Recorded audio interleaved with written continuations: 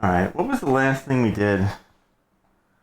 Oh, I think we listed all those things from the guy. He gave us the information, and last night I kind of watched back and took notes on stuff they said.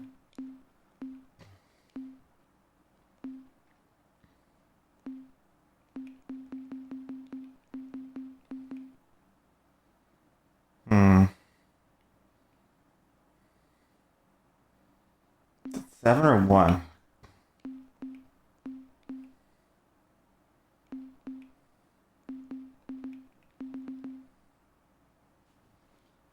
I'm gonna.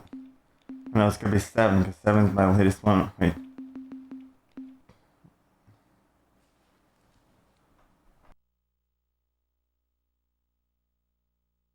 Actually, I want to load this for a second, for a minute here.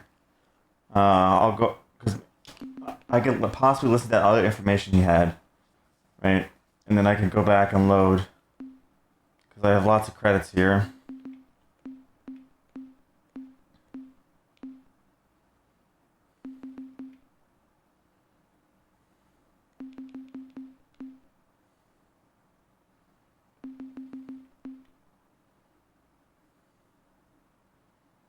Hmm.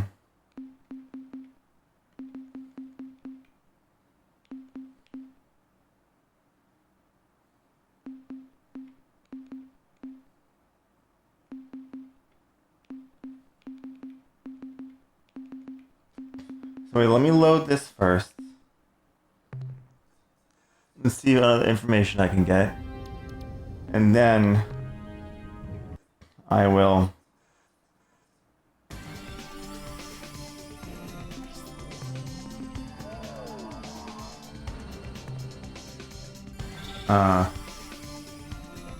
go check on that stuff.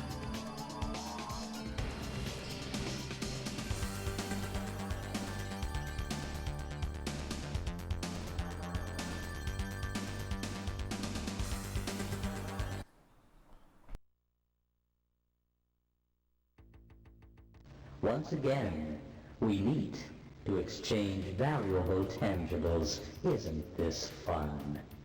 Now, what can we do for you today? What trade items would you like to buy today? Yeah, let's get information. How wonderful, Captain. The events. While you probably believe that the Shofixti are extinct, having caused their sun to flare with a device identical to the Utwig super bomb, the truth is not so simple. There yet exists a chance to resuscitate this meta-marsupial species, though it will not be easy. The problem at hand seems simple. Bring together two Shofixti of different sexes, and the carnal gymnastics proceed. Given the short gestation and maturation time of the Shofixti, you will have thousands of the creatures in 10 years and millions in 20. Finding a male of the species is easier than fluff. Simply visit the Shofixti's blasted star system at Delta Gorno. Captain Tanaka, or its sibling, Katana, shall greet you on your arrival. A warning. These warriors are old and fly in very functional ships. If they mistakenly identify you as the enemy, do not return fire. Retreat and try to talk with them on their own level.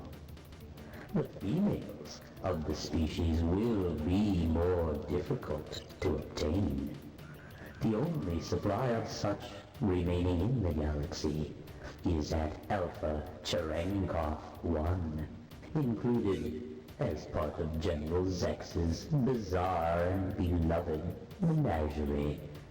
Fortunately for you, Captain, Zex is considered, well, perverse by his fellow bucks. This is because Zex actually enjoys the presence of human beings. To acquire the Shofixi females, you will have to appease Zex. Or kill him. Okay, that was good information. So to get the other guy's trust, we have to retreat and do things on his terms. And then the women are on that other planet. That's good. What else you got? The Urquan are presently at war with a race called the Korra. They are fighting within a large spherical region of space, centered around the Craterus star group. Although it is probably too early to tell, it would appear that the Korra are winning. No doubt you are familiar with an alien race called the Unga, who live in the Orionis constellation. While they are renowned for their potent and often cruel sense of humor, they have outdone themselves in recent years. Specifically, they have used an unusual hyperwave caster to impersonate the Ilrath gods Dogar and Kazon. When the Ilrath began tuning in to the voices of their gods on their hyperwave receivers, the priest caste was understandably skeptical and counseled their many followers to ignore the blasphemous signals. However, in a surprise move, the majority of the Ilrath then rose up and slaughtered the entire priest caste. The reasons for this ghastly move included overtaxation, lack of quality depth in ceremony, and the general feeling that the priests had made Dogar and Kazon's pronouncements overly complex. As you know, there are weaknesses in the division between dimensions. For example, your vessel uses such weaknesses to enter hyperspace. However, there are other weak spots in the galaxy which lead to yet different dimensions. One such portal exists nearby, between the Chandrasekhar and Colin Bay constellations. The portal opens only a short time each month, starting on the 17th. Since we have never entered the portal, we can give no more information on this subject.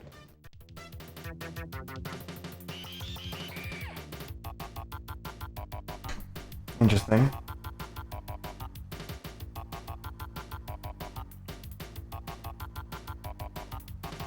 Very interesting.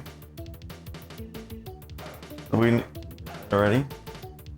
As you are probably aware, Urquan starships, you call them dreadnoughts I believe, possess effective self-annihilation circuits, which prevent other races from reverse engineering Urquan technological secrets. However, we have become aware of a shipwrecked dreadnought which has remained largely intact. You will find the remains of the ship on the surface of a blue world orbiting Alpha Pavonis. We suspect you will find at least one item of interest there, possibly two. I only found one item, so that means we probably have to go back there. You may have noticed the presence of an increasingly large number of red probe vessels, which move with great speed and attack relentlessly. We are sorry to say that this is our catalog item 2418B. Do not blame us. We are not responsible for this violent folly. The product is not being used in a correct manner. Should you wish to confront the actual wrongdoers, we suggest you search the planets in Beta Corby for the probe's owners.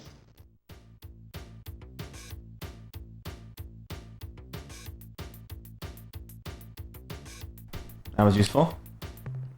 Not more than 50 years ago, the Druge were informed by the now extinct Pervixies race of a powerful alien nation called the Utwig. The Utwig, the Pervixies explained, were pleasant, sophisticated creatures, but they were also terminally depressed and often spoke about ending their lives by activating a super weapon, some kind of gigantic bomb, which they had found on one of their worlds. Zeta Hyades 6b, I think it was.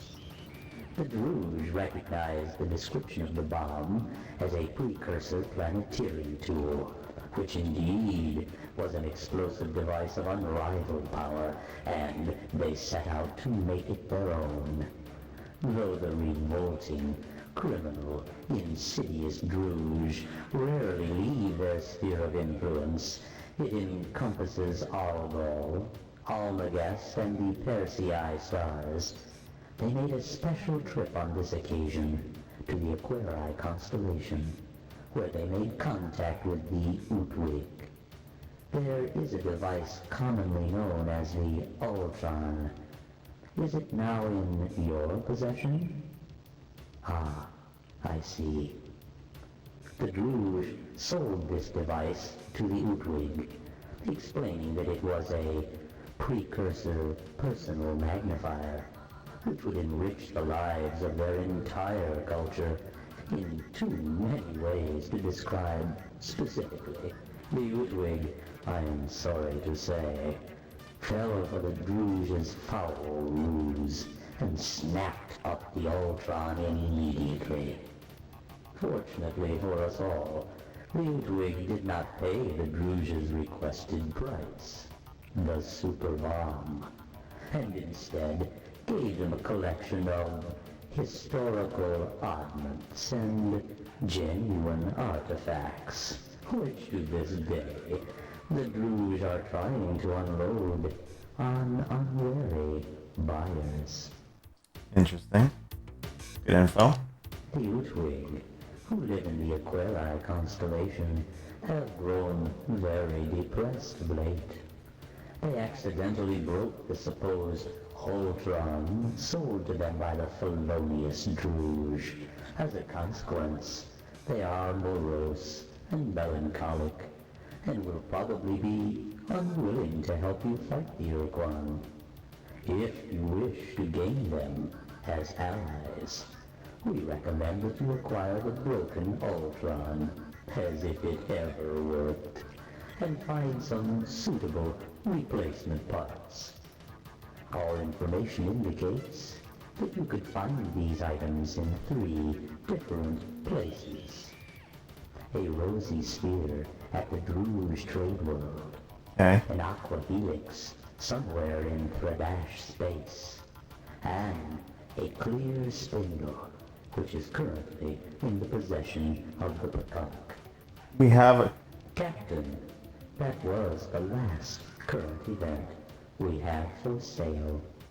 a clear spindle, aqua helix in Thredash space, and rose spirit at the truck trade world. So that's good to know for the Wig Ultron. Okay. Let's see what kind of historical information you have. Almost 25,000 of your years ago, there existed near this region of space an association of star-faring races called the Sentient Milieu. This group formed over several thousand years to mutually enrich their respective cultures, to provide a safe creche for emerging sentient species, and to afford themselves a degree of protection from external hostilities via military alliance. Of the 7 most active milieu members, the most famous race, indeed, you know them well, Captain, were the Urquan. The Urquan evolved on a harsh planet, orbiting a star outside this region of space. They were solitary predators, like your praying mantis, Captain, or polar bear, who had a very limited set of social behaviors, most of which dealt with sex. Since they had to compete for survival against many physically superior species, the Iroquois evolved intelligence and tool use in much the same way as your own species. The Iroquois also learned to master their fierce territoriality, to build a cooperative planetary culture. When the Iroquois were discovered by the Taino, they had just begun exploring their solar system in crude atomic vehicles. Although the Iroquois attacked what they thought to be an invader, the Taino were patient. They explained the purpose of the sentient milieu and offered the Iroquois membership. The Iroquois recognized the benefits that such a system provided, and once more conquered the hunting beast within themselves. To become cooperative, productive members of the milieu, this lasted for several thousands of years. Just over 20,000 years ago, when your ancestors were learning to chart the course of the moon and stars on animal horns, the sentient milieu spanned 500 light years and included the membership of 100 worlds. Like all other star travelers, they had discovered ruins and relics of a far more ancient culture, which your species calls the precursors. Explorers from many species spent their lives trying to piece together this ancient mystery, but of all races, the Iroquois were the most bold adventurers. Their scouts, flying single ships, penetrated far into uncharted space and landed a million worlds. On one such mission, a young Iroquois made planetfall on a small, life-bearing alien world to identify some anomalous energy readings, occasionally a sign of precursor installations. Instead, the Iroquois found a small, hideous creature, a Dinyari. Before the scout was able to defend itself, the Dinyari creature took control of the Iroquois' mind and commanded the scout to place the Dinyari aboard the Iroquois' ship, along with hundreds of its evil brood. Then the Iroquois returned to the heart of the milieu, landing on its capital planet. Within hours, every resident of the planet was a Dinyari slave. Within a month, Dinyari compelled starships and spread the evil, psychic creatures across the entire milieu. When the Dinyari took control of the milieu, one race fought back, the Taino. These slow, quiet creatures were silicon-based life forms, but bore little resemblance to the modern Chenjesu. Taelo were natural immunes to the Dinyari's psychic compulsion. They were unaffected by the creature's power, and the Dinyari would not permit anyone to exist outside their control. So they ordered the remaining races of the milieu to attack and destroy the Taelo home planet. This planet was one of the few milieu worlds located in this region of space. I believe you call their star Delta Vulpeculae. Their home was a moon revolving about the second planet. I'm sad to say that the Taelo were indeed eliminated. However, at the time of their devastation, they had completed a device which they thought would give other races psychic immunity like their own. What happened to this device, this shield? It's hard to say. Maybe it was destroyed in the attack on their homeworld. Maybe not. In the Dinyare's new empire, the Urquan were the favored slaves. This is probably because the Urquan were the most psychically sensitive, the most easily compelled. As the centuries of Dinyare dominance passed, what was once the sentient milieu deteriorated and degenerated into a great galactic gulag. Alien races which did not serve with the efficiency and speed demanded by the Dinyare were ruthlessly burned from the faces of their worlds. The agents of this genocide were inevitably the Dinyare's favored pet, the Urquan. After almost 2,500 years of unrelenting Dinyare control, there were only 4 living member races of the once great sentient milieu. By this point, the Dinyare had used genetic manipulation to split the Urquan into 2 subspecies. The green Urquan. Scientists, technicians, and administrators who were responsible for maintaining the limited infrastructure of the Dinyare civilization, and the black Urquan, who filled the ranks of basic laborer and combat soldier. Then, a chance discovery by an Urquan named Za led to the violent overthrow of the Dinyare slave empire.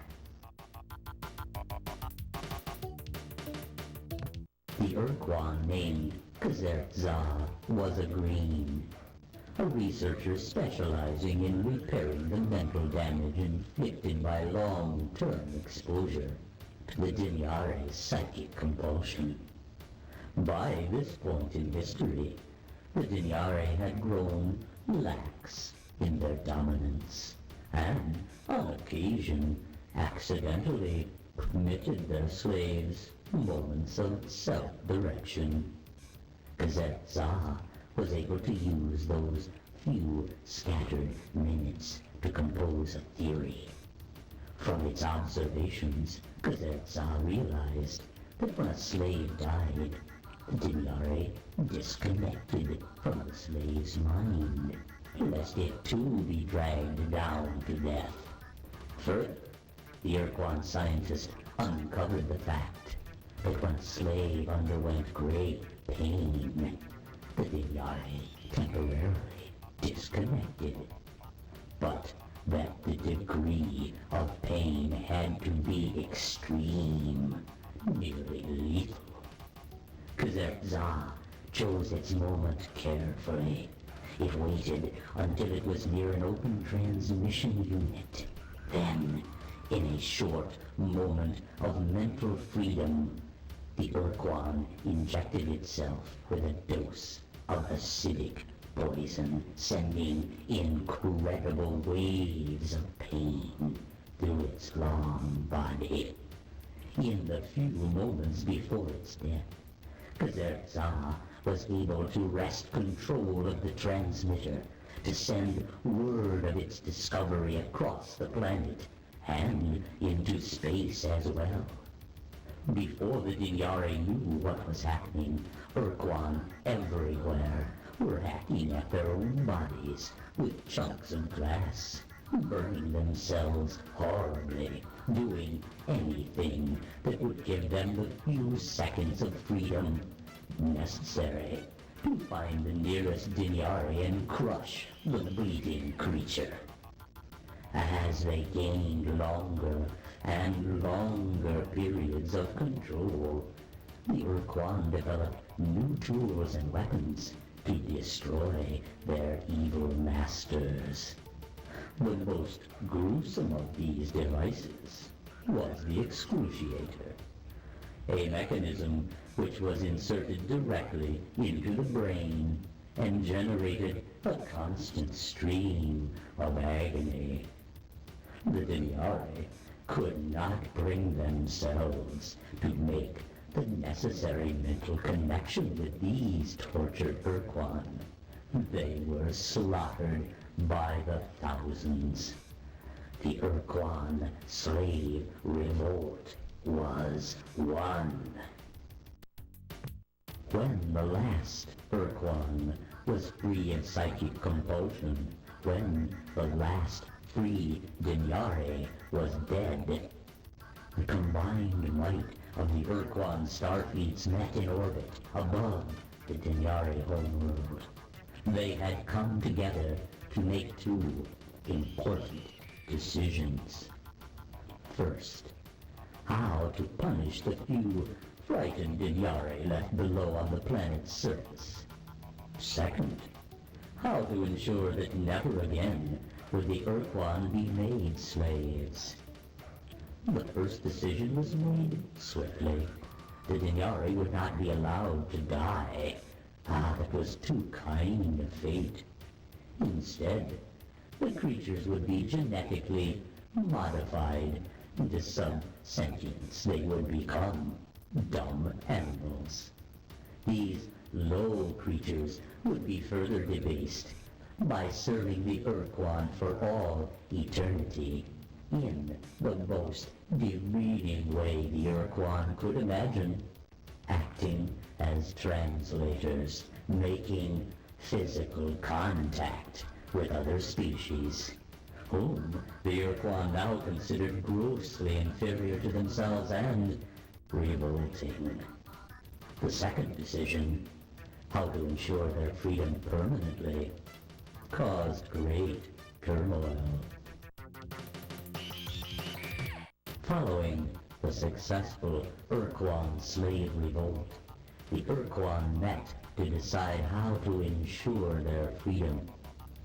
The Green Urquan, who called themselves the Kazertza in honor of the Urquan who triggered the revolt, wished to establish the path of now and forever, which required that all other sentient species must become slaves of the Urquan or be forever imprisoned beneath an impenetrable force shield. Leading the opposition to this plan was Korra, a charismatic fleet officer. Korra proposed a simpler alternative, the Eternal Doctrine. Simply put, this scheme called for the systematic eradication of all sentient life in the universe, aside from the Urquan. Captain, if these positions seem to you extreme or unwarranted, you must remember that the Urquan had been unwilling slaves for millennia, and that each of them had to remain in agony for years in order to defeat the Dinyari. The followers of Kazertza and Korra were all on the brink of madness, but neither side would submit, and so they fought a bloody civil war. I doubt it, Hippolito. I mean, there were actually enemies that looked like brains in this one. Like, you saw, like, little brains walking around. These look like stars or something to me, honestly, or something weird. I don't know. It's like an eye and a frowny face. I don't know. This is the last historical item we have for sale. The civil war between the Green Urquan, the followers of Kazertza, and their opponents, the death-dealing Korra, lasted for decades. It is likely that they would have annihilated each other were it not for a chance discovery by Kazertza, a precursor battleship. The vessel was huge, many times the size of the Urquan's vessels. The precursor ship sliced through the Korra forces in days.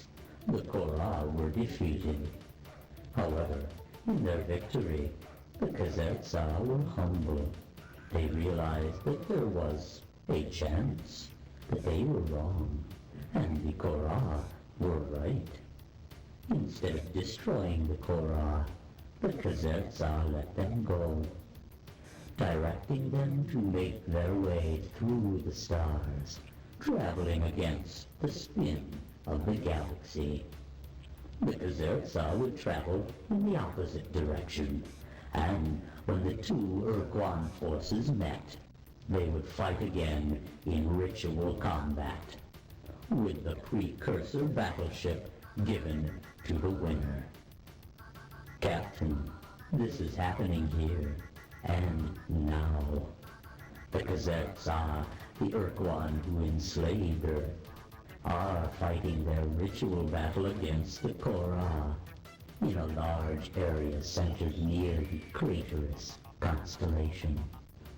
If the Korra win this battle, Captain, the Kazertsa will stand aside and let them kill us all. We believe it is your destiny to prevent this from happening. We regret to say that you have exhausted our supply of genuinely valuable information. However, we do have many thousands of useless facts, and that we will gladly sell you at a substantial discount. Are you interested? We thought not. Okay. It has been a pleasure dealing with you, Captain. We look forward to your next visit. The only weird thing is why they're so sad. Maybe it's because they have so much information. I don't know. So, the first information was good from them, right? Like, I got a lot of useful information for places to go and things to do. The second group is like, looks like just a bunch of lore dumps. Take our credits back.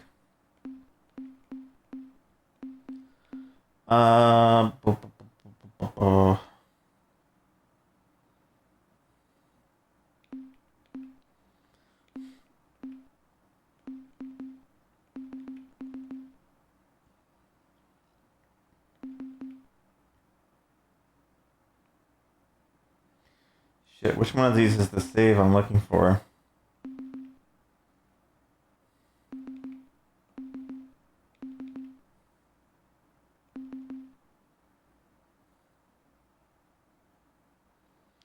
Last thing I did was save those guys. I just went back on another save to see if I can get some more information without burning credits. I'm running out of them.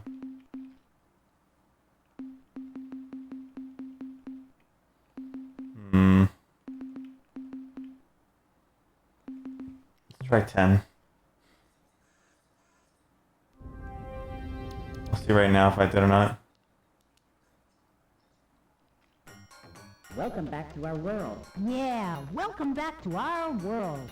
I just said that. So, it doesn't mean I can't say it too. Besides, you always get to talk first. That's not fair. Sorry, that's just the way it is. Well, why? That doesn't make sense. Look, don't ask me. I think it's something technical. Yeah, right. I'm so sure. What a lame excuse. Okay, so this is after we saved them. Good. Goodbye, Captain. See ya.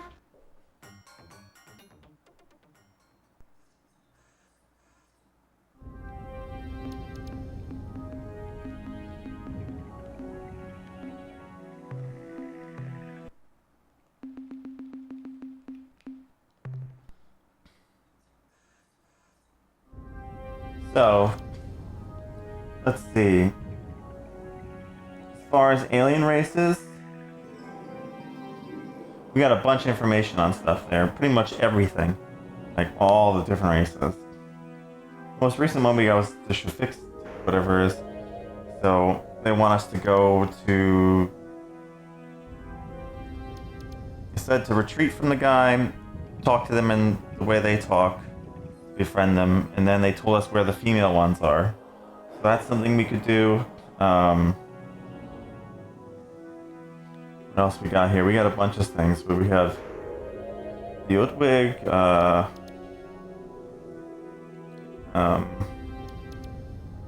Yahat still doesn't want to be our friend, so we don't know. Gotta see if I have any information on that. The Urquan hates us, the Mycon hates us. The Sil, whatever they are, doesn't like us. They just attack on sites.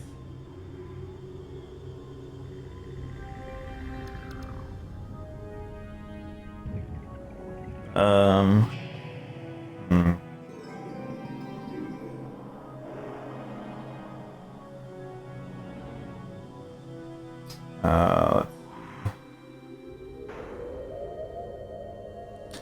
You heard about the Seer, whatever they're called. Solandro is the one that hates us, but Serene, they talked about, they thought they were extinct, and they're not, or something. I was read that back. I took notes on it yesterday afterwards. They talked about species that merged or something, or crossbreeded. I don't remember their names. They want us to fix the Ultron for something over there.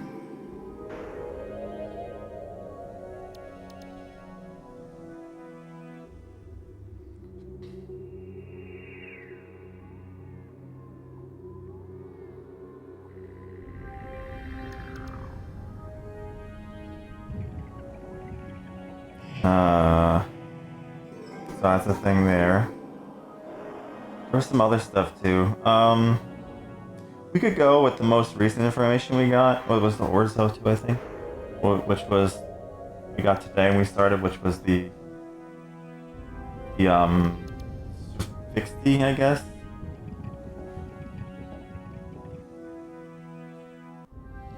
First we have to go the males.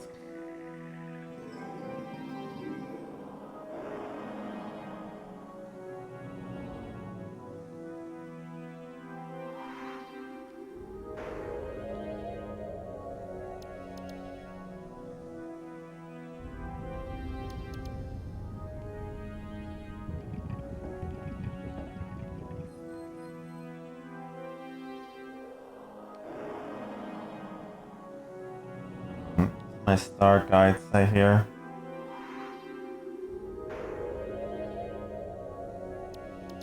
Up to Gorno, where's that?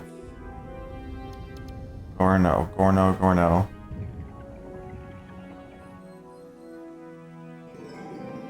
How you doing, by the way, Hippolito?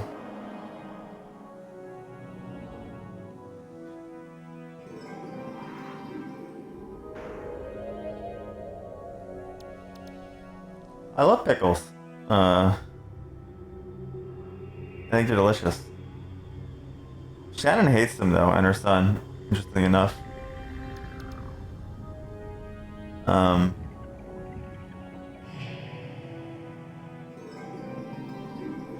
One of my cats is actually named Pickles. But that was the name he had when we got him, so we just kept it.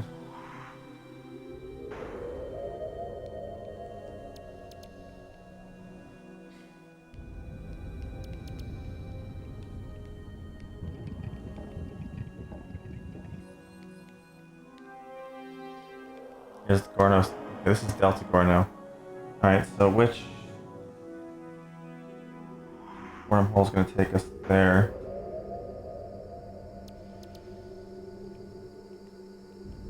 What happened to the Funk? They disappeared. So we lost the Funk and the Spathy. They disappeared. So like 2 of our alliances just gone.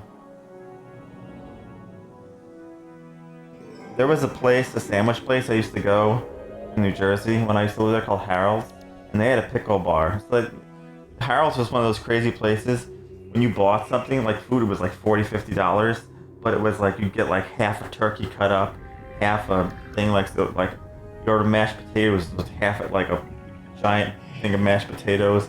If you ordered a slice of cake, it was like a 5-tier piece of cake. A milkshake was like ginormous, like everything was ginormous there. But you'd order like basically a lot of things you'd bring people with you. Yeah, you make sure to bring people with you because you probably order 2 or 3 things and you all kind of share off it, and they give you a bunch of bread, and they had a pickle bar with all different kinds of pickles and other things there. It was good food, but you had to go there with people or you had to want leftovers for like ages. We're probably gonna have to go to.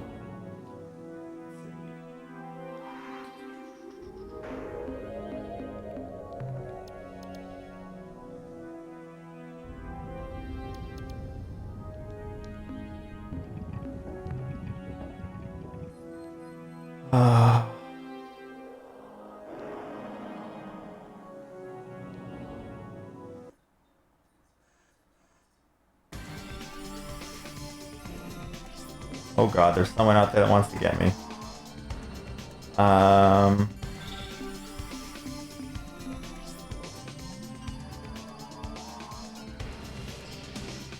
I need to.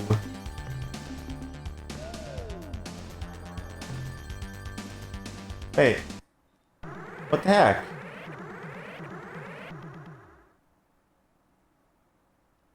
God damn it.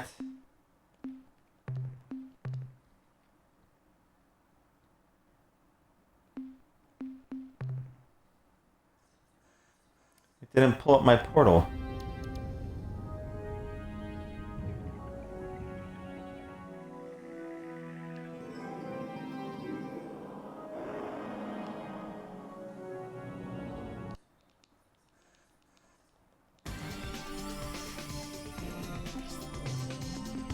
Oh, I used the wrong thing, that's why. I'm like, I use the thing to call the guy, I'm such a dope. Like, why didn't it pull up my portal? Oh, what am I doing?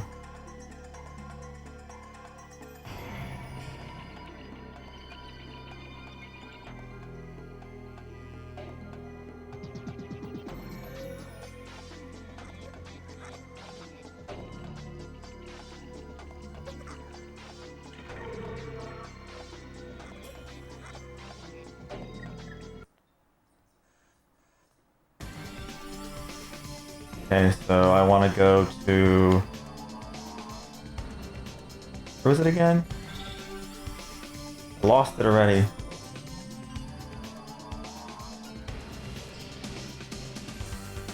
Delta Gorno, right? That's why I write things down.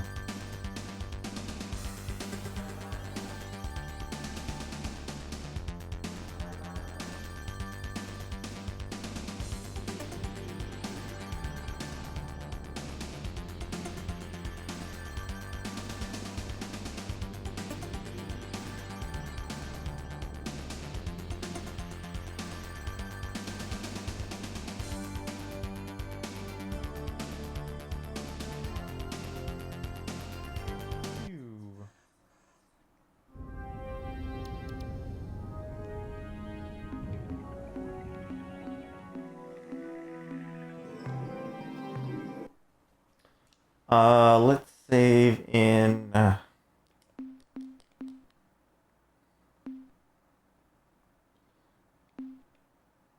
number 3.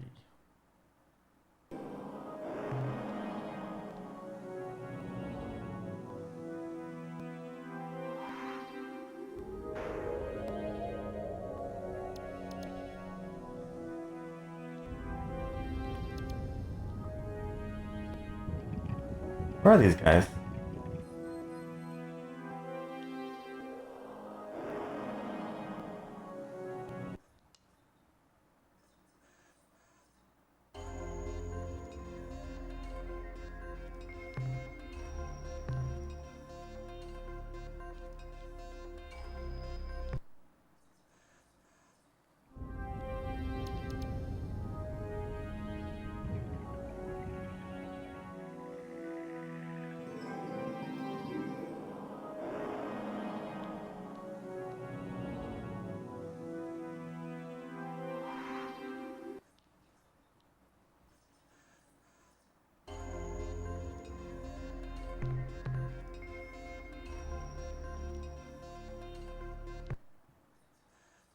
area is pretty barren on resources, I'll tell you that.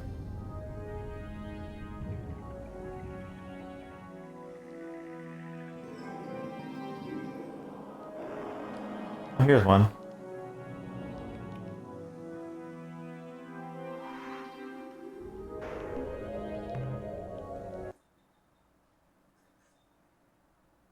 Attention, huge area in vessel. Though most of my sensory instruments are malfunctioning, my mass indicator shows the huge size of your vessel, revealing you are none other than a disgusting old Quan slime wad. I am the glorious Show-50 warrior Tanaka. You killed my father, my mother, my many brothers, all 6 of my sisters. In fact, my entire species. Prepare to die. Okay, so it told us to retreat and to act in accord the way they do. So, if we're acting in accord the way they do, what is it saying here? I guess insulting? You rip, bloodless sack of decaying flesh, Urquan. You die.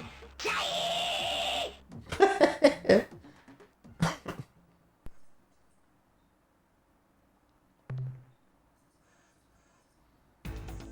It says to leave.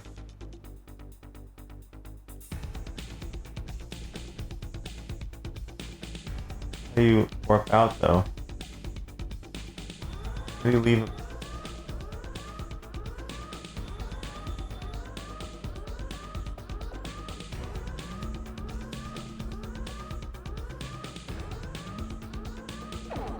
Oh shit, I blew him up.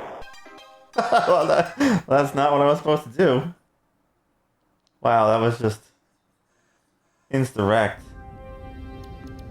Poor guy. Whoops. I'm sure it's fine.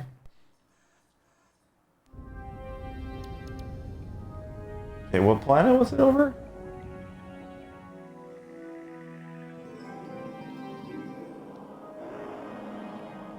That one?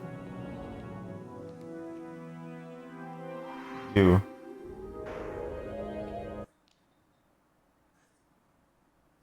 Attention, huge area in vessel.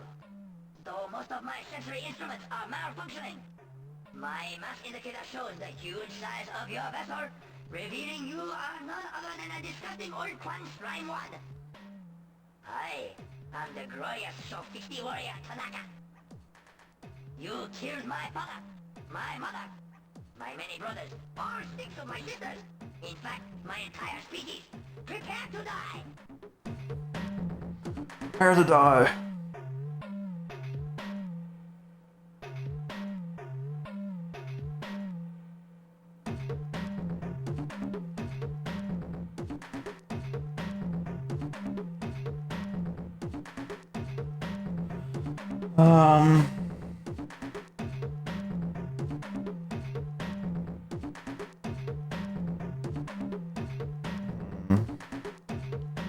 You rip, bloodless sack of decaying flesh, Urquan. You die. Die!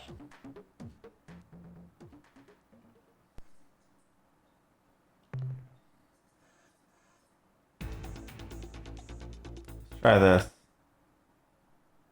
No, that quits the game.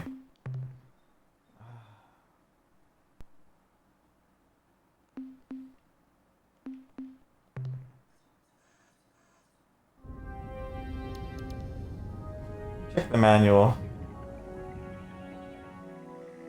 What say you, manual?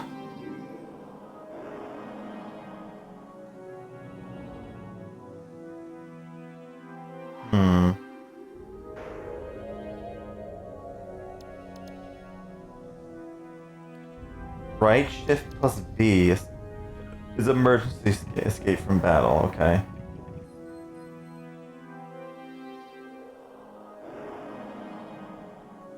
Oh, I didn't know there was a way to fire standard weapon too. What? Oh, that's right shift or B does that. So you can use 2 buttons for that, but special weapons. Right shift plus B is to warp out. Okay. We'll give that a go.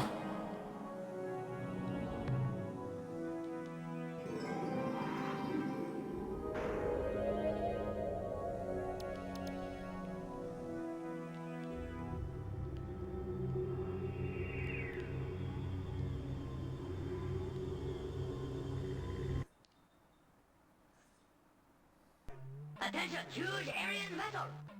Though most of my sensory instruments are malfunctioning, my mass indicator shows the huge size of your vessel, revealing you are none other than a disgusting old Quan slime wad.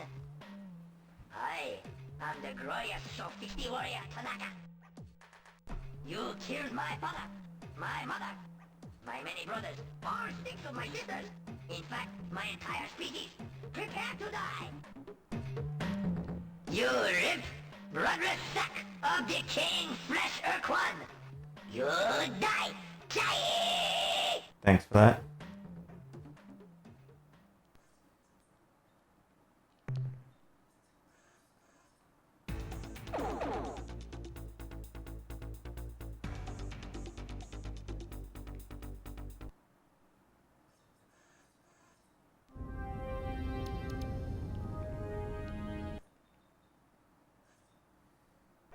Ah, so, the cowardly slug spawn has returned.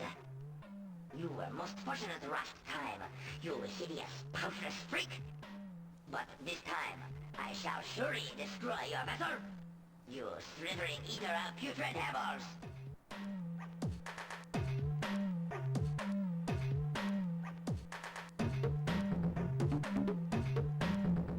I will hang your withered reproductive organs from my posterior monitor.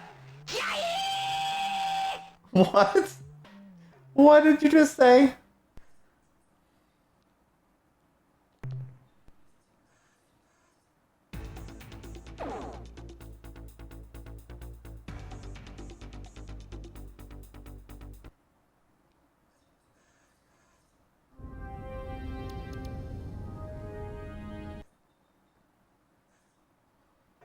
I see you're back for even more humiliation. You flatulent Urquan puff cup.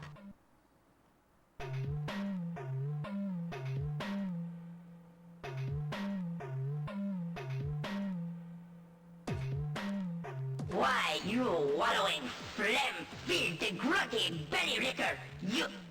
Hey, Urquan never insulted me before. Who did you say you were? Okay, so the data they gave us was right. The question is, do I keep insulting? Wait. Or do I actually talk nice to you now?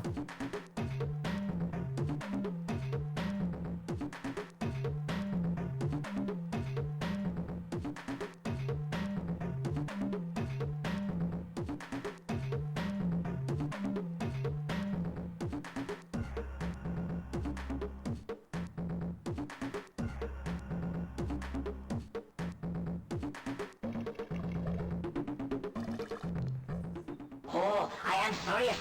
I must be reprimanded. When we report back to Star Control, suddenly your words ring in my ears. Captain, is this true? Have the Urquan been destroyed? Has the ultimate sacrifice of my people resulted in freedom for the Alliance?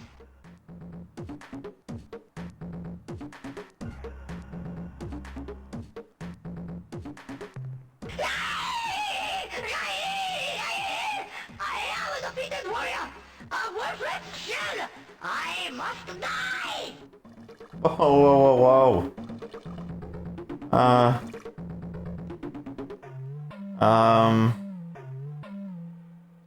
What's that? To fight again? Against the Urquan? Yes!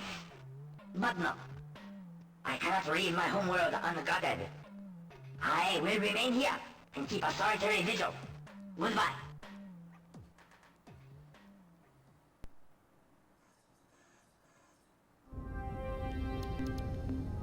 Okay, cool.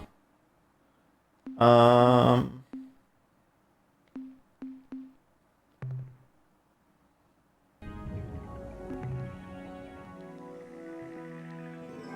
Let me talk to you again.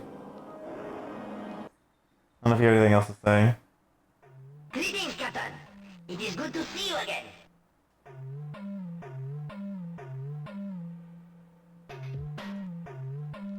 My people blew up the sun. Or at least they caused it to flare like a nova, destroying the many hundreds of hierarchy vessels that had invaded our system to enslave us Shofiki.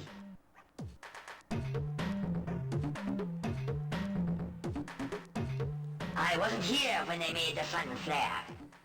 I was assigned to a Yahat squadron as a forward scout performing deep recon in Mycon space. We were sent to investigate reports of unusual Mycon activity around Beta Brahi. I was the first ship to enter the system. My scanners showed a small fleet of Mycon clustered around the planet, conducting a test of some device. The unit was small, not even half the size of my ship. When the Mycon activated it, a glow began to radiate outward. I crept closer to get a better look. Suddenly, there was a flare, like a newborn sun, blinding me and overloading my sensors. When I recovered my vision, hours later, the Mycon and their device were gone. I was able to effect repairs on my sensors and depart the system, but I had been cut off from my squadron and had to travel home alone. So what happened to your ship? Nothing new to report, sir. I guard the homeworld. I seek revenge against its destroyers, the Urkwan, and their vile battle thralls. I await the return of the hero Daikon, and the rebirth of my species. On my way home, I encountered a Vox intruder. Before I destroyed it, the Vox was able to affix some of those vile limpet things to my ship, and I had to return home at a greatly diminished speed. I did find one thing interesting though, as I skimmed to the edge of Yehat space. I dropped into Zeta Sextantis to recharge some of my depleted energy cells, so I moved into the extreme inner system. There, right next to the sun, I found a very strange planet. It messed up my sensors somehow. That's why I could not recognize your ship at first. I'd never seen a planet like that before, so maybe you should investigate. Interesting. During my battle with the Vox, I decided to employ the weapon, but I guess I used too much gusto, and the switch broke.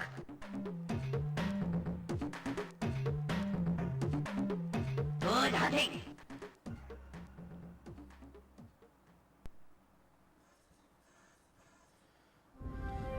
Okay. Actually, let's get away from you first. Alright,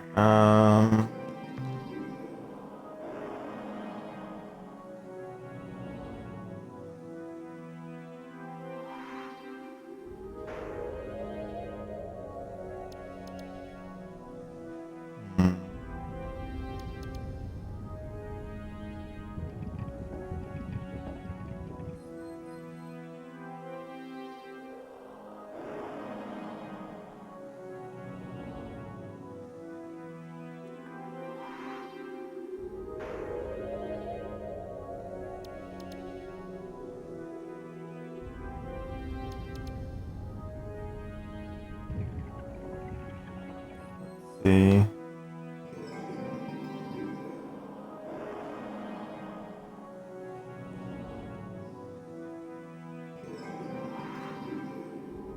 We need to go to Serenkov. Where is Serenkov?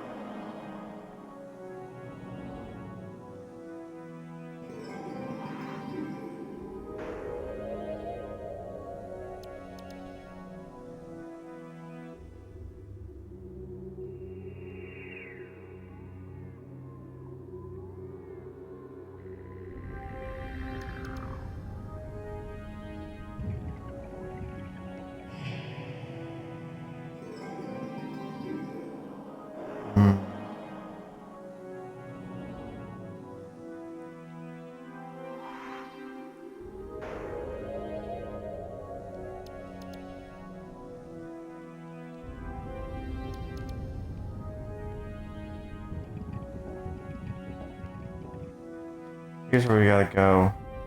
Question is which way do I want to go?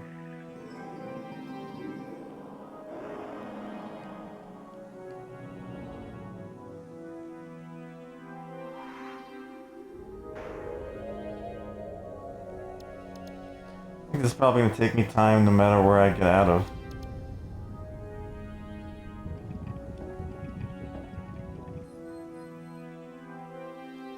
Pop me here.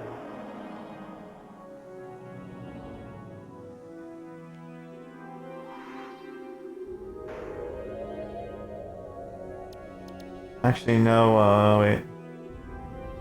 Where's the all at?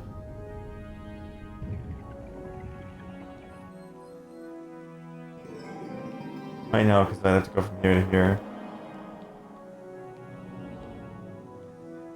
I think it won't matter.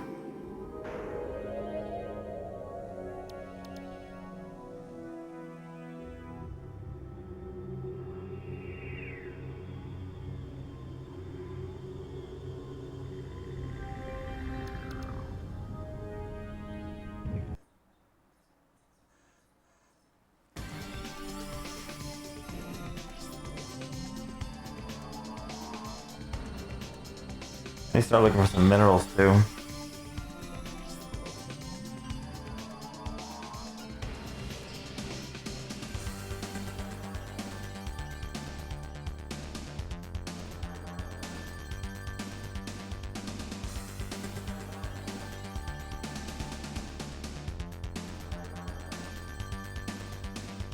Go away, leave me alone. Oh shit.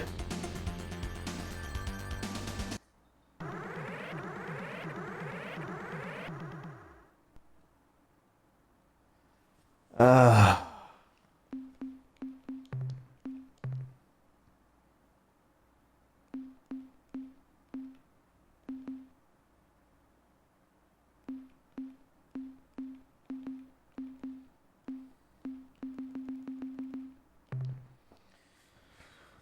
Right. Maybe I'll take another hyperspace loop to get there.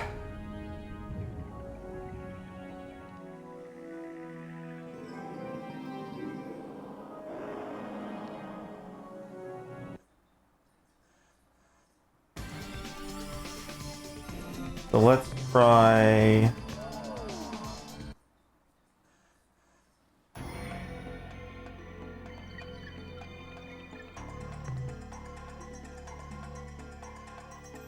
going...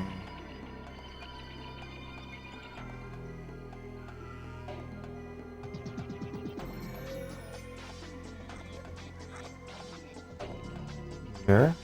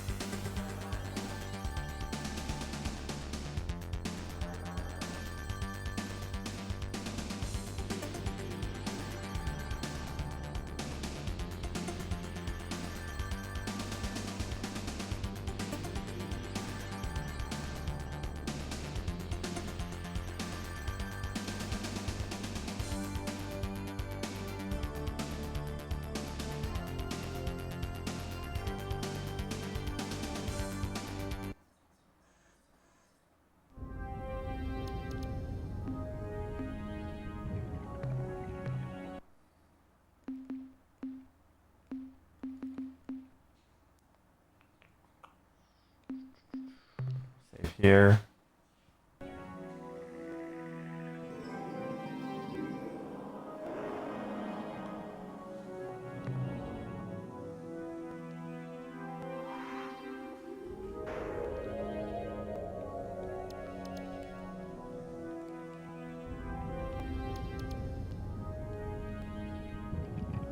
I don't know if you guys will be hostile.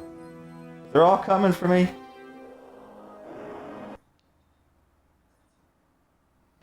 Ah, human visitors. What a treat. I am Admiral Zex.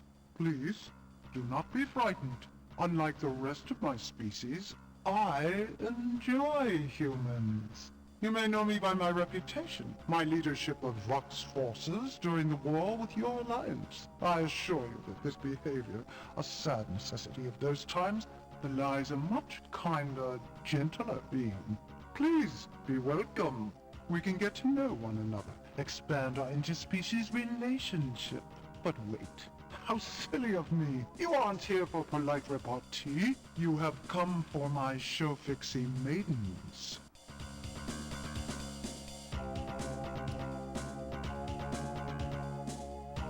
I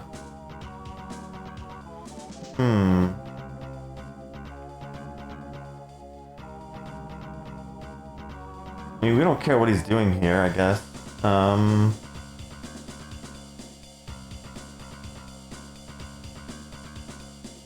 Guess we'll try as we're going to reload.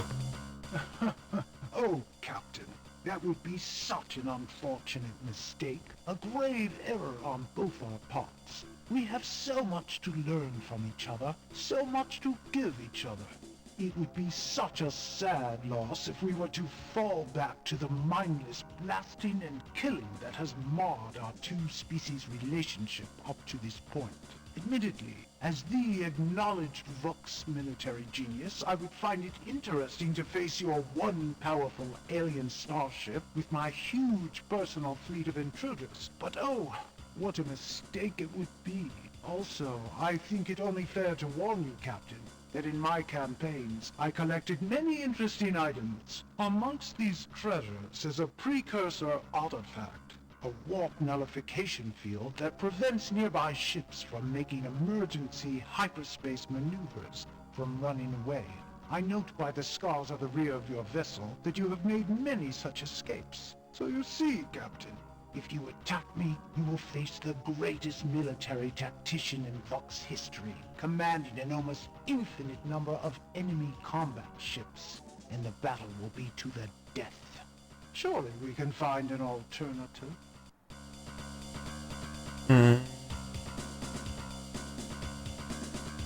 Is attacking no good?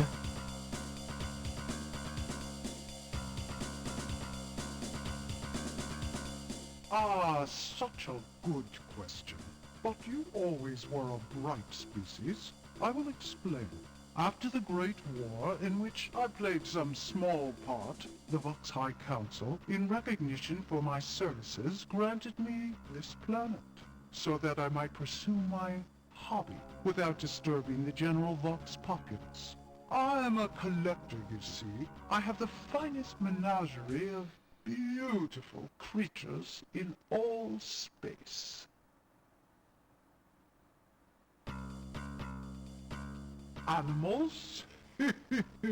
Oh no, Captain, not mere animals. My menagerie contains only the most beautiful creatures in the galaxy.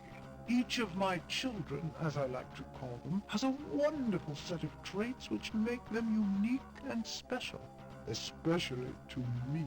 I have a complete variety of beasts from as far away as Procyon and Vega. No, this is not just some zoo.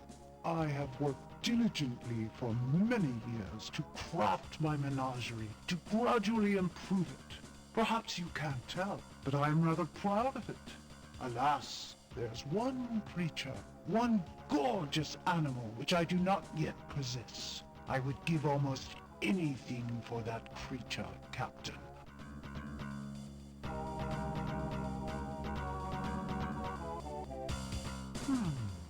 What an interesting proposal. I never would have thought of such a wonderful idea myself. You are a genius, Captain. In answer to your question, yes, I accept your offer. Deliver the creature to me, and I shall give you the show-fixie maidens. I will even provide you with a clue to finding the creature's native planet. My source for this information is an ancient wildlife handbook written millennia ago by some unknown alien author. The pertinent passage goes as follows. Demise. It basks in yellow light within the constellation Lynch-Na-Plo. We have translated Lynch-Na-Plo to mean approximately the long, thin creature who has swallowed the huge beast. I am afraid this is all that I know. I hope it is sufficient.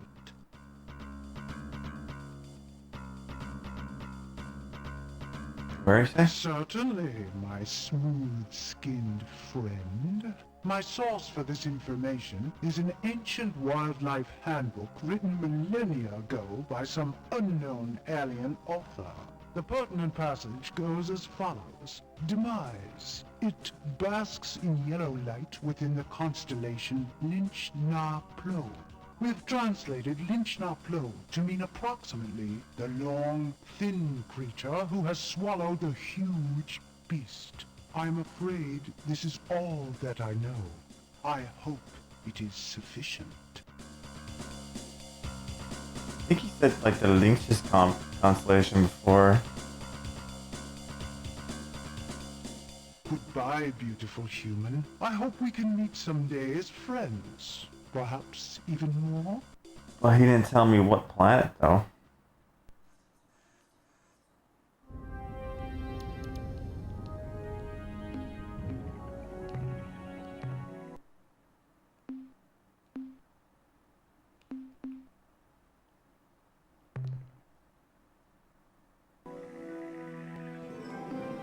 Where is the Lynx's constellation? I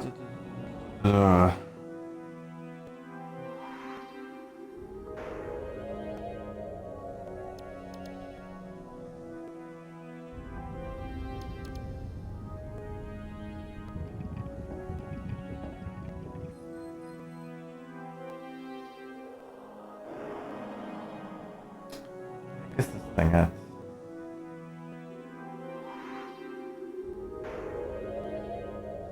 Star map is huge.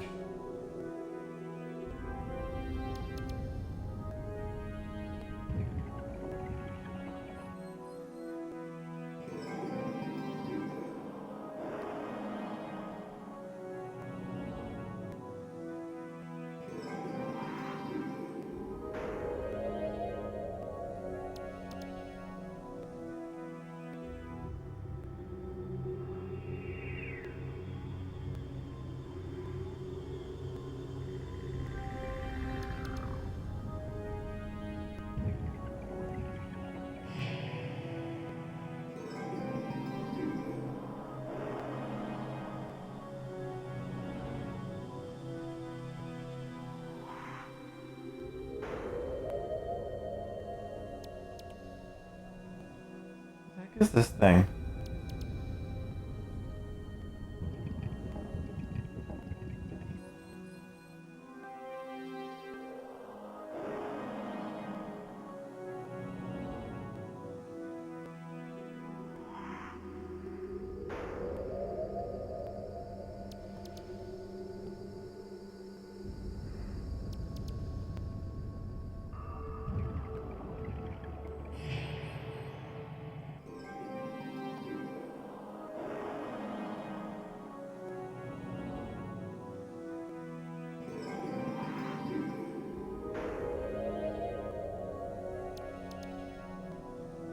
How many trouble finding this on the freaking.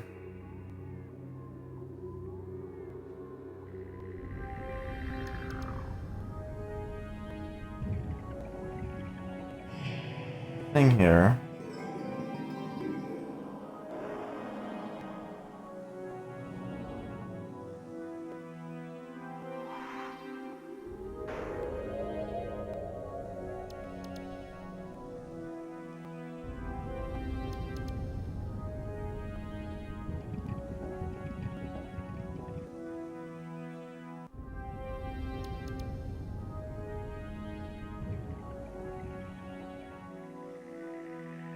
Oh, here it is. It's all the way up top.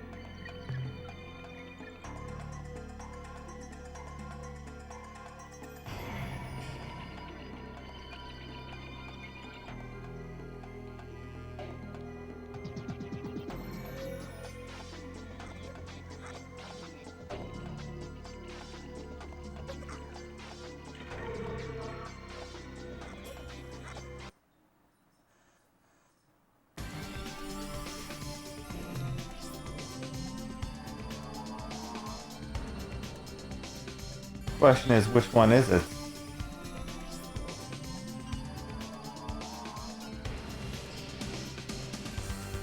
There's a ton of these.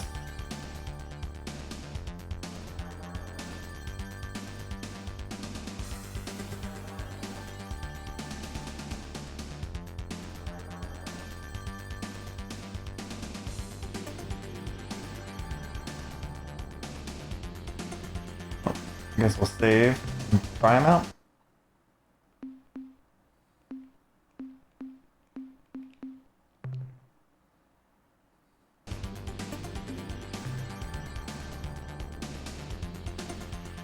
Go for the closest one first.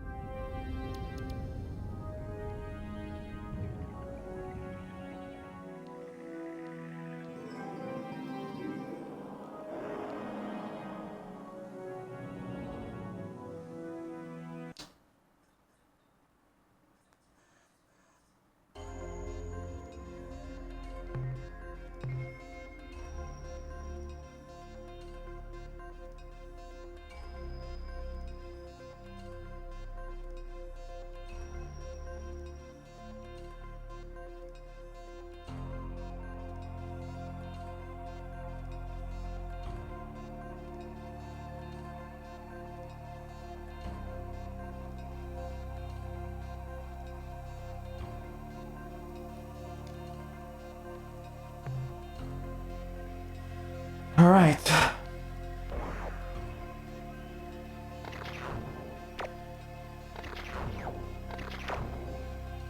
Oh God, go away.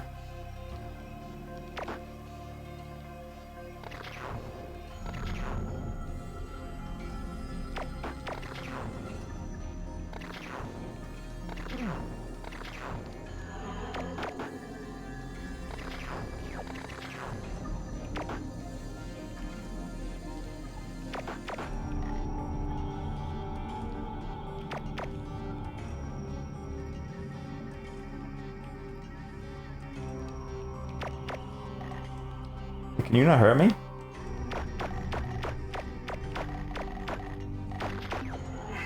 What the hell was that? Hey, I don't even know what that said. Shit.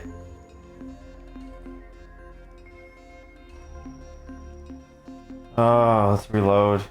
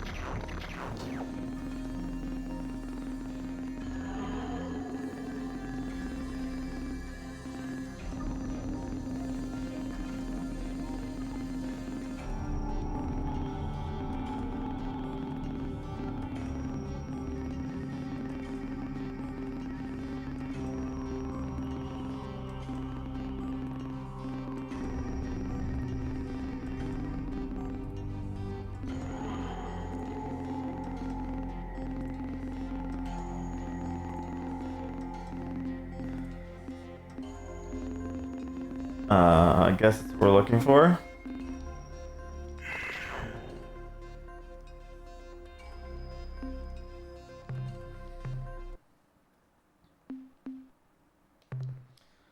Let's get the other stuff just in case. What if it isn't?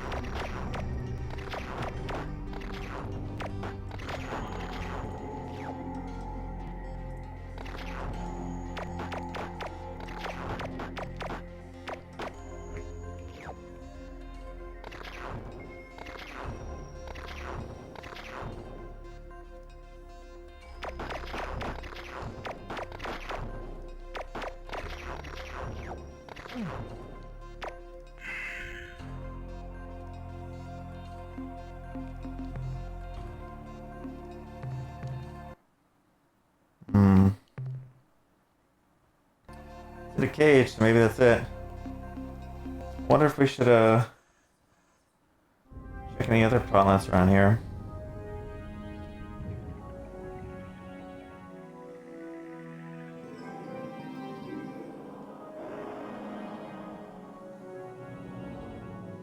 Nothing else in the star system.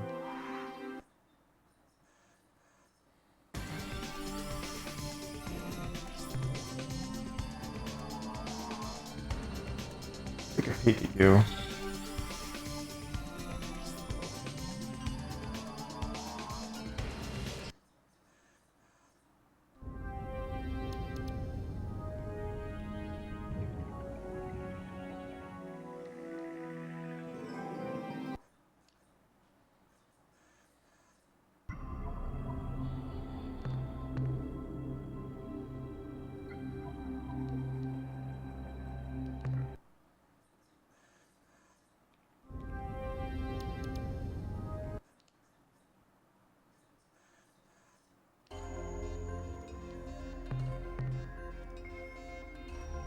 This'll do.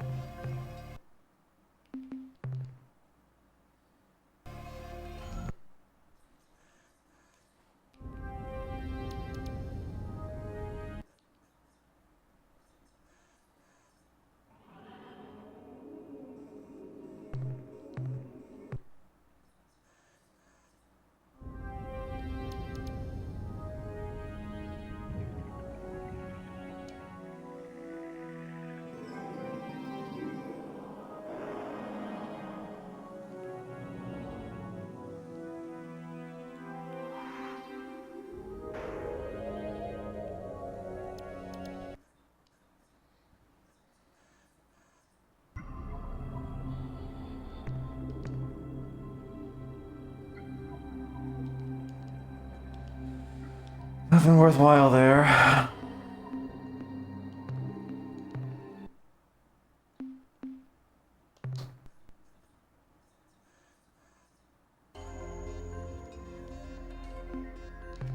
Alright, star map.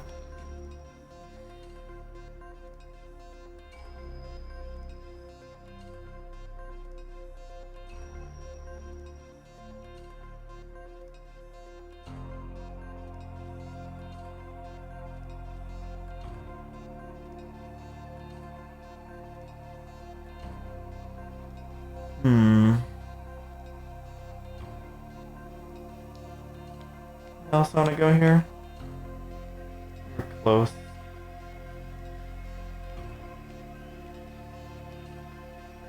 These aren't very close, are they? Are there any mineral-rich places around here? Check the manual. What are these, Lynxes?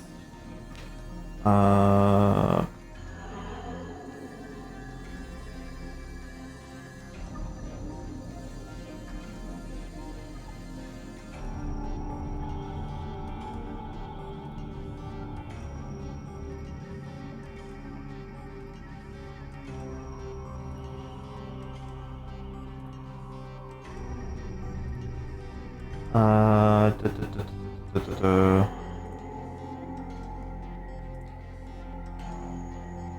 Manual doesn't say there's anything in the links if it's mineral rich.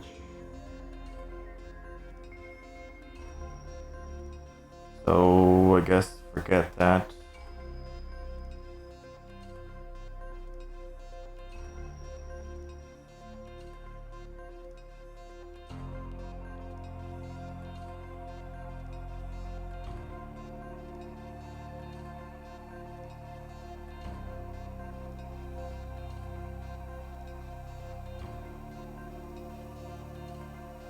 Alright. We need to go back through.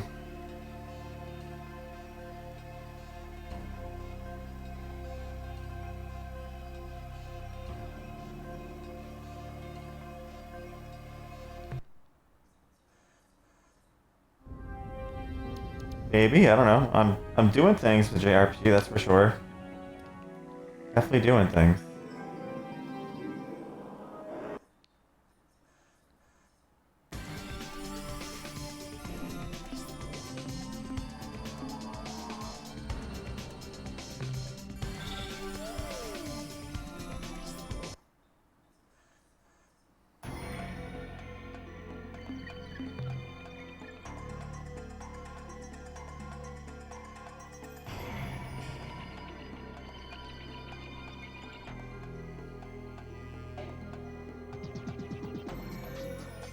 I got a lot of information to work with today and yesterday, so I'm doing that now.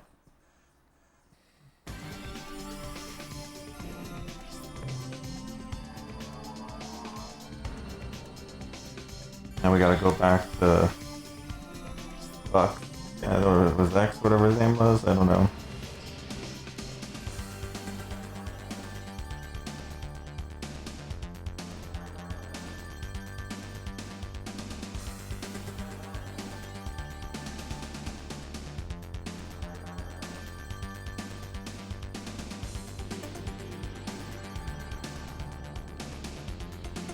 Let's go. How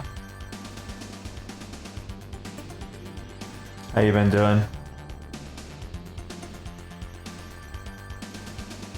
Uh-oh. Don't touch me.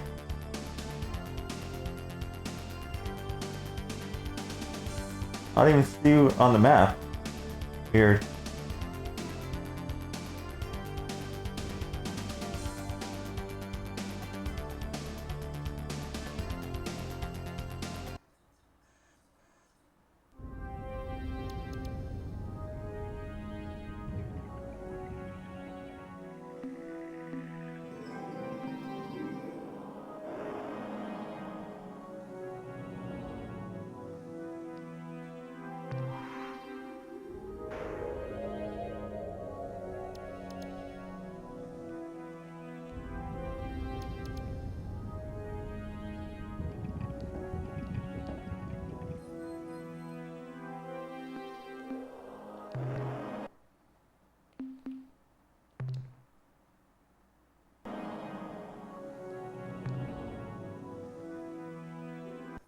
all the ships. Why am I so blessed? My favorite friends, the humans, are back. Captain, it is good to see you again. You humans are so interesting, so beautiful. You know, I have many pictures of your species. I keep them on my walls to inspire me.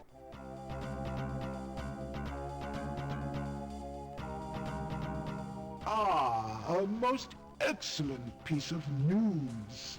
My chiton rasps and moistens with excitement. I have been looking forward to this for so long.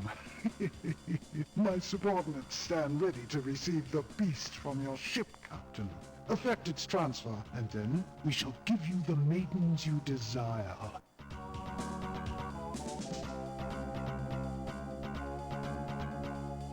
Oh yes, no problem. Even now my subordinates are bringing them up from the surface.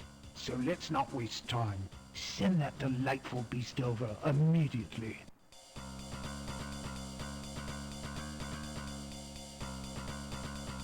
I don't trust this guy.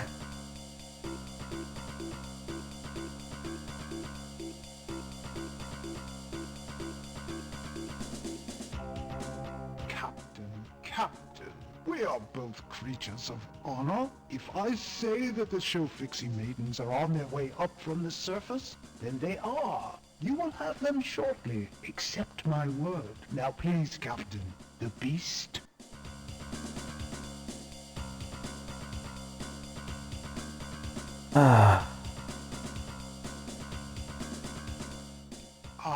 My new child is on board. Such a big one, isn't he? And so frisky. I am delighted beyond words that you have given me the beast, Captain. But I am afraid that there has been a slight change in our plans. Regrettable but necessary.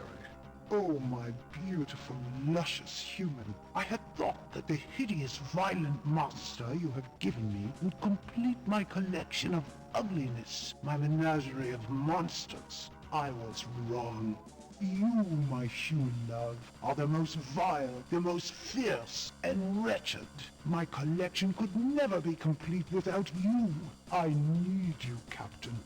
But alas, I fear you will not give your consent willingly. Am I right? Therefore, Sub-Commander Dax, terminate communications, warm up my modified intruder, engage the precursor warp nullifier. Prepare for battle! Sub-Commander, why has my main console become inoperative? The transmit mode is locked. What do you mean the central system computer is damaged? How? The beast escaped? No, Sub-Commander, this is impossible. It couldn't escape from our strongest containment system. It's what? Decks 5 and 6? 11 crewmen? Sound the alarms, you fool. Where is it now? Engineering report. Engineering. Sub-Commander, seal bulkheads. Sub-Commander, are you listening to me? What are you staring at? Pay attention, Sub-Commander. Give me a report on its position. What are you staring at? Behind me? What?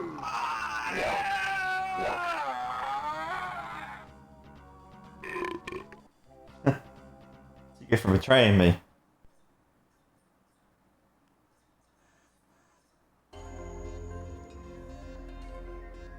Now what?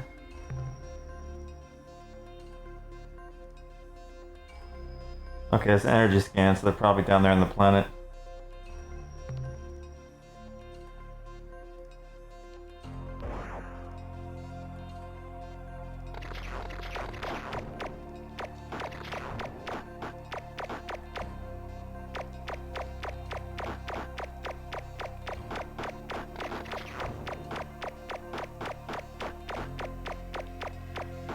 Away.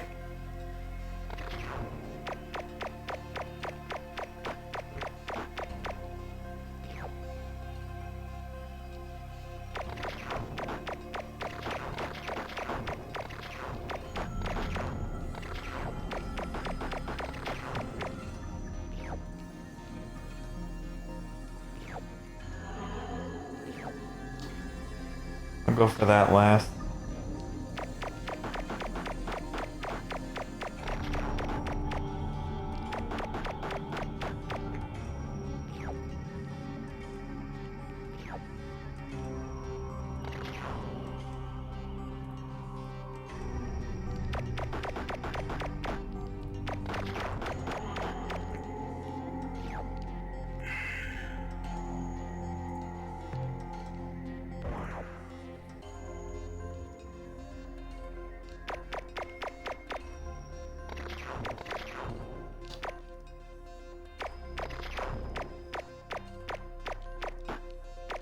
I gotta be careful. I can shoot things that I don't want to shoot.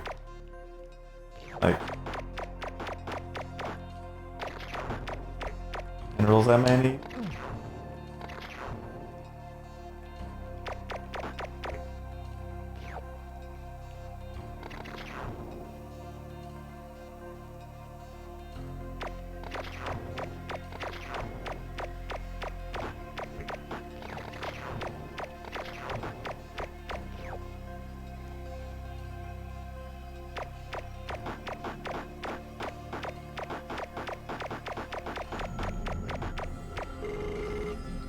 Oh shit.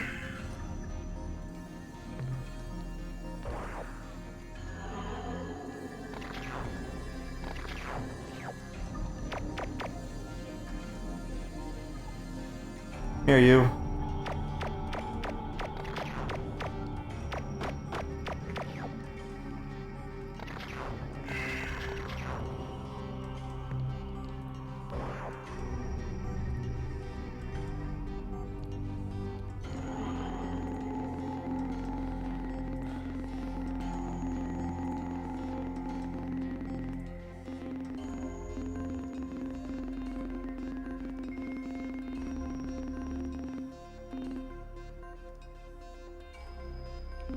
That's what we're looking for.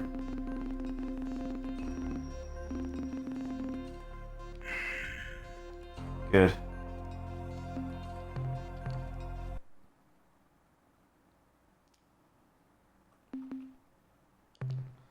Now we have to go back to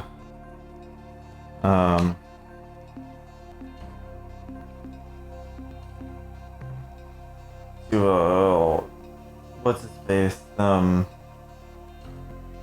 Delta Gorno. Where was Delta Gorno at?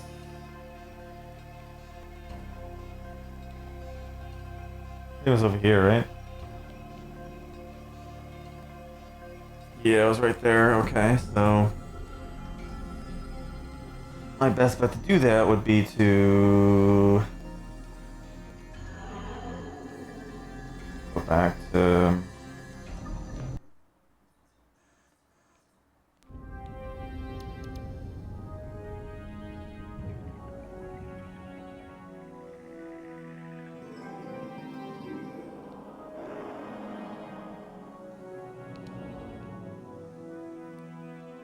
one that gets closest to home.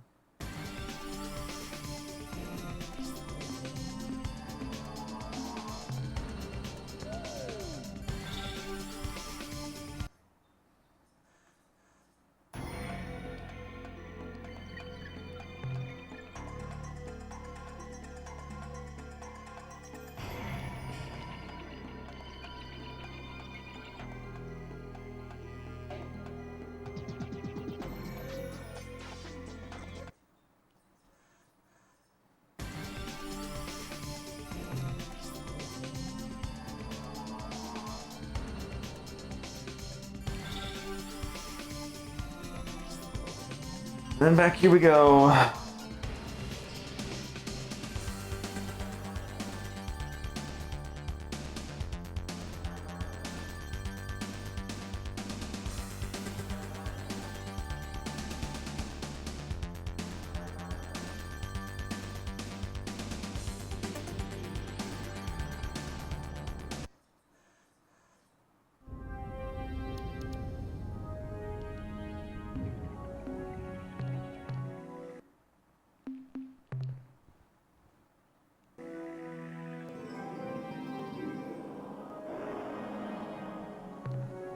Wonder if he's the same planet.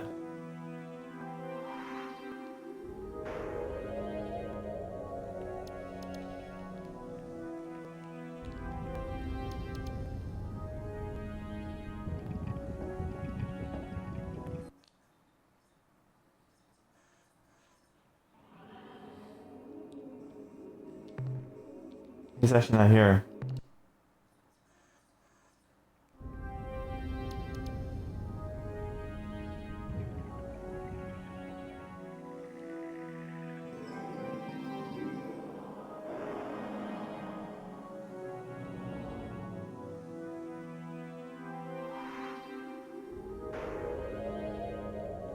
There you are.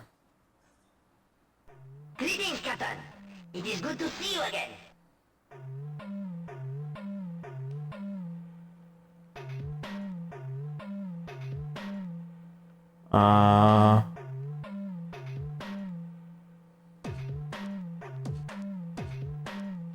What might that be?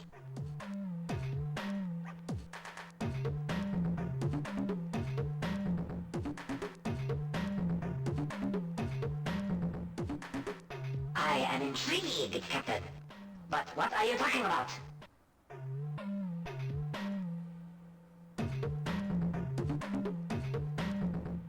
What would you say to rat babes galore? Oh no. Come on, good.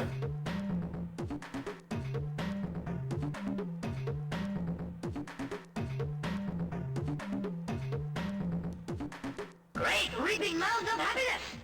You shall be honored forever, Captain, as the savior of the Sophisti race. I have been granted the ultimate reward, duty. This humble warrior will take the Sophisti maidens you possess, gently wake them, and then perform ribald feats of unsurpassed fertility. With their consent, of course. Our people shall be reborn. Your name shall be recorded in our most sacred writings for all time. Thank you, Captain, and farewell. I have urgent business to attend to. I'm sure you do.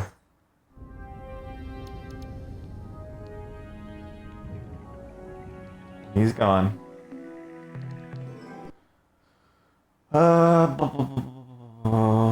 Hmm.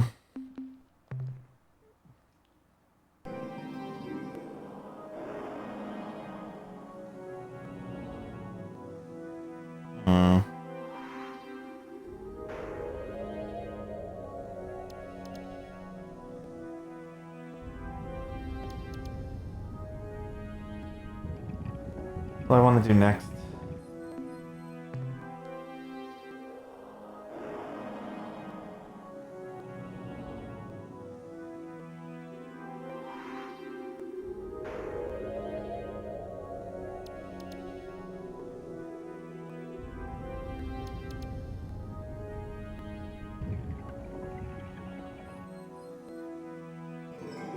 We have the ores.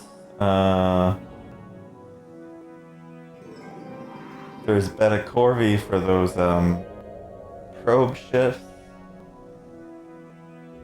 Hmm. There's the Serene.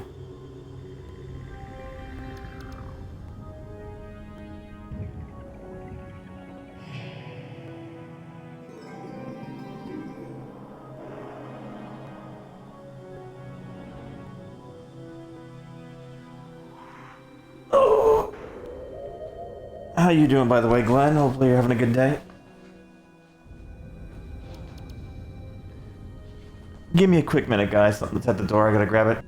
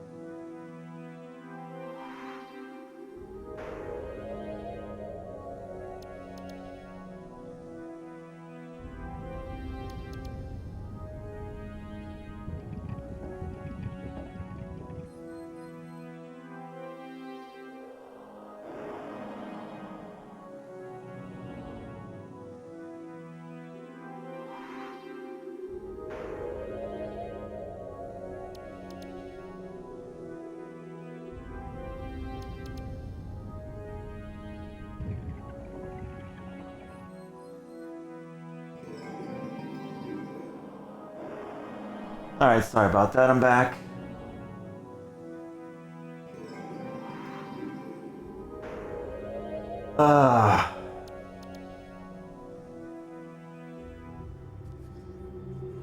Senior physiotherapist. I hope everything's okay.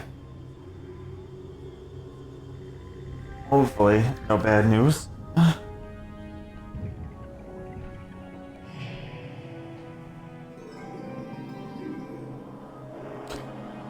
Let's see.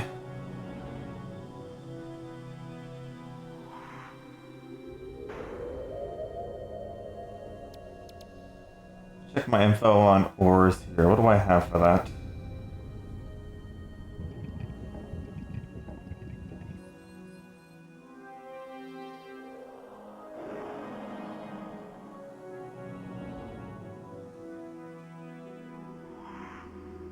I don't say anything like that. Sometimes life happens, you know.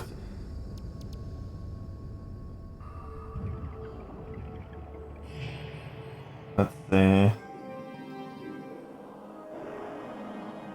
Ores. What do we have for ores here?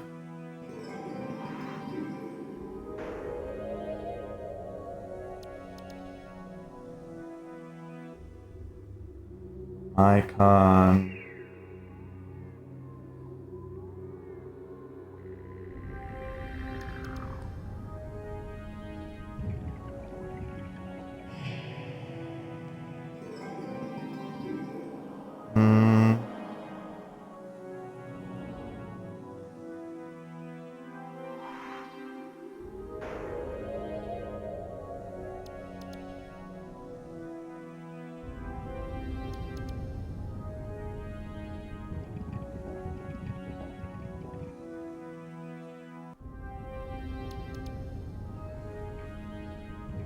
I know I got some info about ores here. Where is it?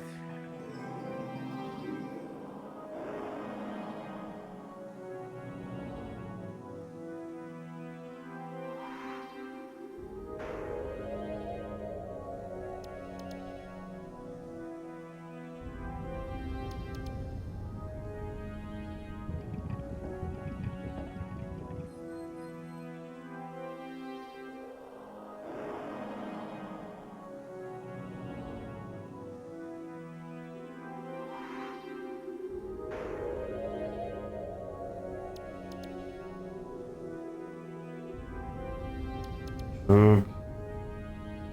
Fix.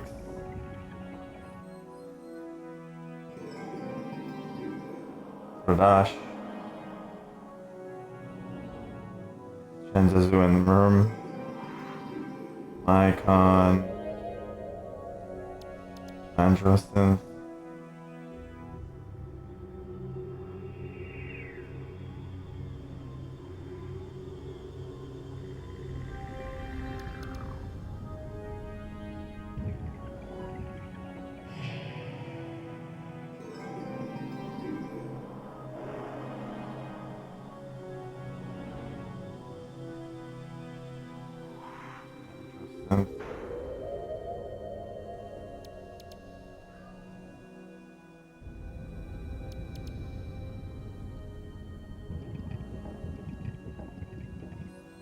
There we go, the Androsynth.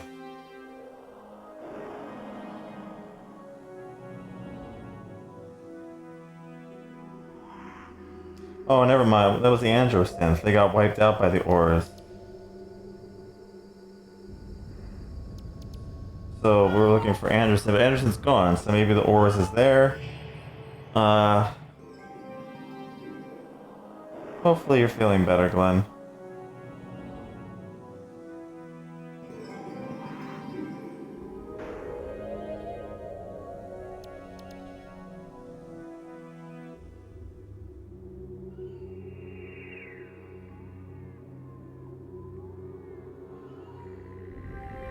Can manual say where the Androsynths are?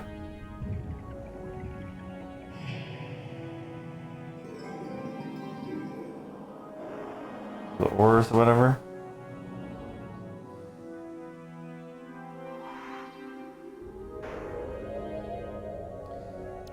Camovolpeculae.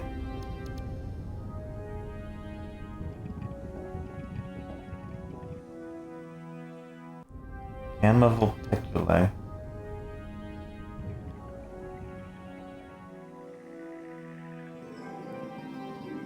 Andersons are dead as an Eta vulpiculae, but they said they got wiped out, so I guess we'd be looking for the ores, maybe?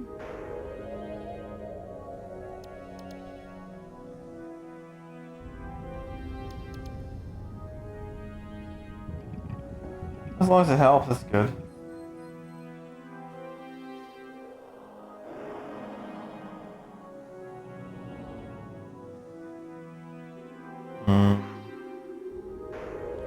Alright, so star map.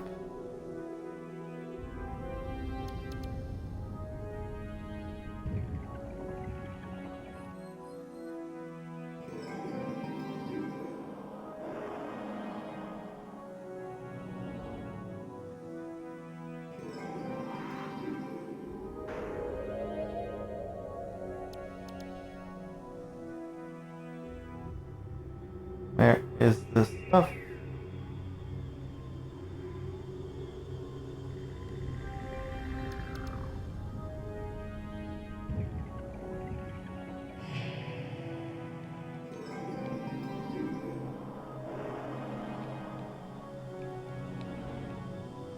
Here, okay. So that's where we gotta go.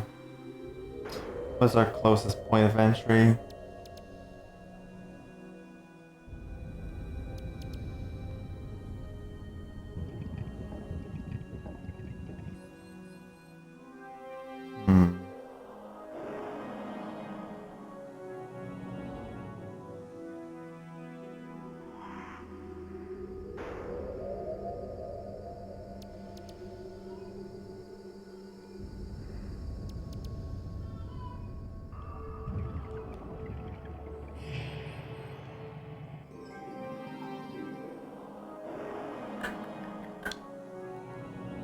Point of entry would probably be from here, right?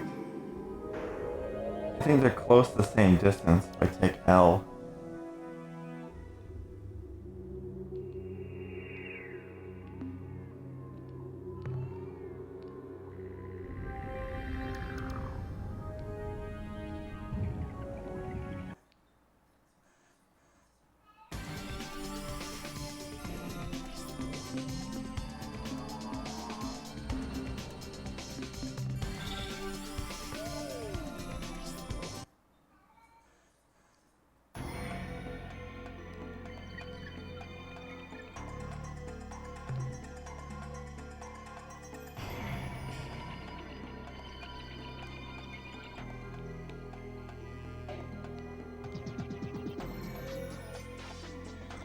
My phone's ringing, hang on.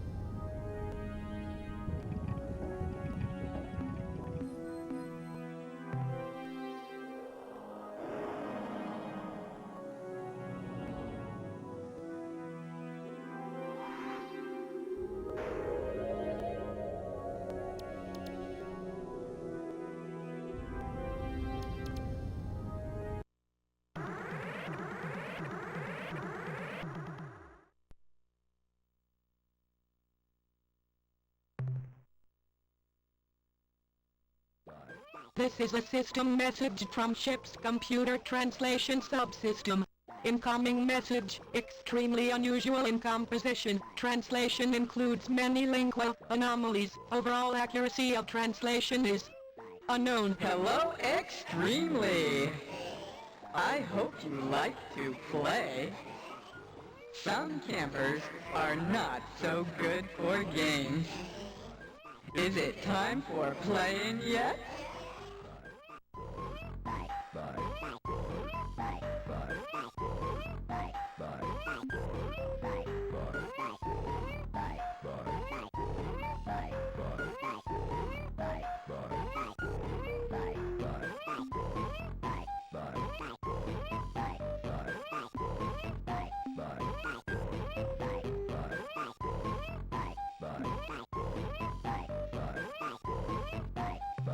Who are you? You are not oars. We are oars.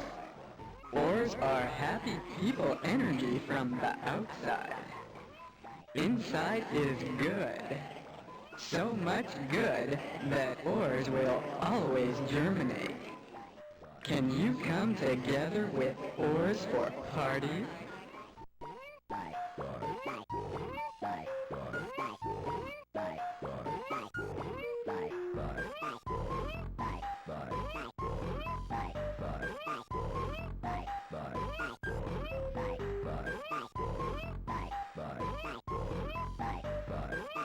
I can't understand the things are saying.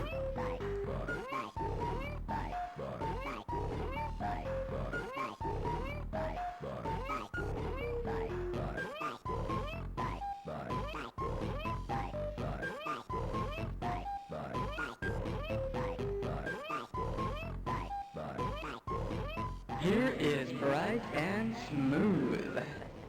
The other place is hurt oars too much tired for keeping together. Other place is frumple. Oars are here now, but almost not yet. Soon oars are really here. You are help oars with party.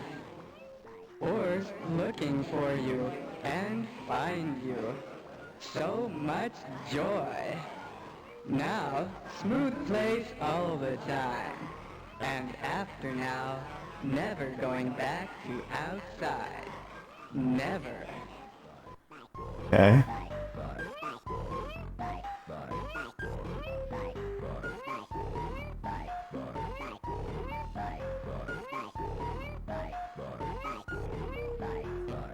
Yes, of course. Difficulty. Problems are difficult. Let's be special together. Spicy games are always fun. What?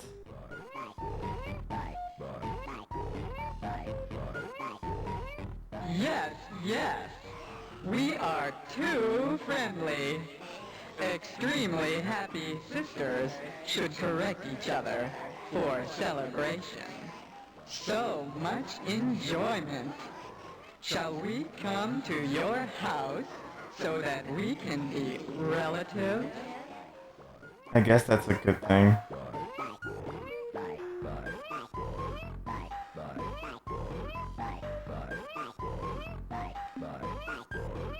Message line. Jumping peppers. This is smiley time. You are campers after all. We will start alliance parties for better enjoyment.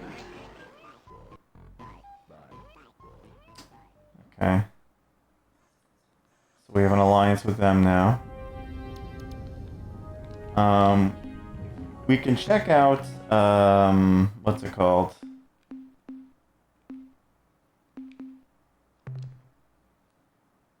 Androsynth, I guess, was left of it. After this, I have an important phone call I gotta take though, so I'm gonna have to do that first. Hold on a second here. Yeah, I gotta take a phone call when I get back. We'll go see, because it's right next door. You can see if there's anything there. I'll go check that out. Alright guys, give me a few minutes. I'll be back soon.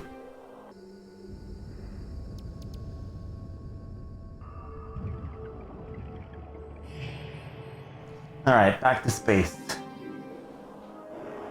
The vital frontier. Okay, so we allied with these guys, and we were gonna check the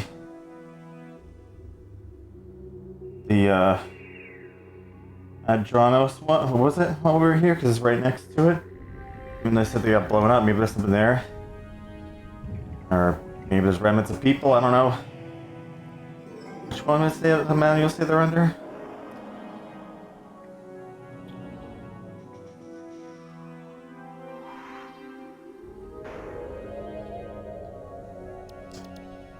Star systems and homeworlds. Androsinith. Edda.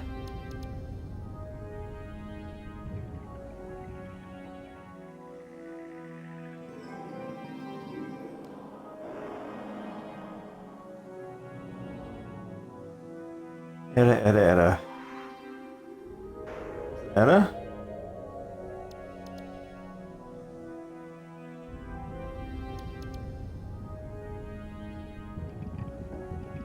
Oh, look.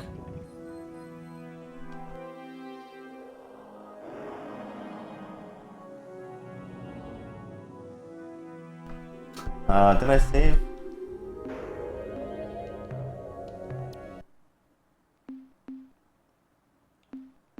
I did here. I'll save again to be sure.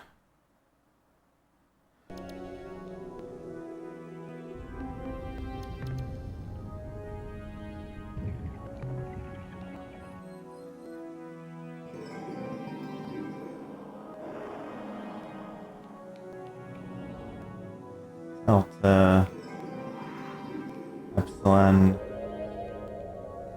Alpha, Beta, Beta. Alright, we'll take a look. Check all these out.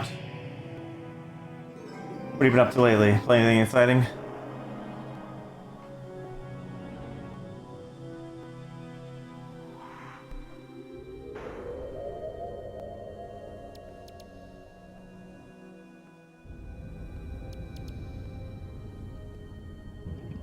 There's a lot of ships.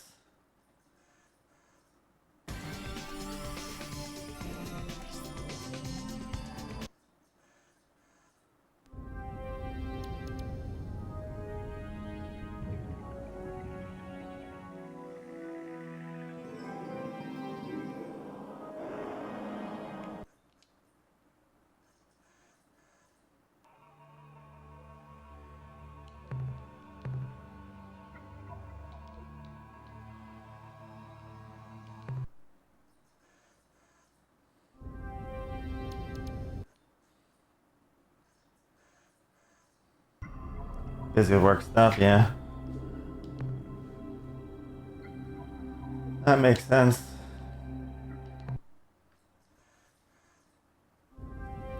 Anything you're looking forward to playing when you get free time?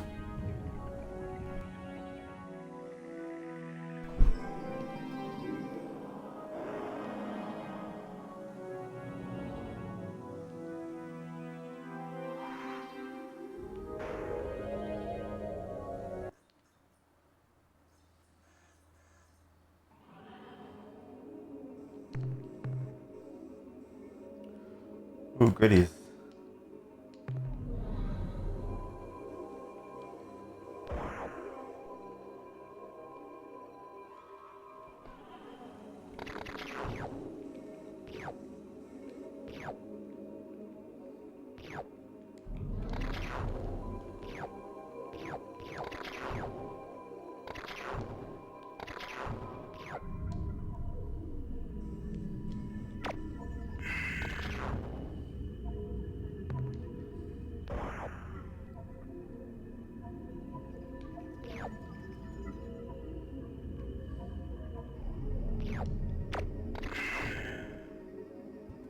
You started Avowed.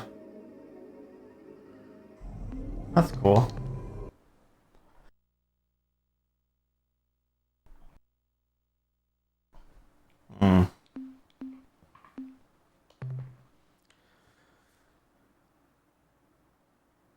Wait, what? What is going on here?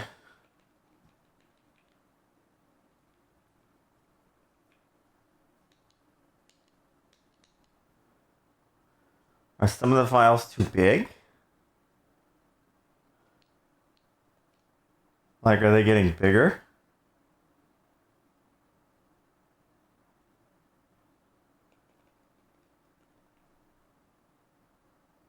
$3,000. What in the world is going on? I feel like some of them are getting bigger as I go on.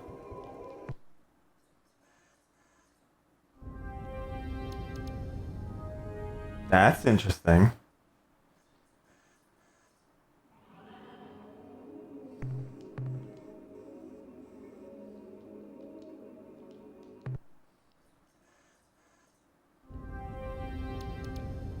I've heard Split Fiction's really good. Who is it? It is the Not Campers. Maybe you have come to Taelo Playground for a picnic. No! It is not the case. Silly cows can never have a picnic, of course. Not even a party. If you are gone, oars can have fun some more. It's possible, but I can delete save files, right? I have 9 save files. There's only so much space on the 3DO, so it's possible that some of them are getting so big. Like, file 7 was 3,000, where 2,000 the other ones were.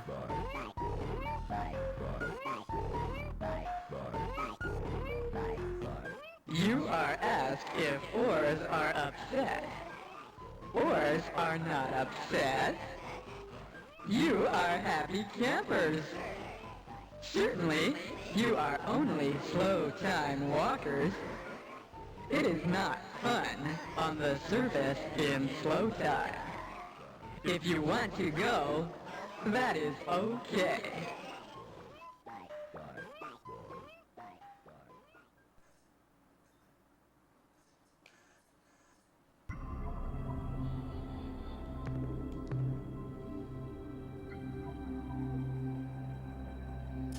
Oh, there's an energy reading.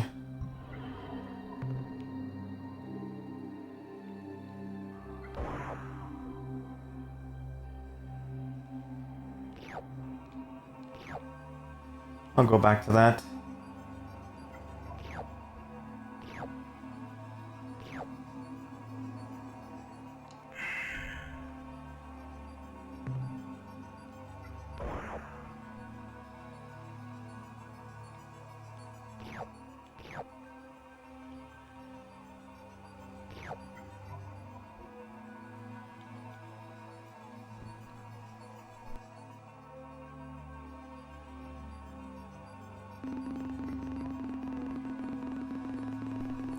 Usual glowing rock thing.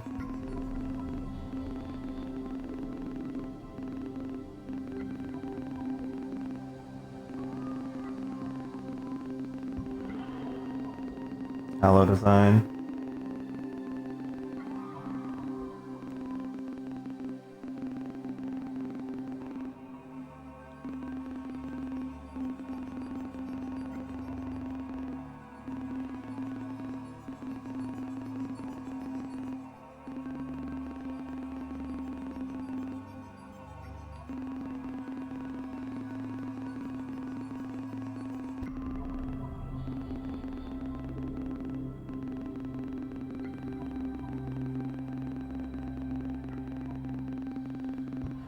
Some kind of shield. Wait. Some kind of shield that affects only certain people's minds. Okay. Interesting.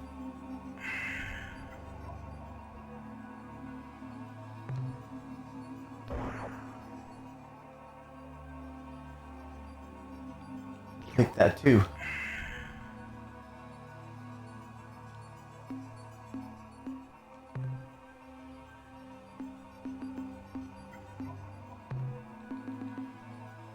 Halo shield.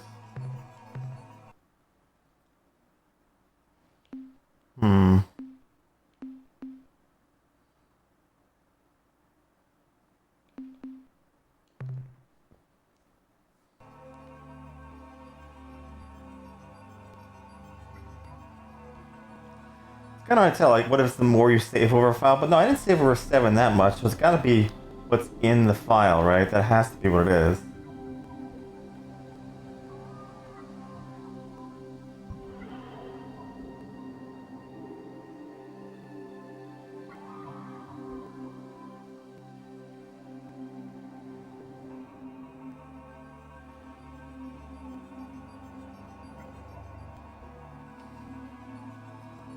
Let's go see what else is in this quadrant here.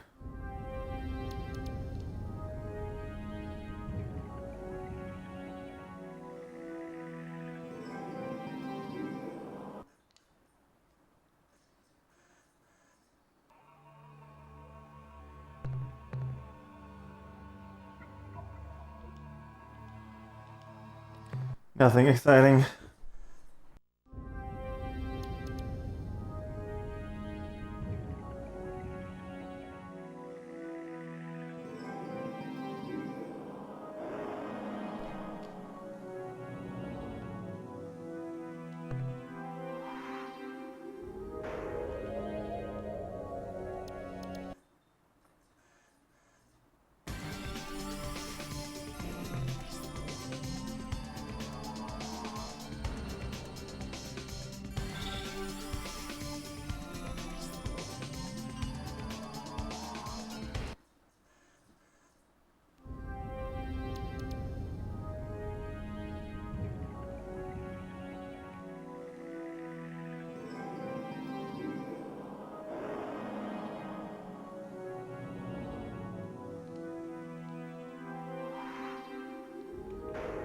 Yo, don't touch me!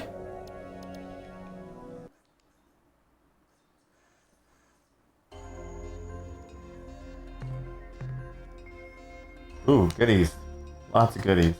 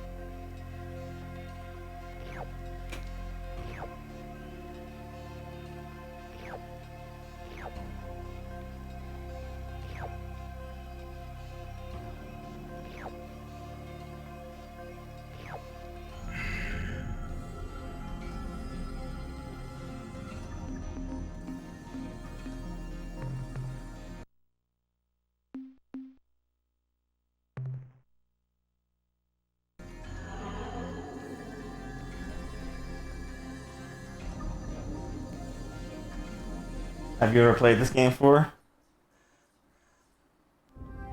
Oh! Are they gonna be friends or enemies? Campers like to say hello when they Oh, smell guys. the ores. We have learned this. It is no function, but ores want to make campers happy every day. Okay. Hello. Now you are happy, I am sure. Oh yeah, real happy. Yes, we do. Goodbye is the game. Hello, I am only joke. It is funny enough. Do not forget to enjoy the sauce.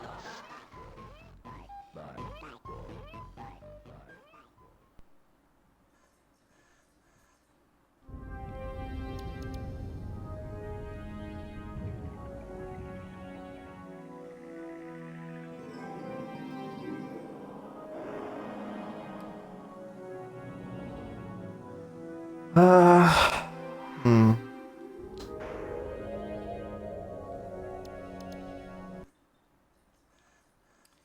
You know what? Let's go. Where did it say to go? Was the Anderson?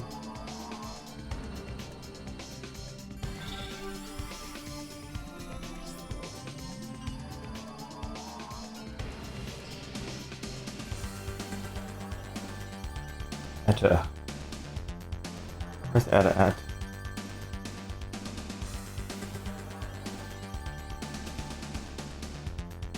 Ta-da. Nope.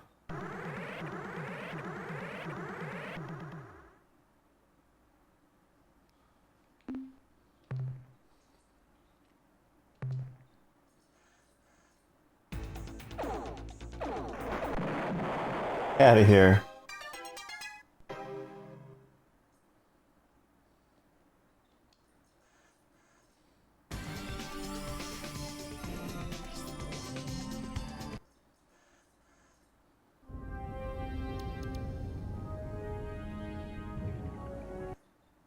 I guess I shouldn't worry about those guys anymore. Kind of melt them.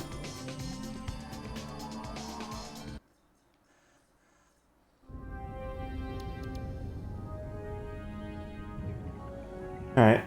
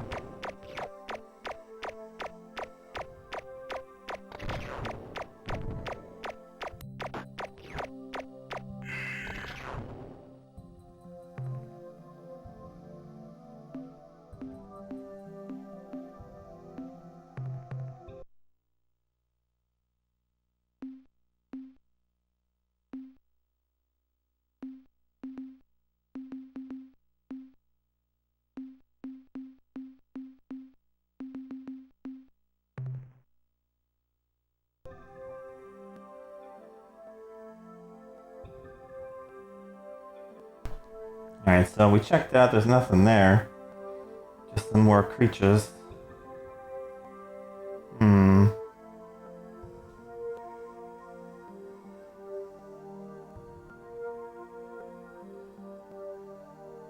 We should probably go drop some of this stuff off back at home, though.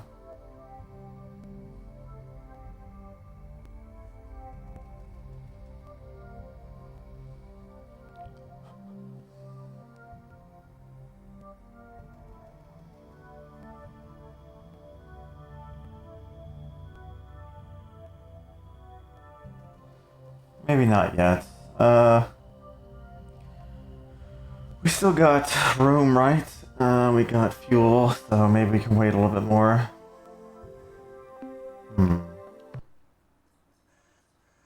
We do have the Beta Corvi, which is another thing was mentioned.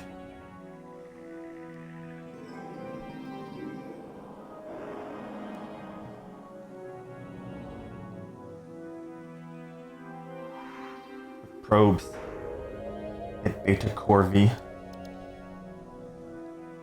We have Serene, we have a couple other things. We have those weird names mentioned. So where is Corvi at? Let's get our star map here.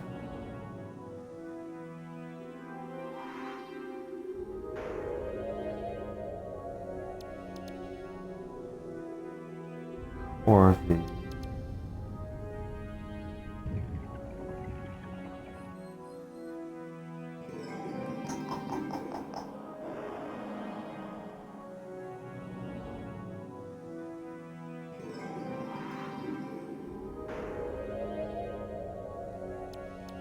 That's all the way up there in the corner. Okay. So...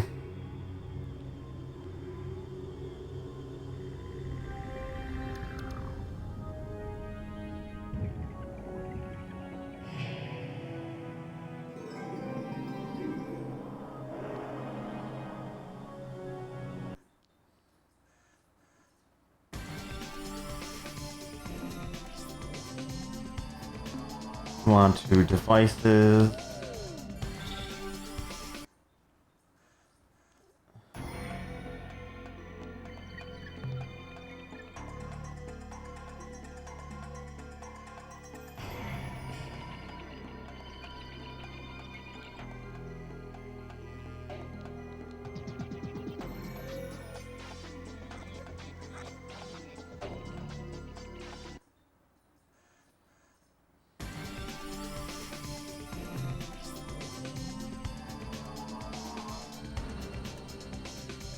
Beta Corvi. Vega. Beta.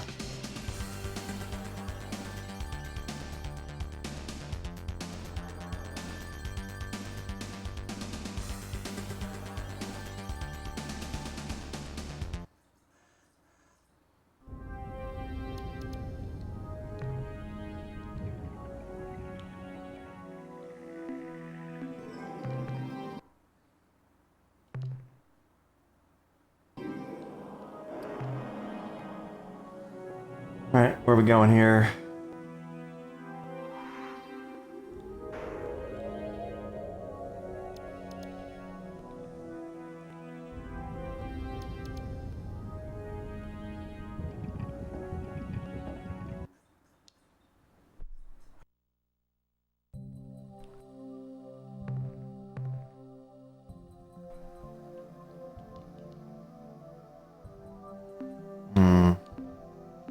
What kind of biologicals do we have down here?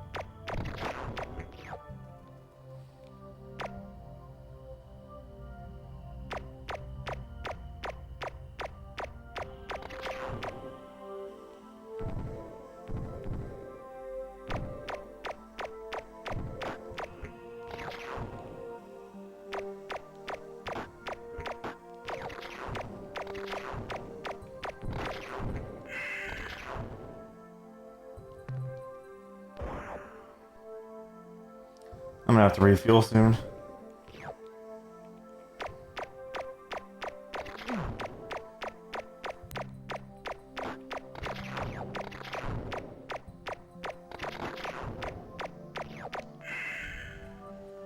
Alright, save.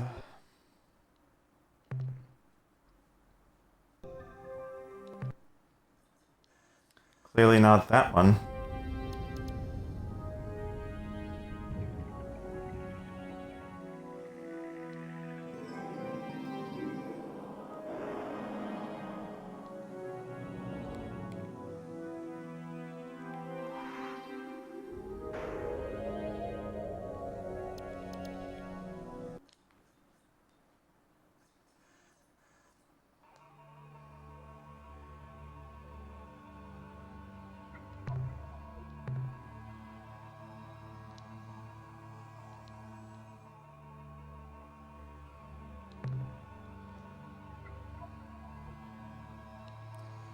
I'm running low on fuel.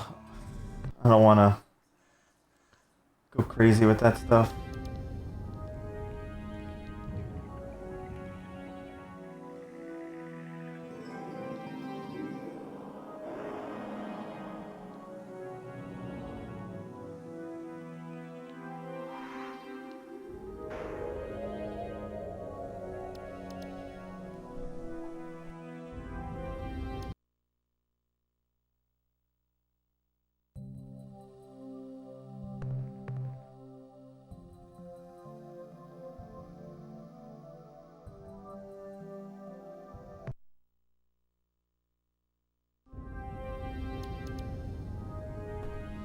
Said Beta Corvi, what planet are they talking about here?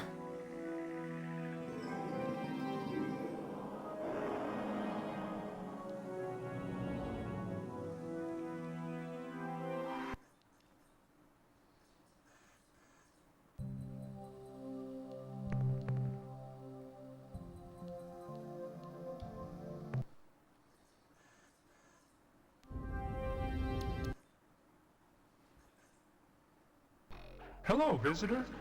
We are the Slylandro. I am content to hover, a Slylandro speaker. Your presence here fills us with excitement. We have gotten so few visitors over these many drawn. We hope you can stay to talk with us for a time. What the heck are you?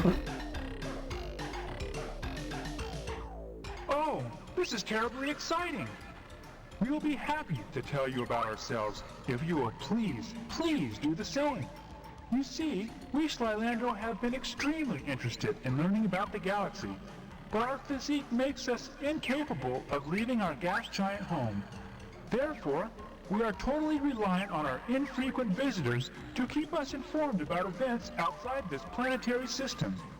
And visitors usually only show up every few drawn. We hope that our newly deployed exploration probe fleet will not only gather information for us, but inform other races of our presence here as well. You know, it's funny. We hadn't heard from the outside galaxy in a whole Janasa, and then the Melno may come by and sell us a probe, and just a few hundred rotations later, you show up. Oh, the probes? Right! Well, like we said, just a short time ago, a race called the Melno stopped by. They said they had acquired some information revealing our existence, and they wanted to study us, if we didn't mind. In fact, the Melno said they would pay us for the right to do so. I guess they are biology nuts or something. Anyway, in exchange for our information, they gave us a probe vessel.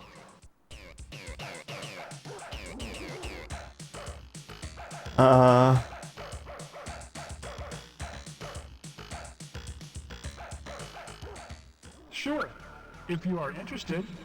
In exchange for information about the life on Source, the Melno may offer to give us a remote exploration probe. It would roam the galaxy gathering information and contacting alien races, and when it had filled its data storage units, it would return here and reveal to us everything it had learned.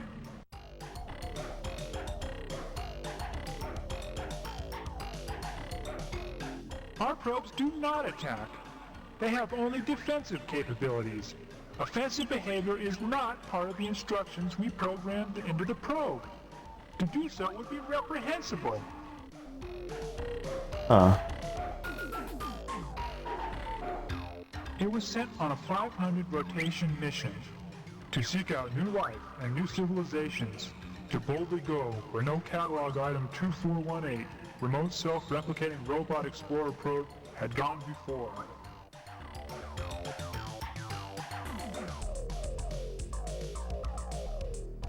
Well, we're not hardware people, so we only know the theory. What happens is that while the probe is exploring space, whenever it's not doing something more important, it hunts for asteroids and similar space junk, zaps it into its component parts, absorbs the debris, and when it has enough raw materials stored inside, it manufactures a perfect replica of itself.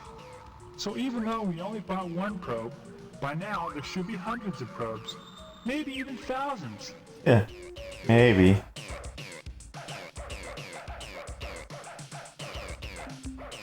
Okay, what else can we talk about?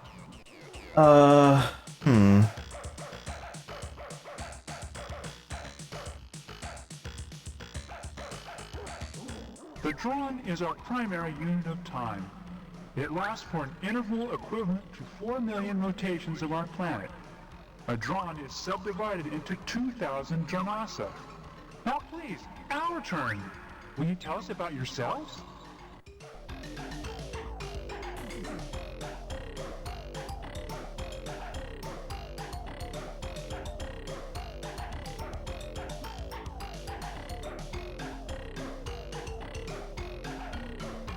The Urquan?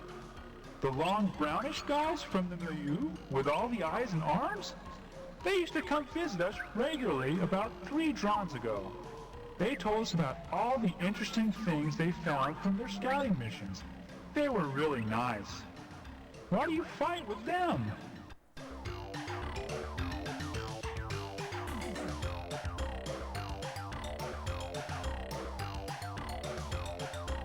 But the Urquan were such good guys. They had lots of interesting things to tell us about, and they never got impatient with our questions. Well, I guess a lot can happen to a species in 3 Drawn, like turning green and evil. That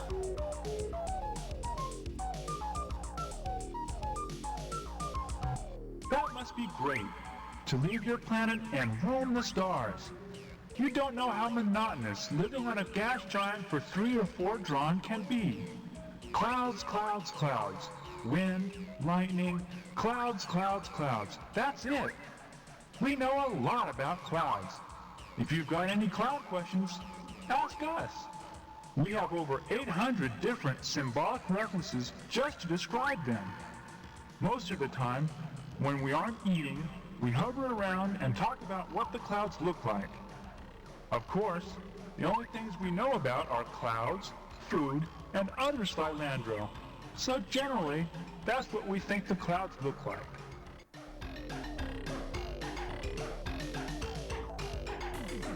Oh, then you should go check out a planet orbiting a blue star not too far from here. I think there is another blue star right next to it. We can't describe exactly where it is, but the people who told us about it, the Urquan I think, said that it was one of the rarest worlds in space, and that as far as they knew, there were only 10 of these planets in this part of the galaxy. Yes, that seems to be the pattern. Just about everyone who comes by here says they developed on a world a lot like that. As far as we know, we're the only sentient species who's ever evolved in the atmosphere of a gas giant. Of course, from what we know, most travelers like yourselves don't have much interest in gas giants, so maybe there are others like us Slylandro out there somewhere. Okay. Okay, but please, can we talk about you some more later? Oh yeah, how could I forget? This is the really neat part. The probe was self-replicating. When it wasn't recording data, it would pulverize rocks and stuff, then suck in the debris. When it had enough raw materials, it would fabricate a duplicate of itself, which could self-replicate too. We expect the first probe to return in a few hundred rotations, and then we should see an increasing number thereafter. Maybe we should try and Okay. talk to the probe What else again. can we talk about? Every time we talk to him is the fight. Goodbye, human fluid sac.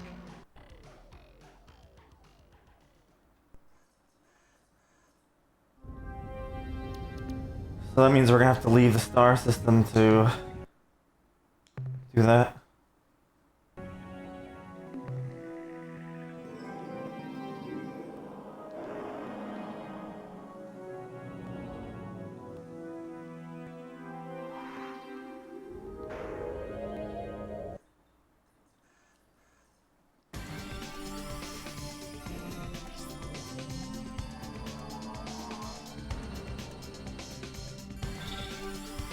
Here, probe.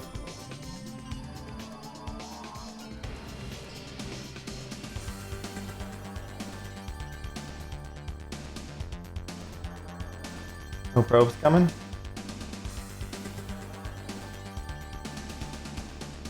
Hello? Probe?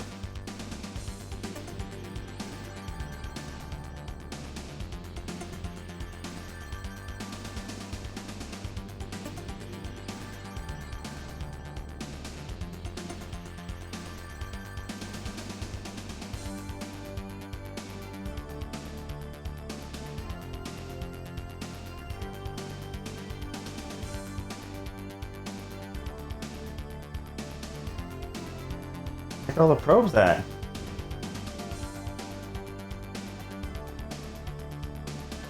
I guess I'll have to find one and reload because I'm burning through a bunch of time here looking for a probe.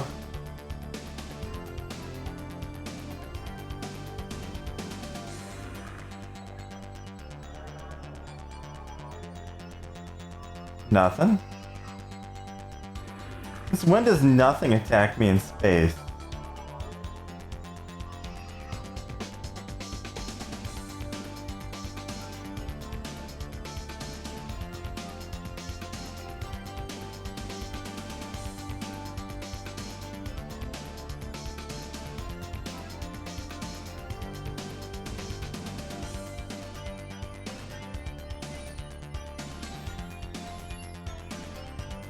What do they look like again? Aren't they the...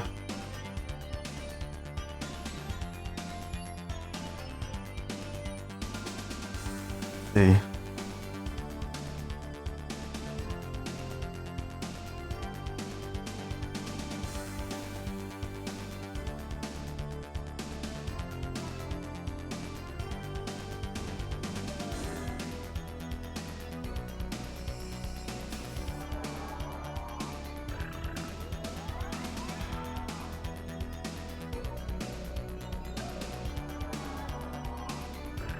I don't even see them in the book, but I fought them. I think they're the weird things that spin around, I think. Let's try loading and see if we can find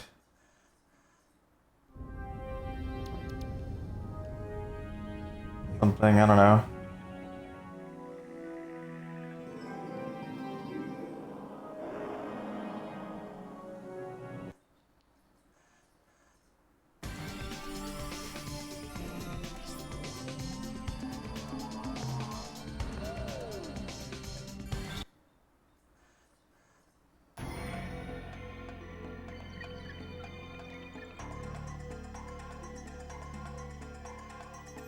Maybe we go back near home, something will pop up.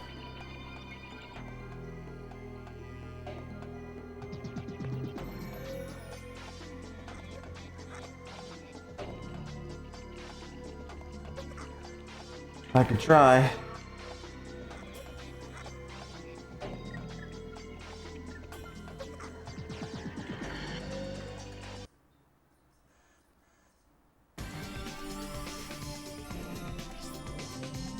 Are you one?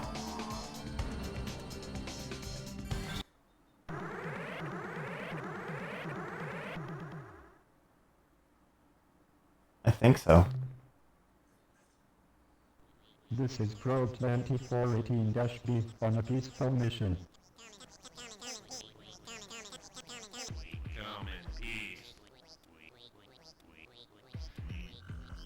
According to internal monitors, there are no malfunctions. Priority override. New behavior dictated. Must break targeting to component materials. Yeah, so it's not letting me talk to them.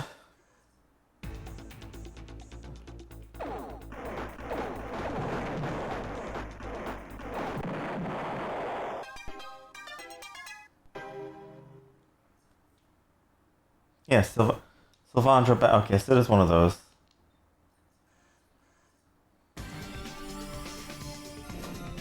So, let's see if they see anything different now.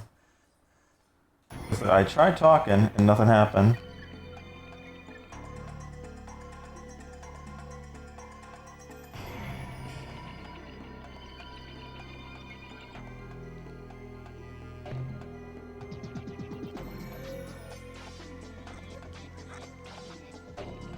So other than that, I don't know.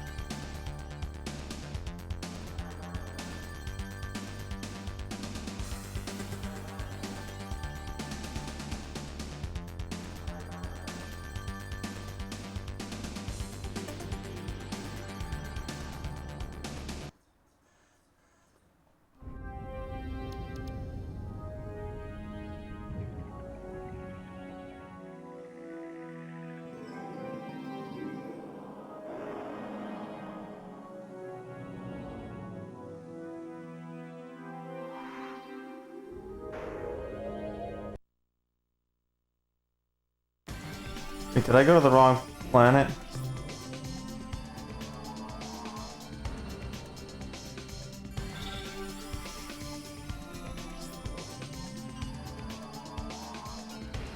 Was it Beta Corvi? Crap.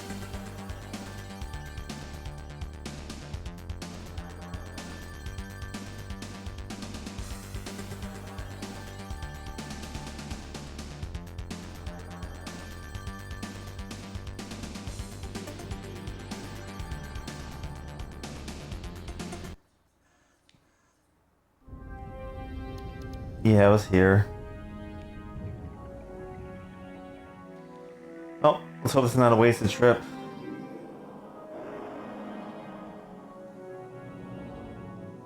What the heck?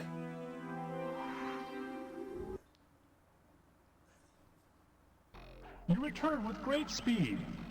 In the last 5 drawn, we have had only 1 visitor. And now, you have come twice in but a single drawn also. How wonderful!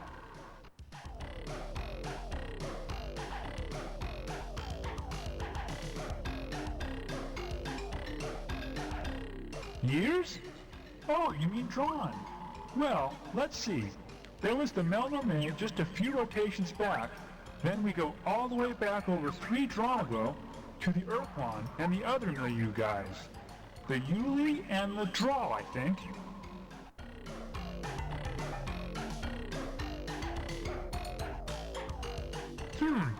Let me remember. That was a long, long time ago. I was only a nymph then. Ah, yes, that's it. The Sentient Milieu was a cooperative association of sentient alien species. The Yuli, the Draw, the Taelo, the Mailman, the Foz, and the Urquan, who lived across a wide section of the galaxy. They talked with us fairly frequently for almost half a drawn. Then suddenly, the visit stopped, and we haven't heard from them since.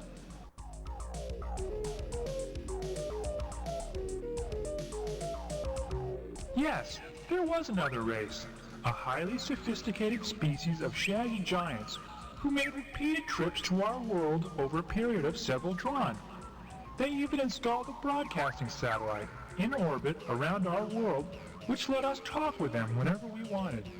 They were called I'm sorry, I can't remember their names. It was a long, long time ago. I wish I knew more of the information you seek, traveler. But we last saw the Shaggy Ones just over 39 drawn ago, and very little from that era has remained intact in our history chants. Hold on a minute. Let me consult with Associates Joyce Lifting and Solid Plummet. Joyce Lifting, who has a better memory than I, recalls that the Shaggy Ones were described as being worried. They were always hurrying from place to place, seeking knowledge as though they were in a desperate search for some important secret, some answer to a question that they never shared with us. Solid Plummet remembers that the last time the Shaggy Ones visited our world, they came aboard a great circular starship, one even larger than your own. They had discovered their answer and were leaving to go somewhere, and they didn't tell us exactly where somewhere was. No, I have told you. One moment. Joyce Lifting transmits. Joyce Lifting has remembered something else, though it does not relate to the Shaggy One's question, answer, or departure destination. What my associate communicates is the description of a set of 10 worlds, unlike all others. The Shaggy Ones either discovered these planets, or, this is garbled, assembled them? We were told the planets were, again this is confusing, organized in some pattern which in some way alluded to the Shaggy One's ultimate fate. One of the worlds was described as orbiting one of a pair of blue stars not far from here. Another of these worlds circled a large white sun. That is all we can remember. We are the Sly Landroid, a race of kind, curious, gas-bag people. Certainly, provided you share with us similar information. What would you like to know?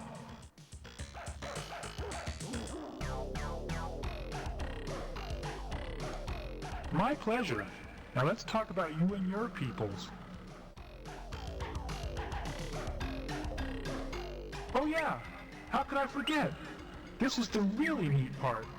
The probe was self-replicating. When it wasn't recording data, it would pulverize rocks and stuff, then suck in the debris. When it had enough raw materials, it would fabricate a duplicate of itself, which could self-replicate too. We expect the first probe to return in a few hundred rotations, and then we should see an increasing number thereafter.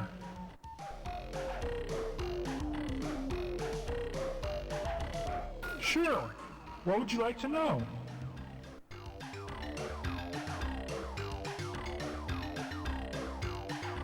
Sure. It was a difficult task for us, since we'd never done anything like that before. But for the most part, we just adjusted its standard program, which went something like scan for targets as defined in target list. If no current target, then select new target from the current targets list using specified priorities. If current position is at current target, then set current behavior to new behavior based on behavior priority settings. Perform current behavior. Okay, that's the basic program. I said it was simple, and here are the tables used by the program. Target list with associated target priority.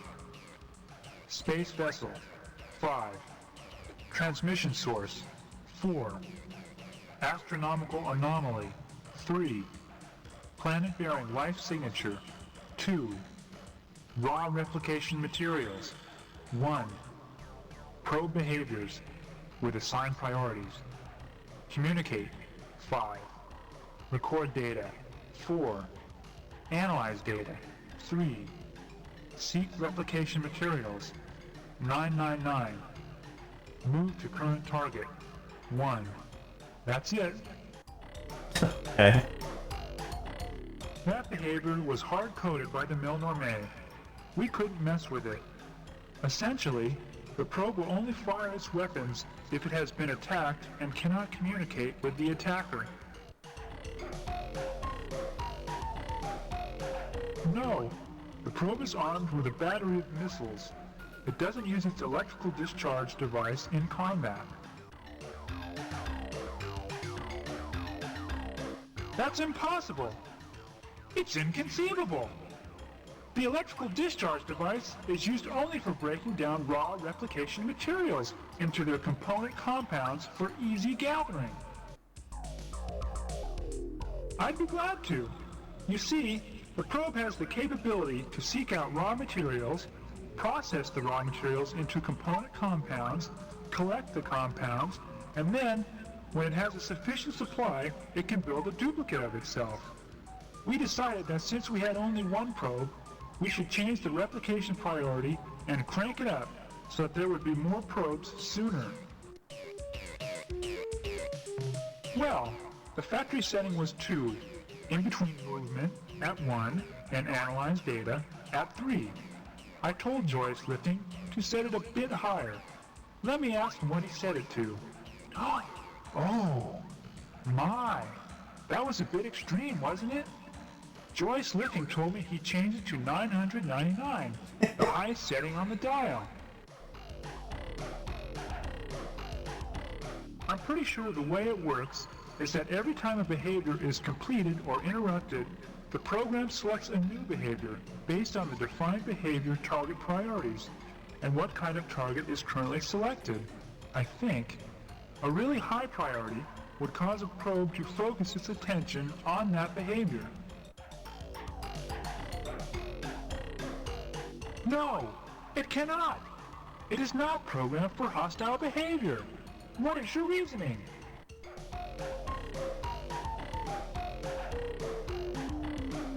Spaceships are the probe's highest priority because we want more than anything to make friendly contact with alien races. The probe seeks raw materials and processes them in preparation for replication. The answer is simple. It would spend more of its time seeking raw materials for its replication process. So what? I don't see what you are getting at, but I'll play along with you. Like I said, alien ships are the top priority target. Once a probe scanned a ship, it would instantly move toward it. Then, when it got to the ship, it would initiate communication automatically. When communications were terminated, a new behavior would be selected and... a new behavior would be selected. And since the replication setting was set to maximum, the probe wouldn't get time to pick a new target. It would use the current target, the ship, for raw replication materials. It would process the ship, break it into component compounds with electrical discharges. Oh no! What have we done? Traveler, you must tell us what we can do! How can we stop the probes from destroying all life in the galaxy?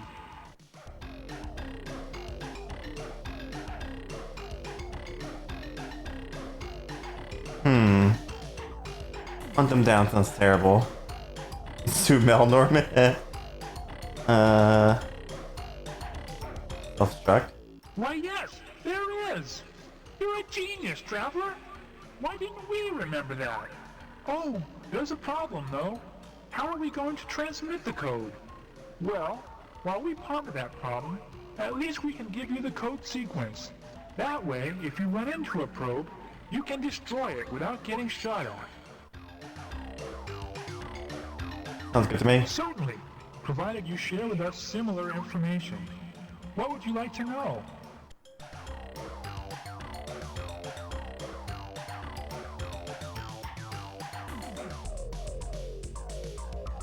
Our planet, which we call Source, has no solid surface as yours likely does.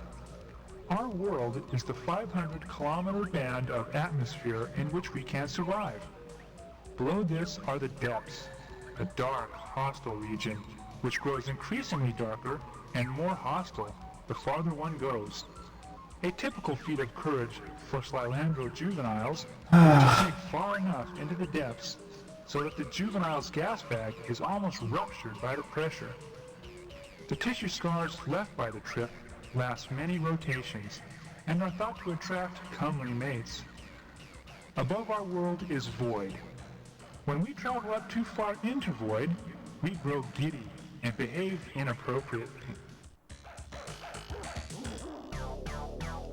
We have an egalitarian society here. All are equal. Of course, that doesn't stop some people from being stupid fools or jerks. But on a world as huge as Source, where there are no barriers to restrict your travel, if someone is bothering you, you simply go somewhere else. As you might have guessed, we have no physical technology. In our long history, several of our people have tried to work with objects constructing weapons and other tools from the carcasses of dead beasts. But eventually, whatever it was they were building got too heavy and dragged them down to the depths. Since we possess no technology, we have no permanent way to record the passing of events. Instead, we use the history chants, long songs whose rhythms and patterns help prevent the introduction of error into the record. When the Shaggy Ones first arrived over 41 drawns ago, we had no words for aliens or ships, for stars or planets. Our skies are an opaque swirl of colors. We knew nothing of the universe outside Source. The Shaggy Ones taught us most of the new words, and after they departed, we remembered them for the many long drawn, until ships from the sentient milieu arrived. Hey Mark, thanks for the raid. How is Tactics Prime going? What is Tactics Prime? Is that like a specialty version? Our world, which we call Source, has been home to our species for many thousands of drawn. We evolved from simpler, unimodular beings who thrive in atmospheric convection cells. At first, we were little more than mindless consumers who glided at the edge of wind walls, straining the air for small animalcules. But even then, we were social creatures who invented language so that we could better cooperate when herding food into dense concentrations. There are many hundreds of species here in Source, producers, consumers, hunters, and parasites, but so far, we are the only species here to achieve intelligence. My pleasure. Now let's talk about you and your peoples. Oh my! I forgot! You creatures see in the visual range, and can see our... we can't see them. What I mean to say is, they are... we use them when the male and the female, well look, I'd rather if you didn't ask about them, okay? Especially not in front of Soul and Plummet. She's shy. Great. Now you've done it. Just look at Soul and Plummet. You've embarrassed her so badly that she can't even regulate her ballast. That's okay. Actually, your explicit questions have put Soul and Plummet in an unusual and intriguing mood. I will explore this change more fully when this conversation is over. What? Goodbye, human fluid sac. What is wrong with this?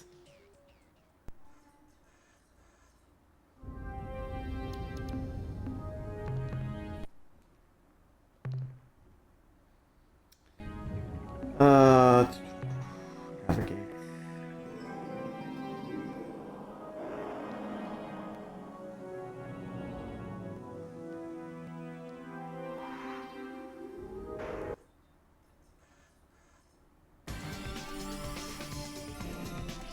Let's see. So what options do we have now? Let me look at my notes here.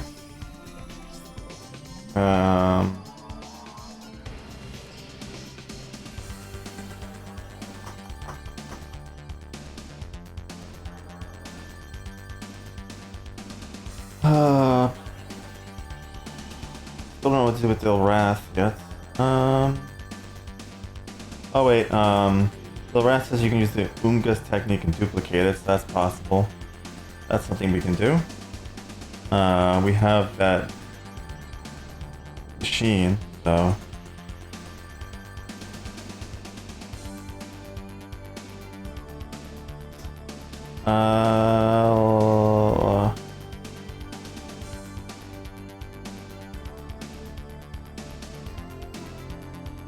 There's a Serene still. Icon.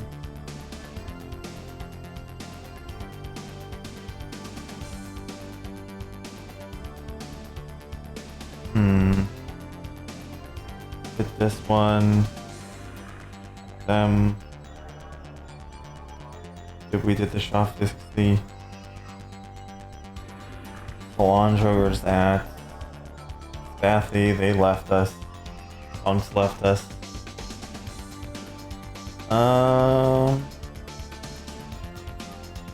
Green, we said already.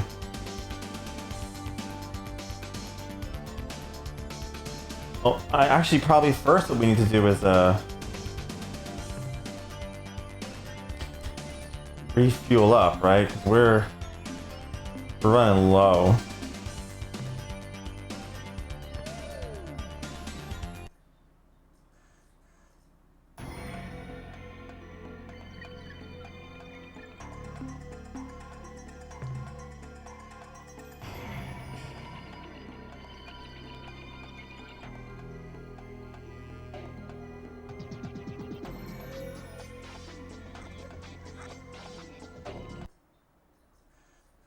We got stuff to offload too.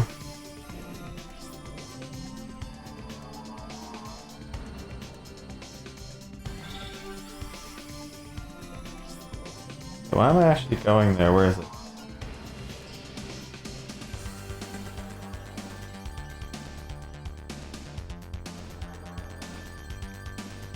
Oh.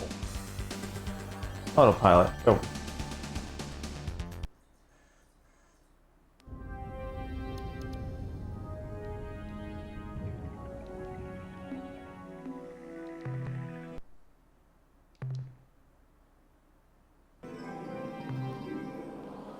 Been a while since we've been back here.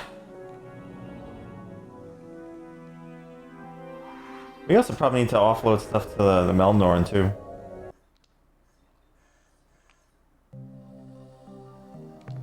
First off, we will dump this stuff. Hello, Captain. Before we go on, I have something important to tell you. We have been invaded by an alien race calling themselves the Ors, though so far the invasion is a friendly one.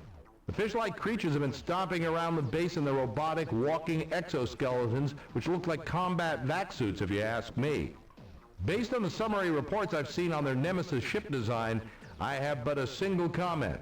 I like it. I'd say we have quite a nasty little surprise in store for the Urquan the next time you tangle with them.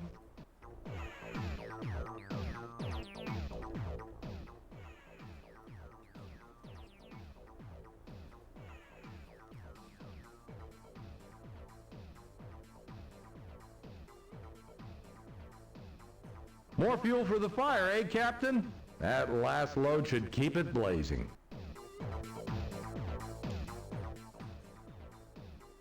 The analysis reads as follows. Subject Ta'alo device. Data, whoever the Ta'alo were, they were clever, way past us, probably even beyond the Chen Jesu. As far as I can tell, with all our equipment, this thing is a rock. Just a rock. Nothing but a rock.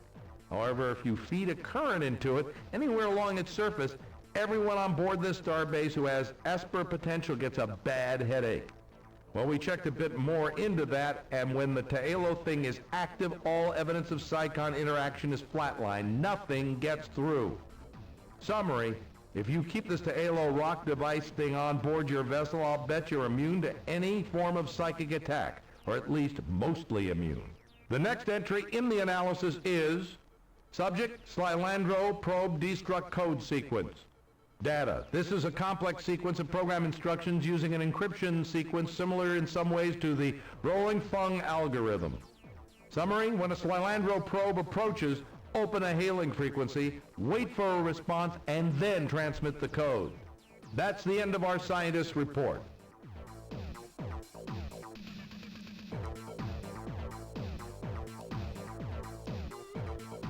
Try to avoid getting gruesomely killed, Captain. Yeah, I'll work on that. Alright, so first let's go call Melnorm. We have to offload some stuff.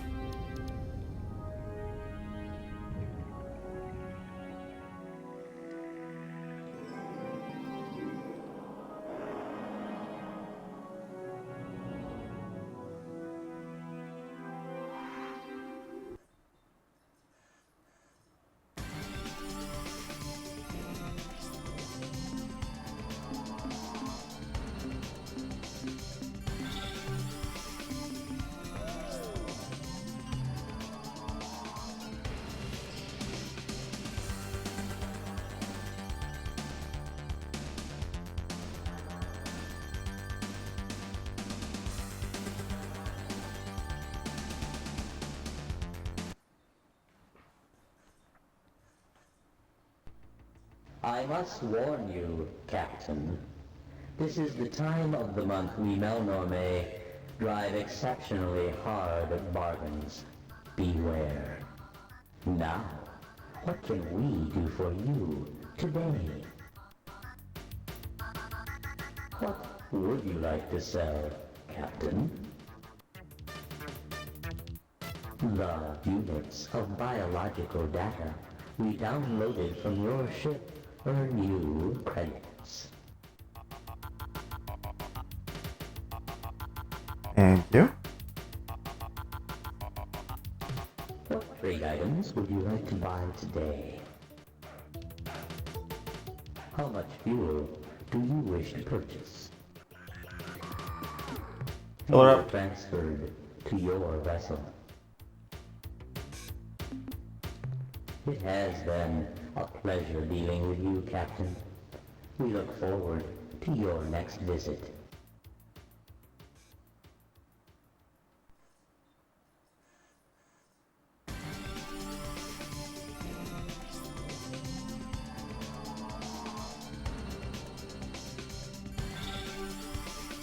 We're full on fuel now.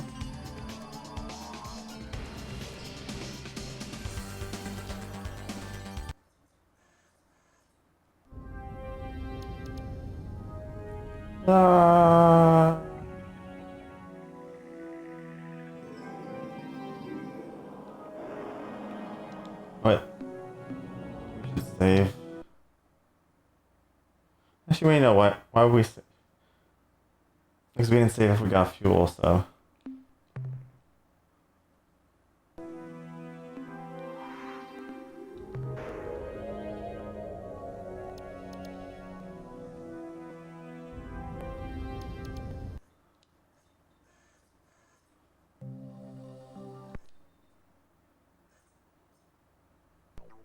Welcome back, Captain. Before we go on, I have something important to tell you. The Shofixti have returned. Their ships can now be built in our shipyards. With their vast numbers swelling our ranks, we won't have to worry about running out of able-bodied crew. And I'm sure their volunteers will reduce the cost for new crew. Goodbye, Captain. Alright, let's check out our crew here then.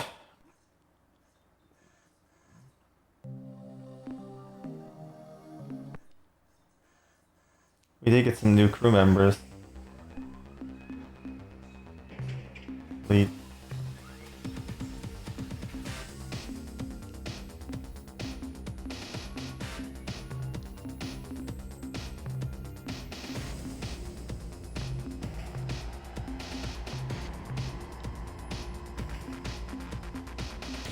Wait.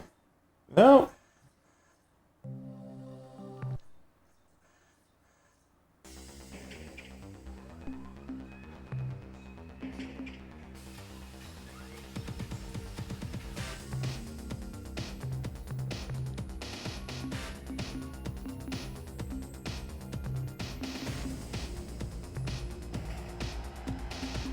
How do I remove?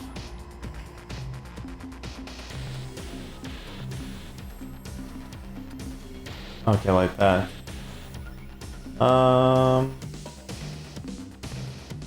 We got here ores. Grabbing ores. Oh wait. Hey.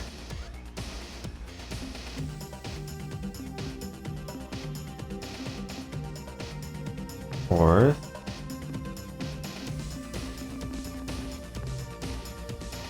And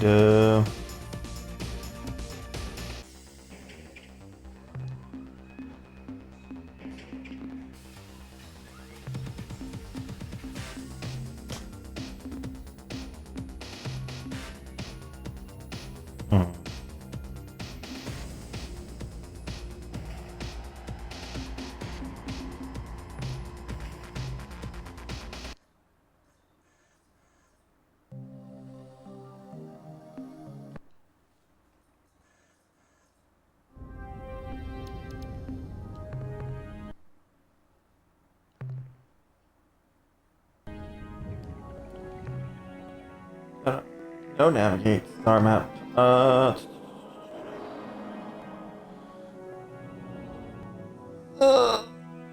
We could try the Yahad again, see if they want to be friends. We can also go for the Serene or those weird name guys. We could probably also go for the Urath. That's a possibility too.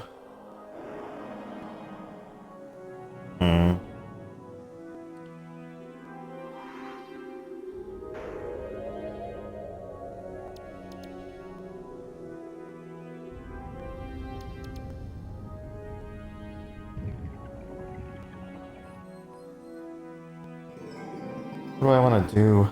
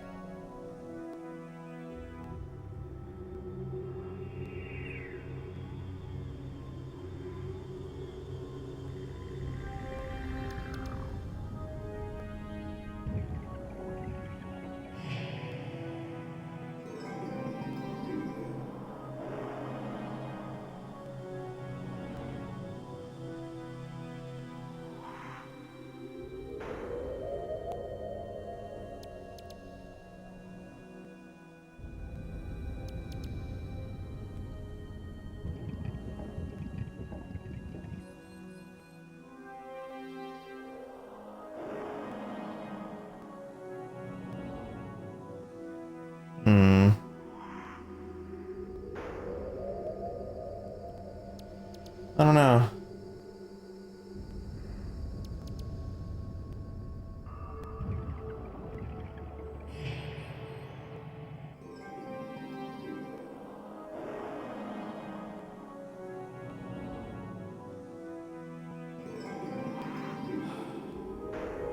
Too many options. I mean, worst comes to worst, if nothing happens with them, we could just get out of there. We have the Thredash still, and then a couple other things. Who was it that sells the things we need for the Ultron thing?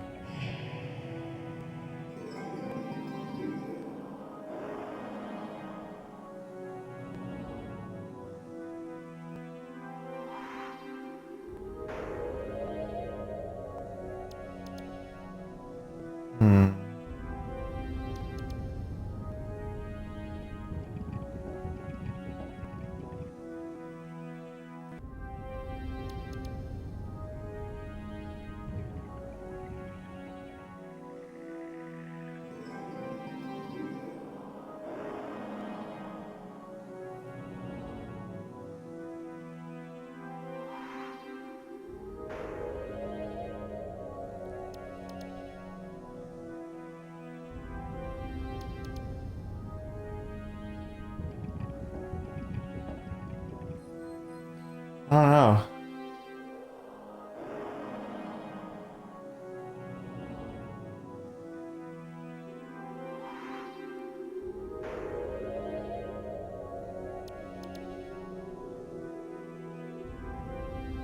I could just go.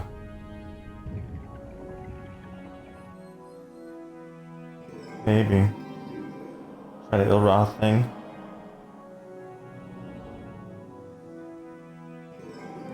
Close.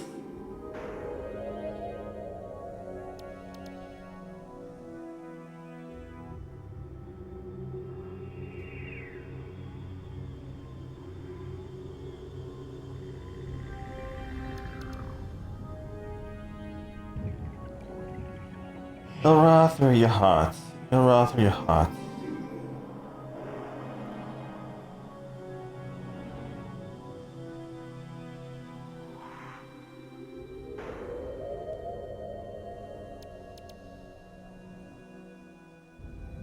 Undecided right now.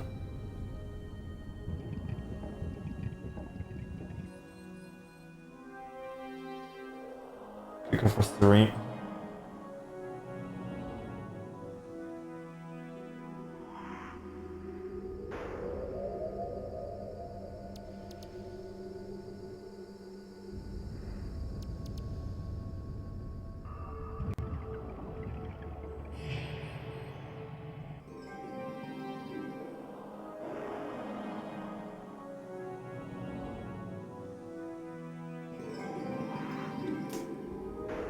You know what?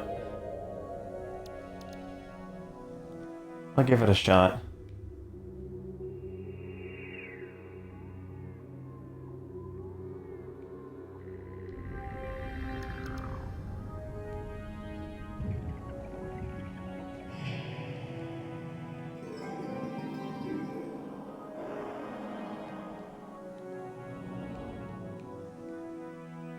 Where is their base at?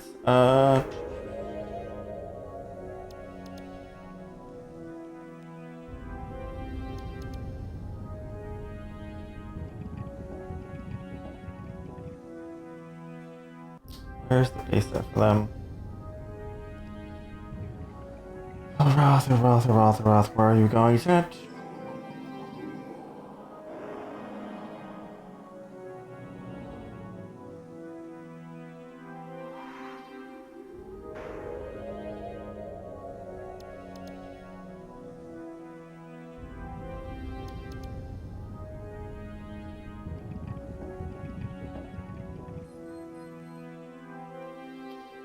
They are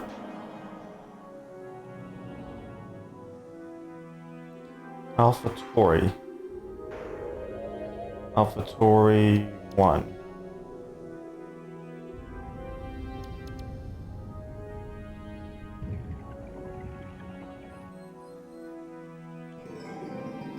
Where's Alpha Tori?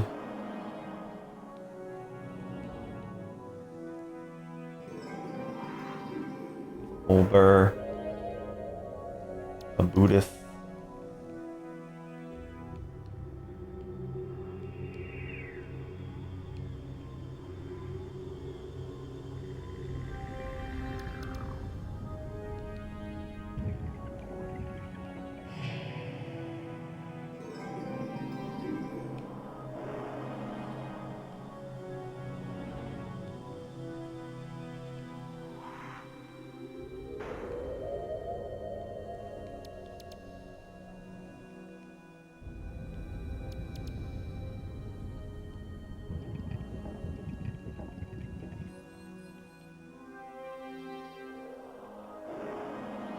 This isn't even in the thing, the zone thing. Game, you lie. Is there a warp thing over there?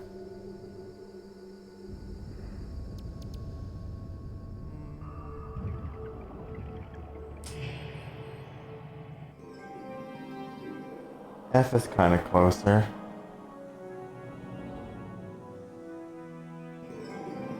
Oh shit, before I do this actually, I need to, like more crew. Forgot to replenish my crew.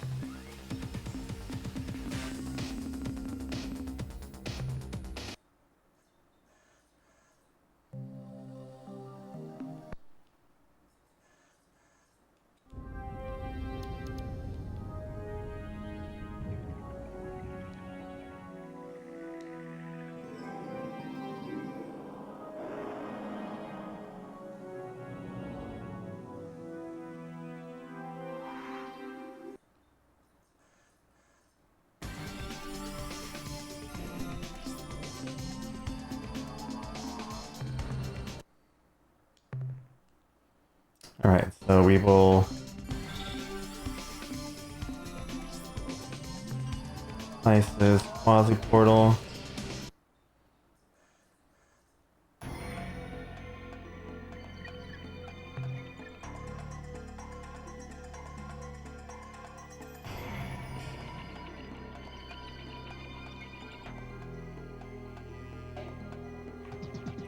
And from here we'll head to AlphaTauri.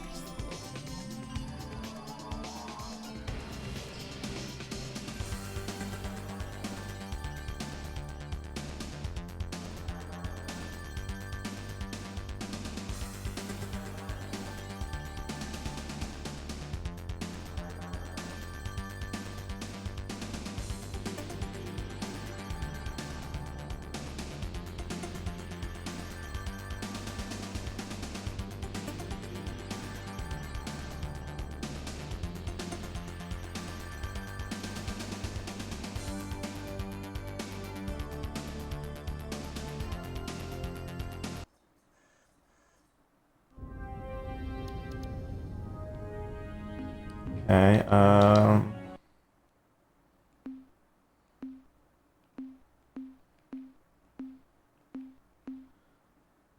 save here.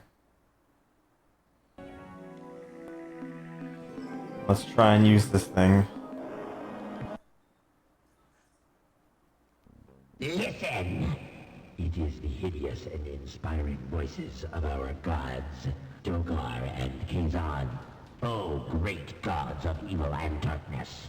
What can your humble and devious servants do for you?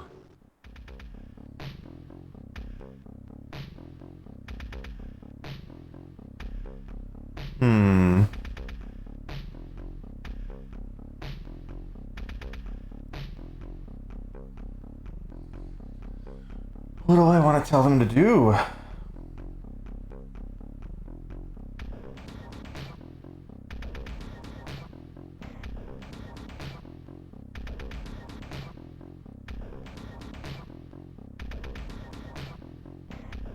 Oh, mighty Dogar. Oh, mighty Kazan. Your devoted servants hear your words and obey your divine and cruel insights. The Pakunk are unfit for our sacramental tortures. We relish the prospect of killing worthy prey. We will leave immediately so that we can begin our glorious evil devotion. But who shall we prey upon next? Who shall suffer our inspired torment? Didn't those loathsome Umga once mention a race near their region of space? Yes, I have it. The Fradash. We will go now and kill all of them.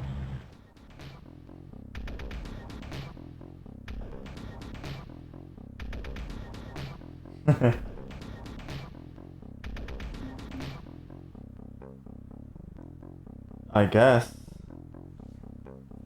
So they're gonna kill Thradash?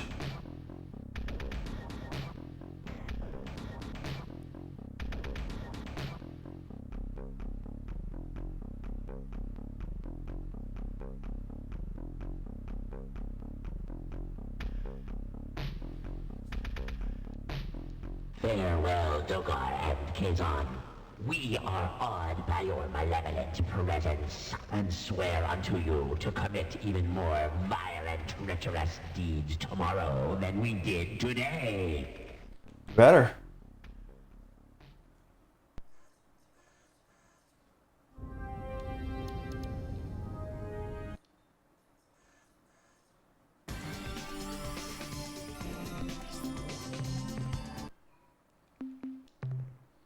Alright.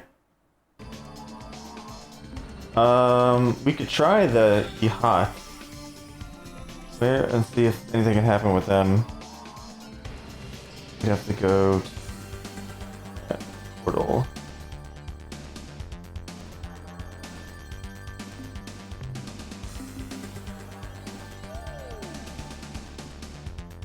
Shit, wrong thing.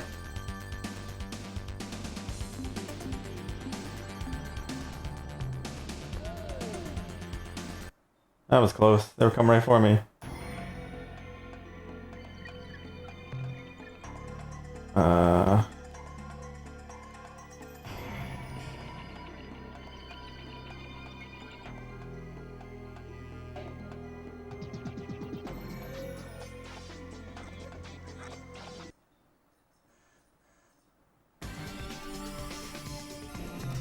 Which one was the hut? Which one was their home planet?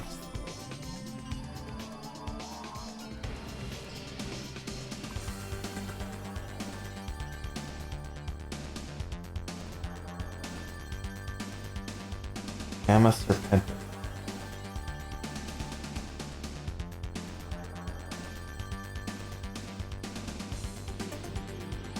Off we go.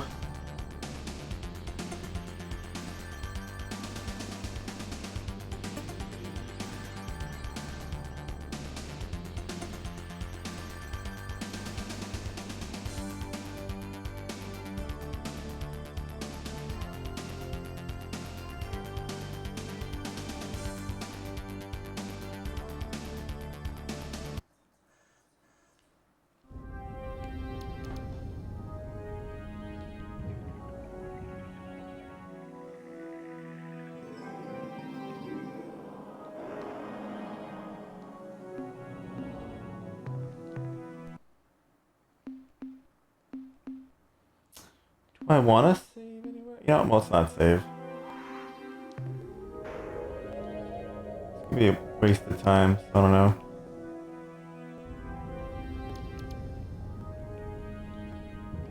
You're too slow.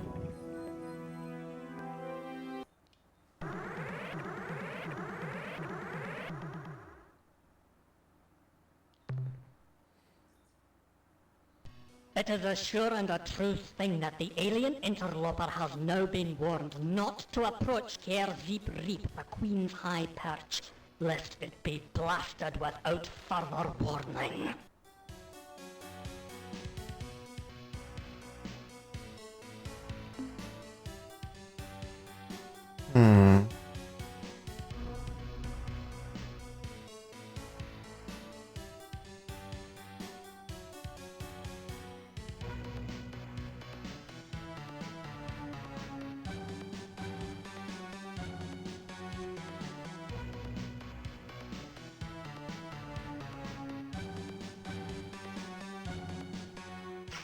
Human, now you be thinking that you shall slink away to commit some vile treason and dirty our Queen's good name. Isn't this true? Do not be answering, we know the truth. We will not let you pass. Uh-oh. Well, I done oofed.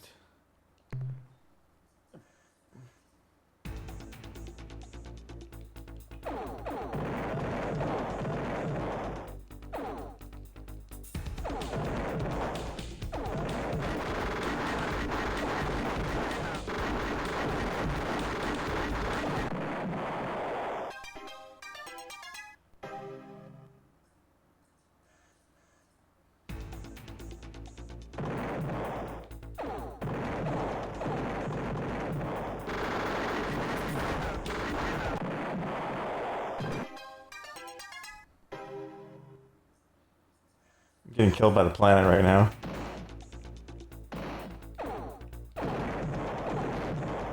You know what, I'd rather just go ahead and fight off a whole force of things. We'll just game over.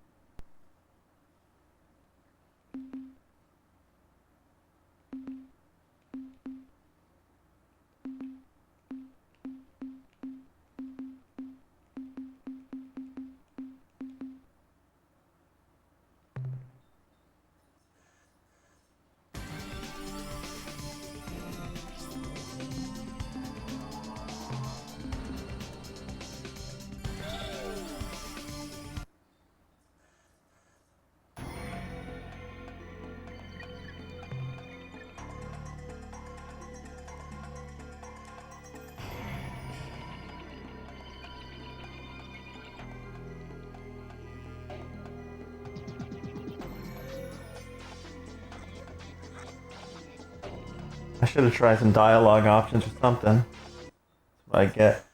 Say goodbye and blow me to bits.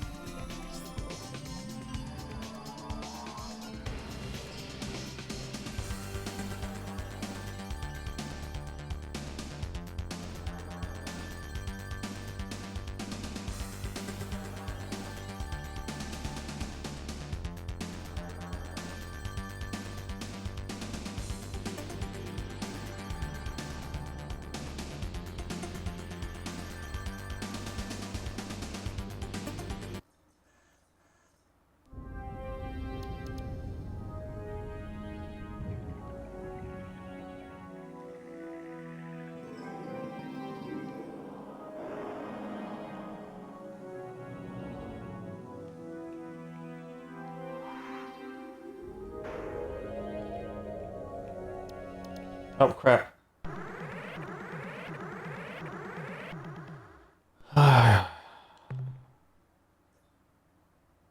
What am I seeing on my view screen? It's none other than the flattened old face of our friend the human. But, old ally, are you not knowing that we, the Yehat, are allied with the Urquan now? And your presence outside the slave shield and in an armed starship are clear violations of your oath of fealty. Whatever shall we do? It just isn't the right thing to kill you, human, but as a loyal member of my clan, I must obey the wishes of our queen.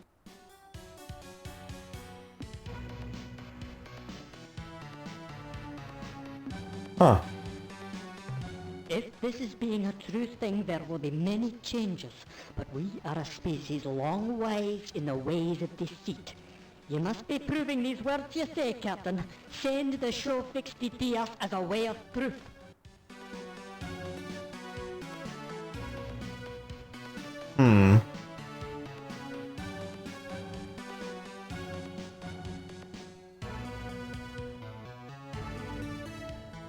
We're scanning the separation of a vessel from your fleet, Captain, and indeed its configuration matches that of a show 60 scout vessel.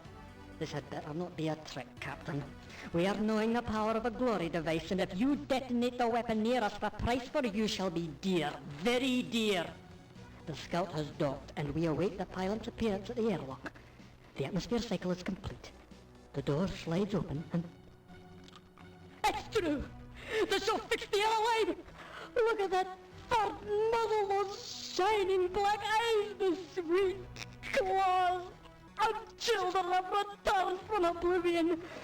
But now we are faced with the cruelest truth. We who have sacrificed our honor, we who have lain with the enemy, we are not worthy. We are nothing. We are less than nothing. But wait, we're not Spathy. We're the Yehat of the Starship Clans. We will not let this lie any longer. Listen, and I speak these words. If our queen makes the dishonorable command, then it is the queen who has no honor. And the dishonorable queen is no queen at all. We, the Zeep, are the only clan who remembers the true meaning of honor. We shall tear the queen from her throne. The 2,000-year reign of the Veep queens is over. The revolution has begun! Oh crap.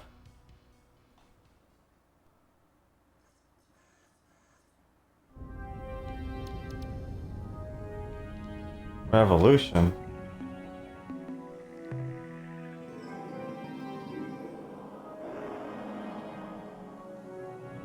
Oh, it looks like war.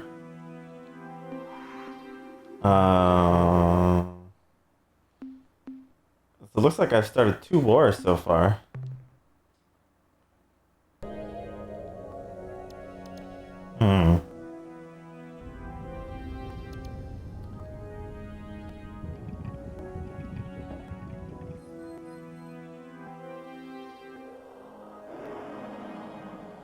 So we have the Serene, we have the 2 things with weird name, the Chenju and the Murmur.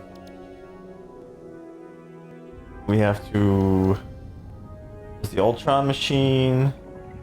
there was something else too, wasn't there? Look at my notes.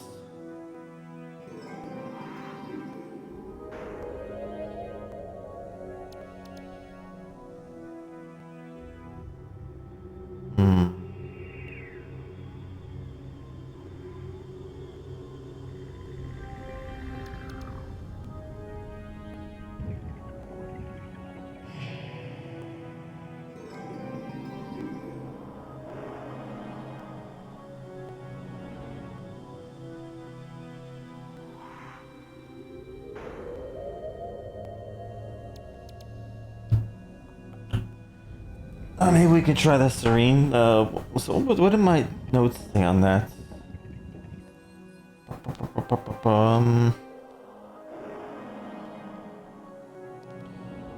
They shot something into space. Where was it at?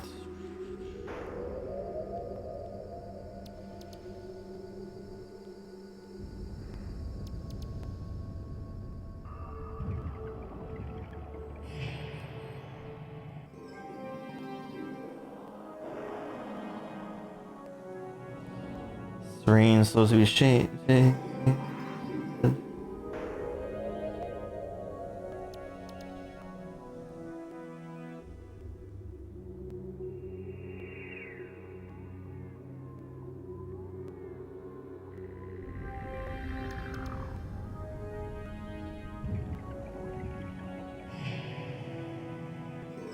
There was something here.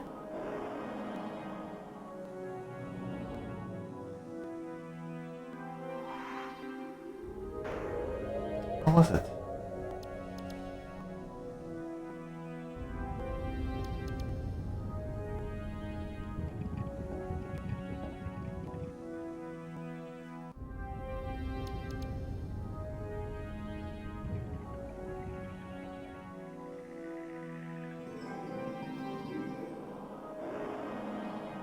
A mic, huh?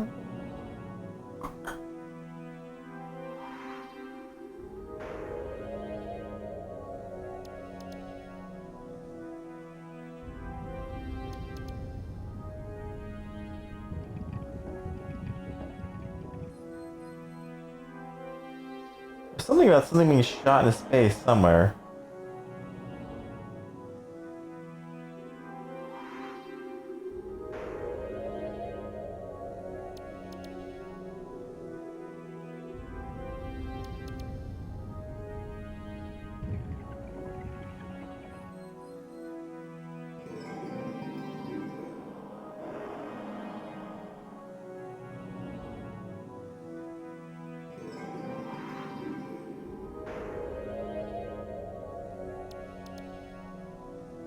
So Josh already at war, so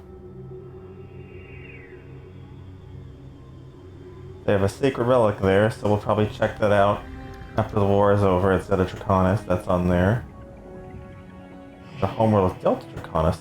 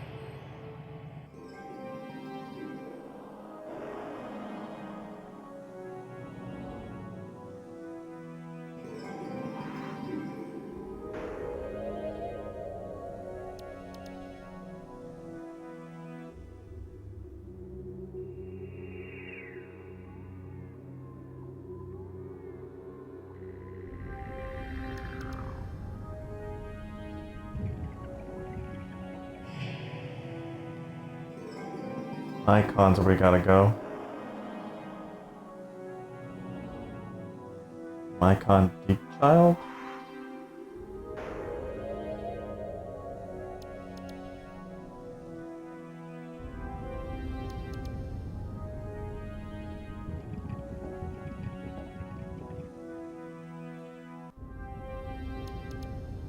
Alright, so what planet are we going to now? Let's see what manual say.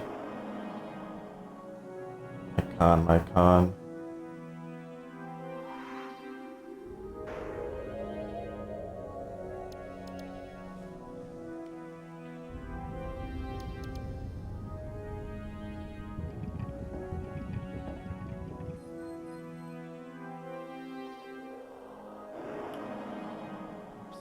Scorpion.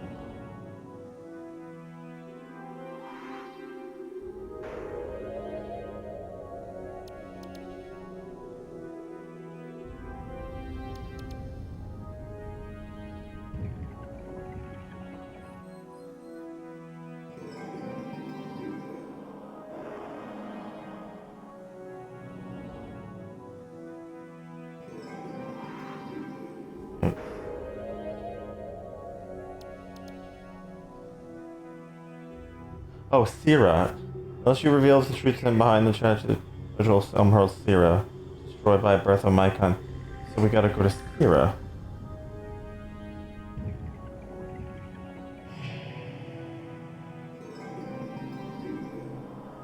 Okay.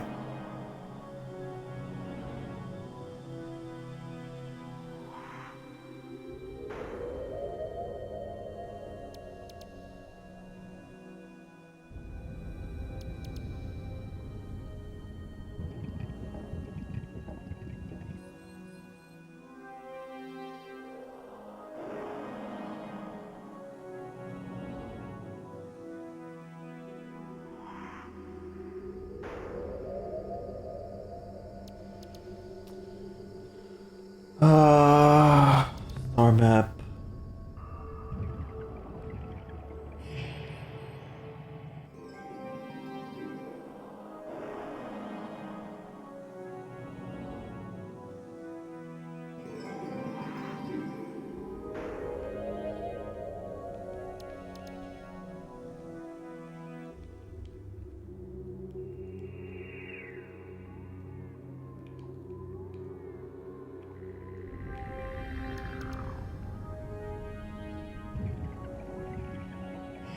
Yes, Sira.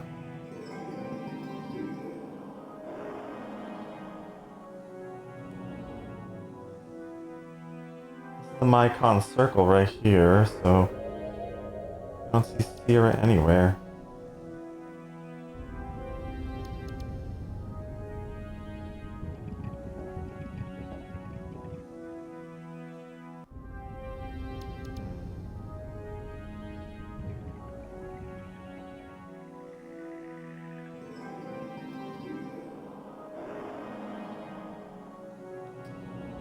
Another name for Sira on here. Let me look at the notes here.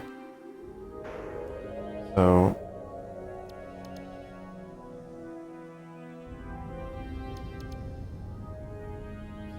this one says Sira. If I go to the Mycon section in these notes for what the Melnorm is saying, what does it say? Planets.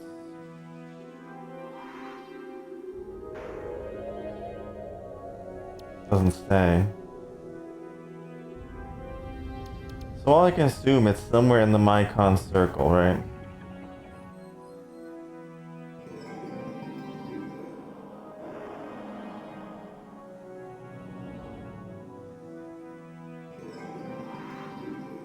That's just something in the lore that talks about Sira. Let's see. Did I write anything down? The shift fix the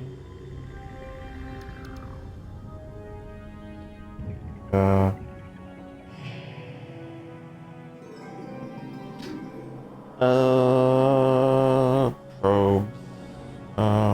Rouge.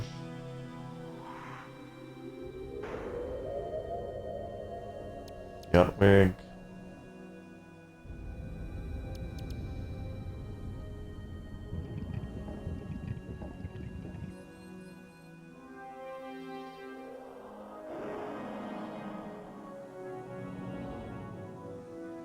Historical information. Bunch of nonsense. Alright, I guess I'm gonna have to go poke around over there. What else can I do besides poke around and figure out where I'm going? Okay.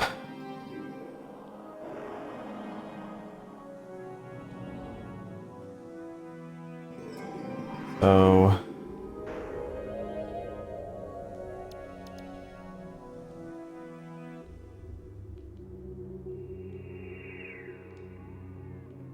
let's take a trip to over this way and try and figure out what's going on.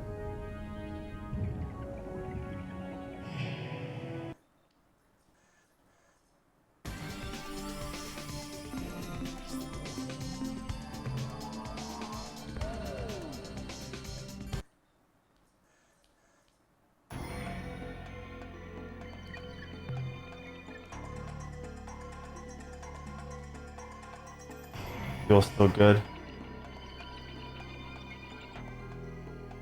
This air feels really good. We just filled up anyway.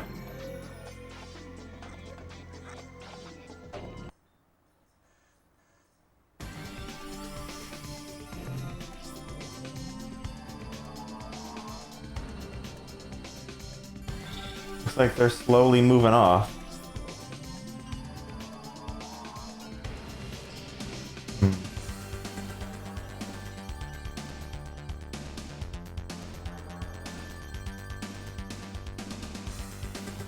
Alright, so we're over here.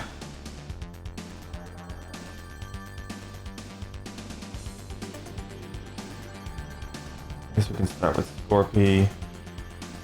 Move our way up. Copernicus.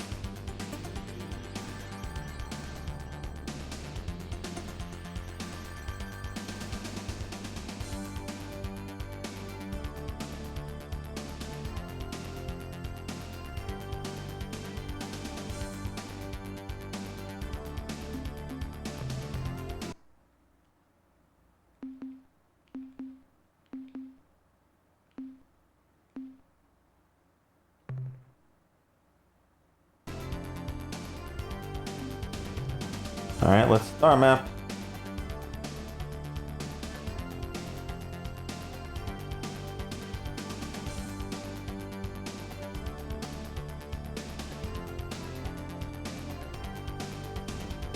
Where was I going to first?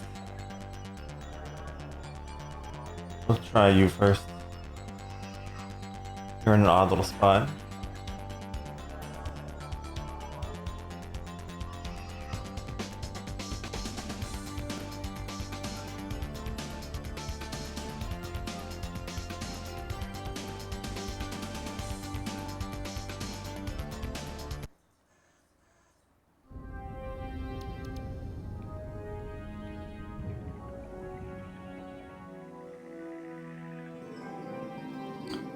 We're looking for the moon child, huh?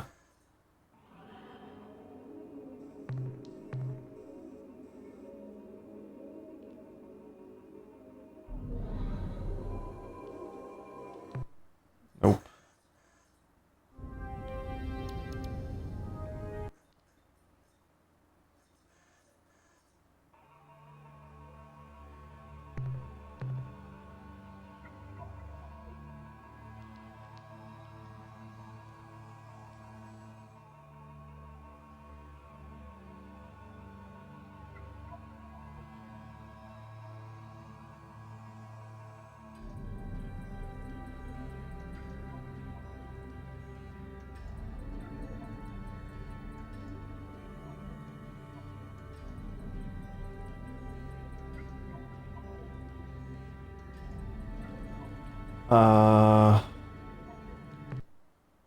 Next.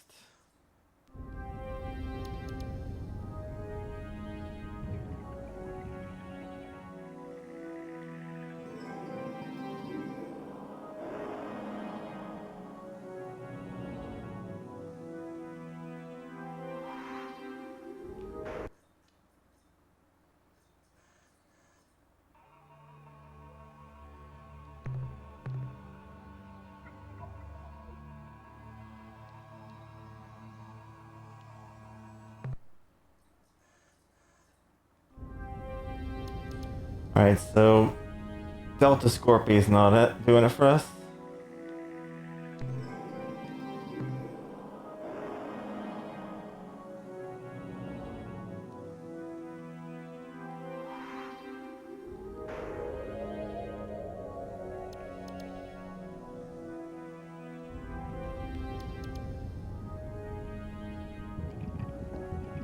Try Alpha Bray.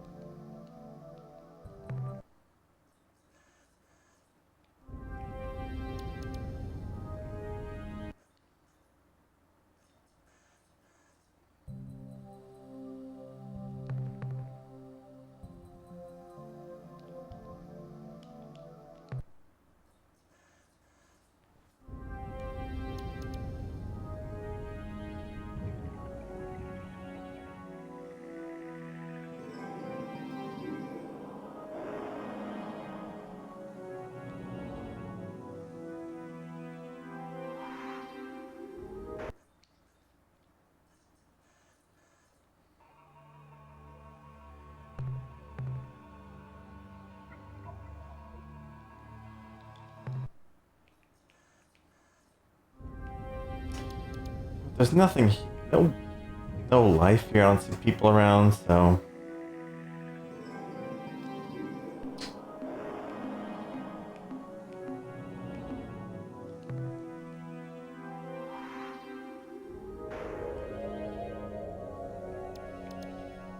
Let's try a different star system.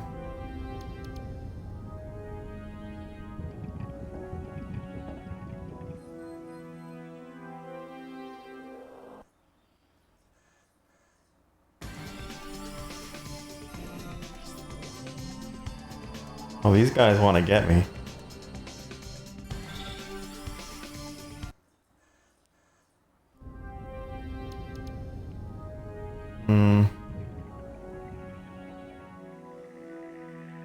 Might be a bust too.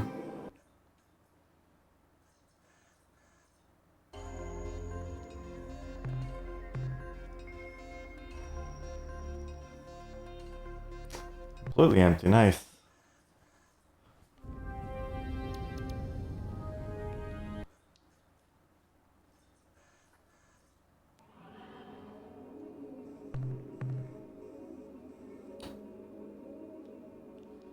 There's some good loot there at least.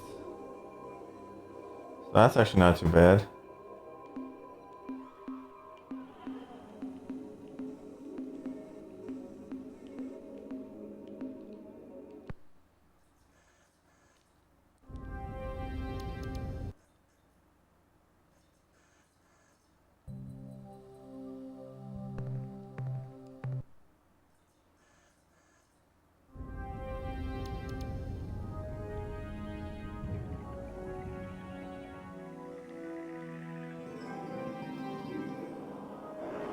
Let's move inward, then move out. I don't want to spend all day looking around things. It's much easier to move in and out.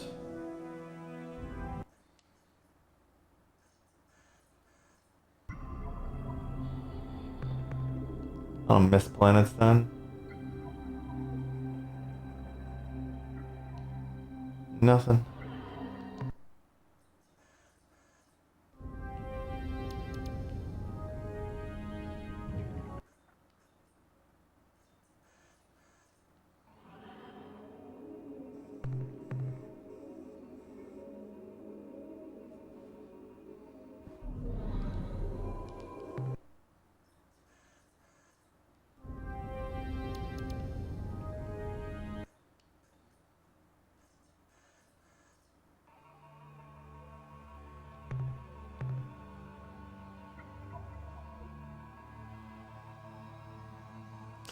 There's something there. What do you got?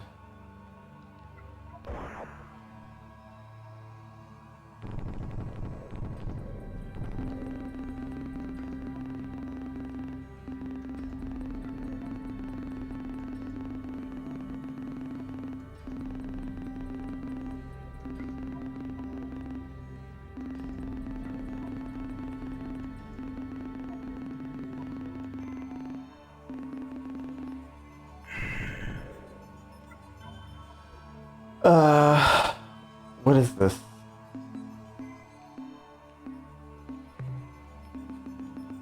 Egg case. I guess that's something?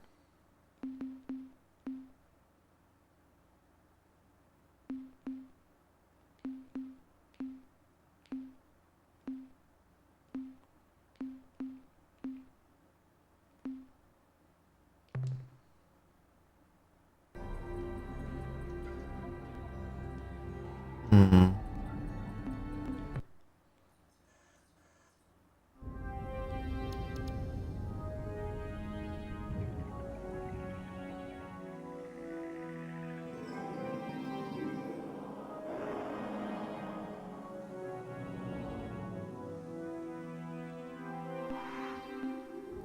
Is that maybe where it was? It said...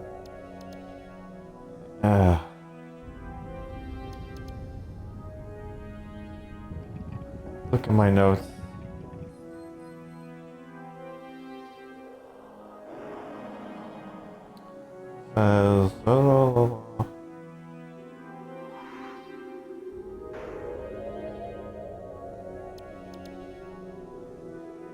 Birth of a Mycon deep child, a century ago.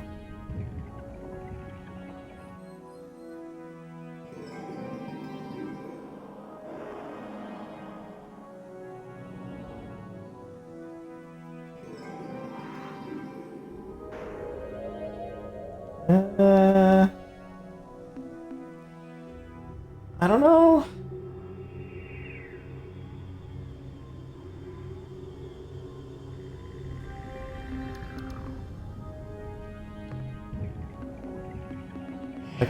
You know what I could do real fast? I could find out for sure. I could do this. I saved here, right? So I could have it analyzed at home base. We could do that real fast.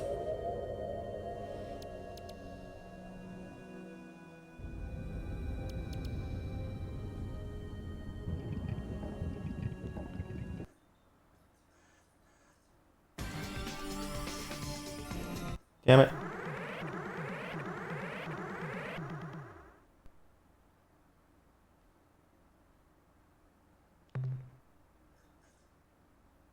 We are not hostile and seek to establish friendly relations That's these with guys. species.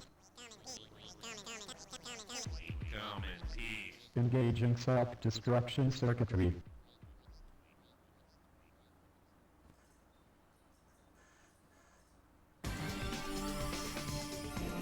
Oh shit, I didn't want to do that.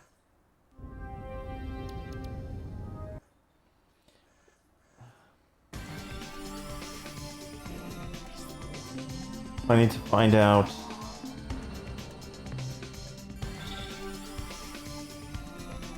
if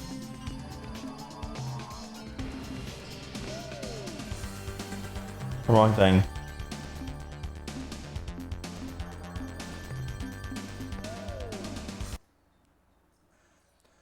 To find out if this is actually anything useful to me. We'll go back to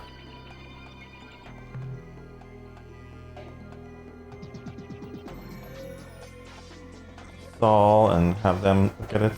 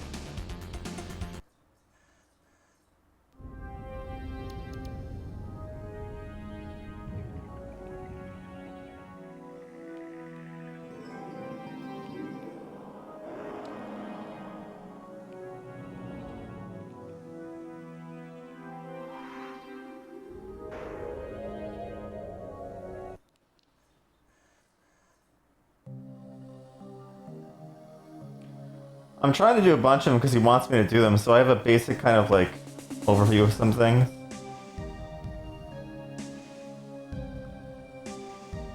I'd offer more if I did side stuff. I mean, I don't know if I'm screwing some stuff up because two of the people I've allied are already gone. So the Funk people disappeared, and so did the Spathy.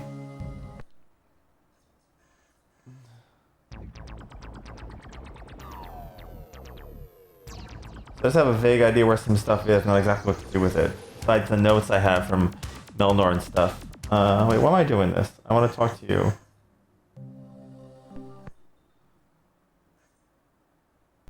Ah, Captain, I'm glad you're back. Okay, what is this? The analysis reads as follows. Subject Mycon egg case. Data? We really didn't know Mycon came from eggs, but our analysis of this sheath shows that it's been subjected to phenomenal temperatures and pressures.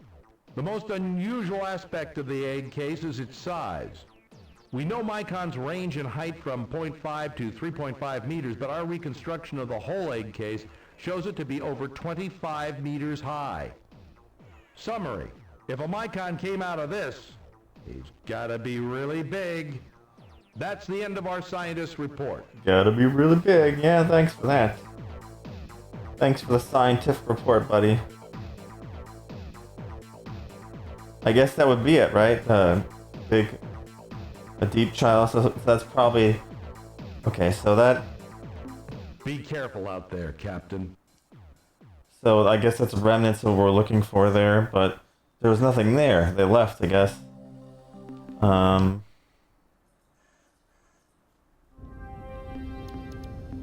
Let's load back.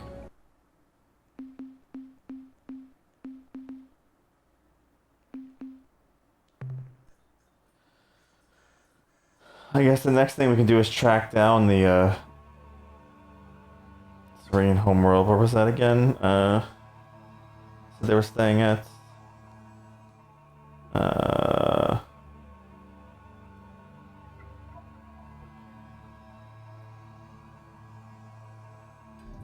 Manual's been pretty helpful too. It has a lot of useful stuff in there.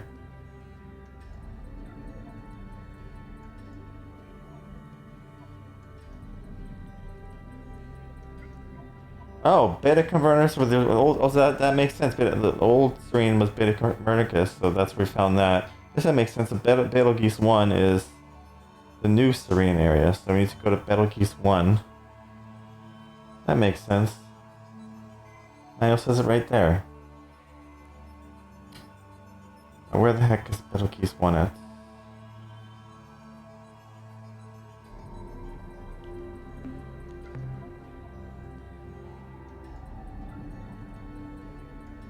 Costco. Well, you got Easter coming up soon, so it's gonna start getting nutty regardless.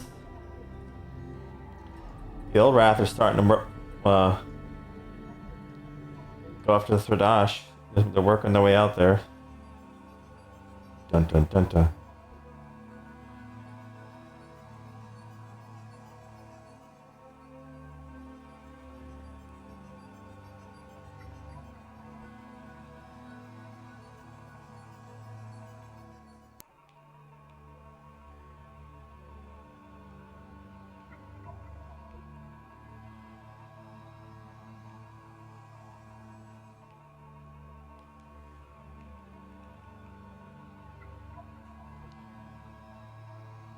It's actually close enough to just go.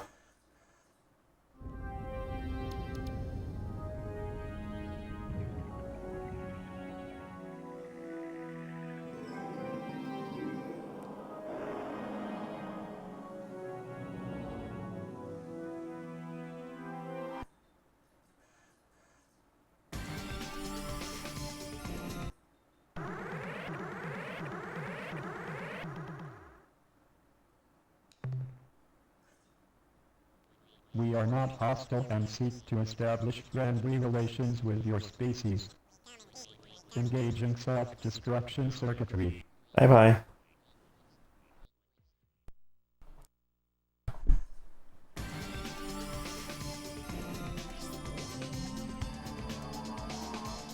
I haven't seen the other enemies I saw before.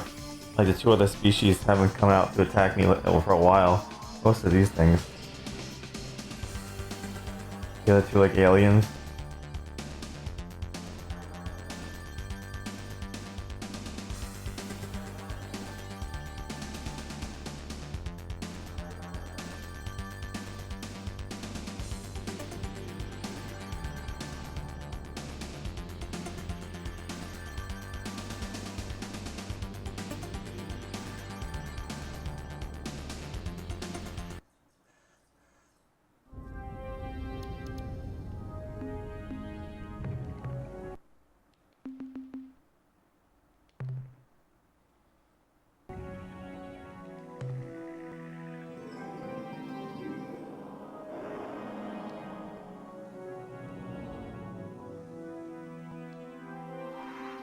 Oh, they got an actual base there. Look at this. Hello. Attention, unidentified space vessel. Be warned. This slave world and its inhabitants belong to the Urquan. I am Starbase Commander Talana of the slave planet Gaia. Your ship is not responding to standard hierarchy identification sequences. You are therefore classed as independent. And what? Is my monitor display correct? Is that a human commanding that vessel? Who are you? We're the exit. Ethics police justify the costume immediately. I'm the right one for you, baby. Oh man. Of course. It's just tempting to say some of these silly things. Hello, Captain. But you haven't answered my question fully. Why are you here? Where are you from? Has the slave shield been lifted from Earth? Are the Urquan finally defeated? Simply put, Captain, what do you want from us?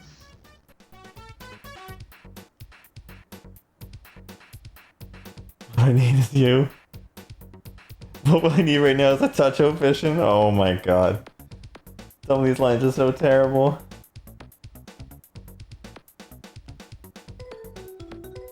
Look, friend, I appreciate your offer, but we don't want your help. Why? I'll tell you why. Because we're not going to do anything to antagonize the Urquan. That's why. We may not like slavery, but it's a damn sight better than our alternatives. Below us, we have a beautiful world. Maybe it's not Syra, but at least it's a home. That's a lot more than we ever had before the war, before the Urquan became our masters.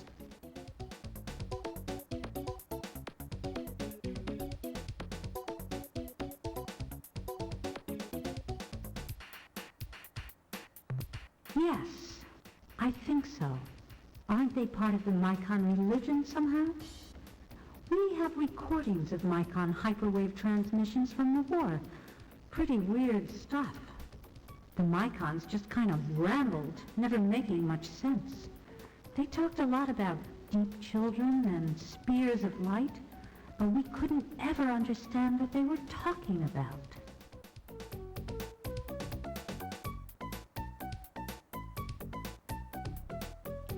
What? What did you say? Human, you had better not be joking. Syra is not a subject for Earth humor. Now what do you mean, shattered planet crusts? How? That is what happened to Syra, yes, but we presumed it was a natural cataclysm, a meteor. Do you have proof that it was something else? These deep children?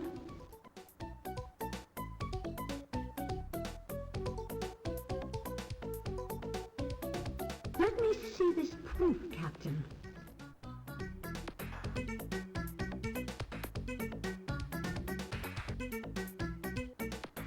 Great gods! These fragments, they are identical to the debris we found near the punctures on Syra. We never guessed that the fragments might be organic. To have survived re-entry, nothing organic would remain. Unless it was genetically constructed for this purpose. And only the Mycons possess this capability. The Mycons will pay dearly for their crimes. We will not sit here and do nothing while the Mycon fiends are free to roam the galaxy, perpetrating their evil. You wanted our cooperation in fighting the Urquan. You've got it. Provided you first help us seek our revenge against the Mycon race. Help us to destroy them.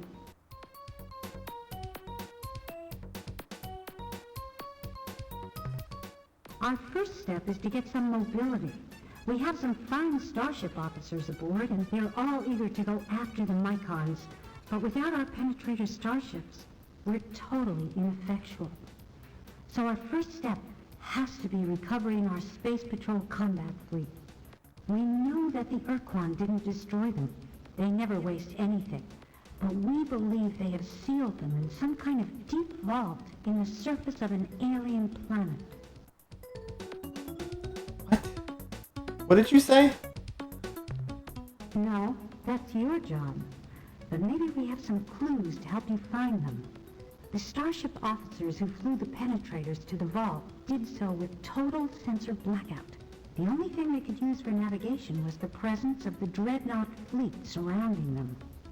When they arrived at their destination and lowered their ships into the immense vault, they were transported to the Dreadnoughts and only caught a split-second glimpse of the outside world. As far as they could tell, the sun was either red or orange. Based on the trip time calculations, the farthest they could have traveled is about 200 hyperspace distance units. Captain, we've assembled a small team of our most skilled officers. We will send them to your ship on board their own small shuttle. We feel that in the interest of efficiency, we keep our officers away from your crew, at least until the mission is over.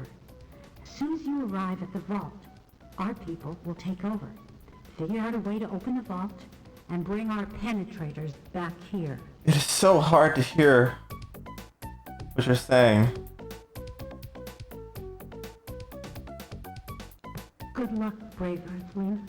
When your mission is successful, maybe then we can get to know each other better. It's 200 somethings away. It's a certain kind of sun.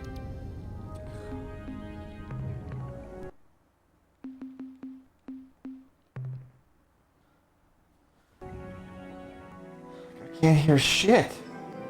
That's probably the worst part, like no subtitles, I can't hear nothing.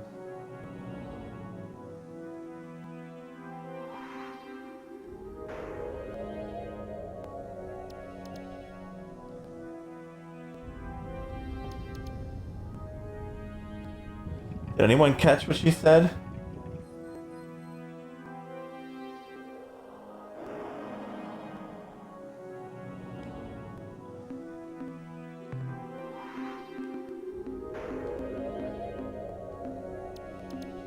Shuttle.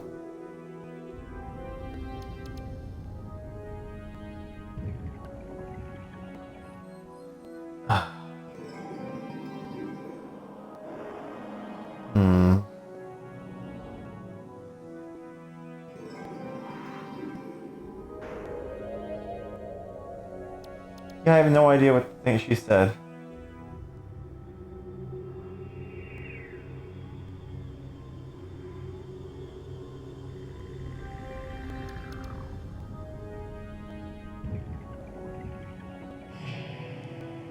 That's what I love.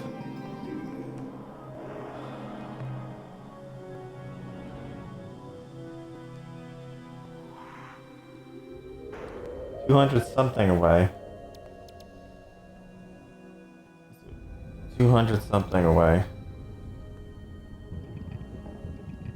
That would mean either 200 or 600. 200 is probably too far, so if it's 200, it can be closer to 600.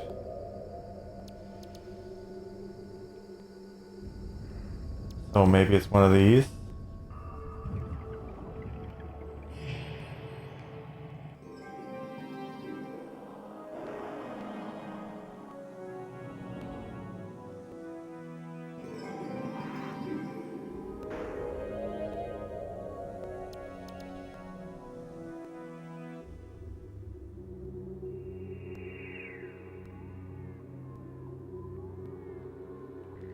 It could be any one of these.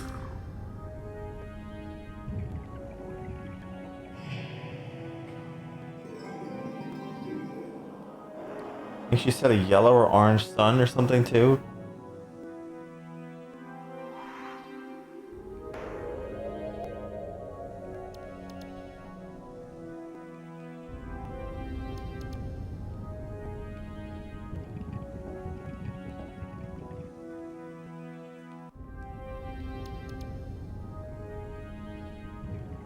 Or maybe it wasn't a yellow or orange sun. I'm so confused.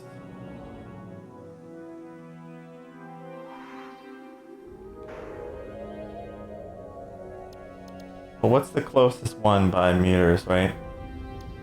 400.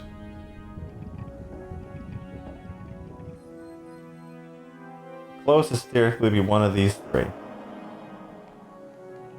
So we'll start one by one.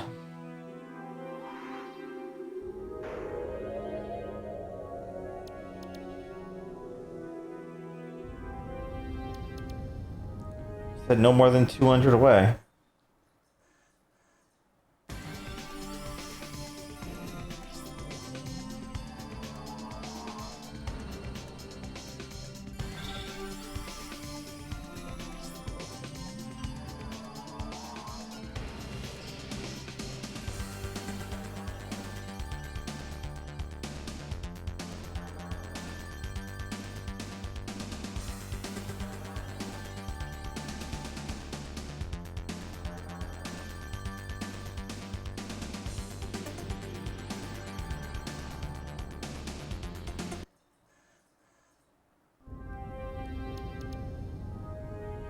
Oh, shit. What are these?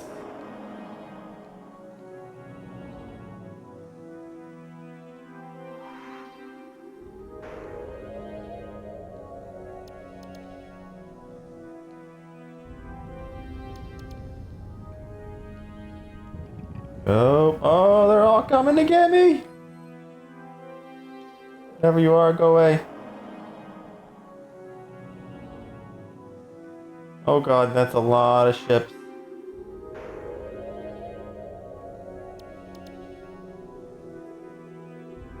Ship conga line, guys. Ship conga line.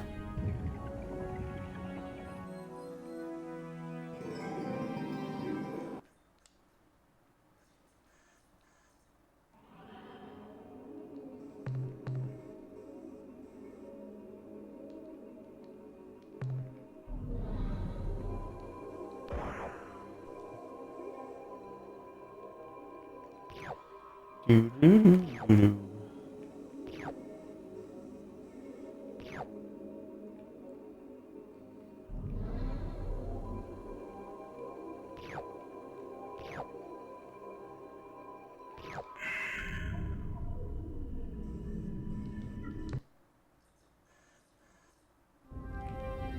Nope.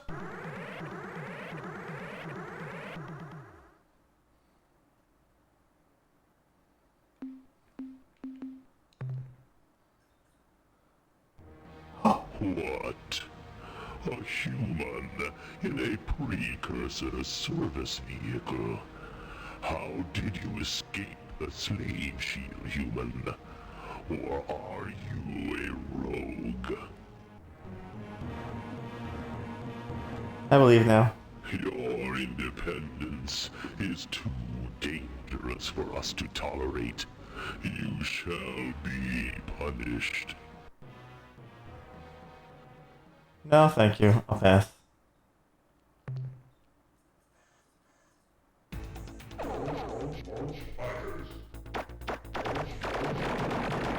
Or I would get wrecked in the process, so that's a bad idea. Oh god. Alright, let's reload.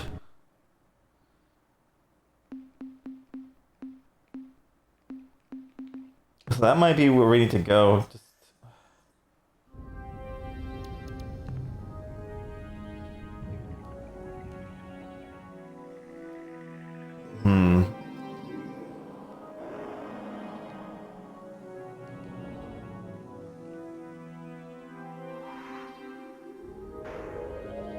However, avoid all those guys. No, thank you.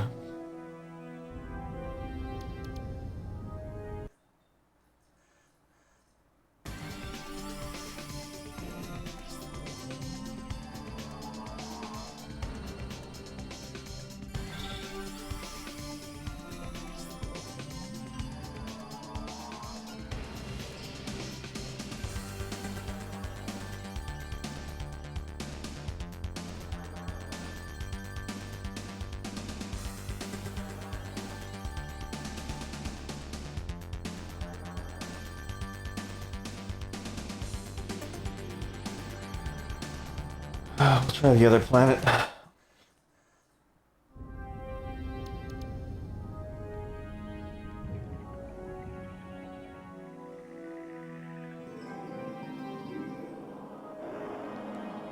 There's different ships here now.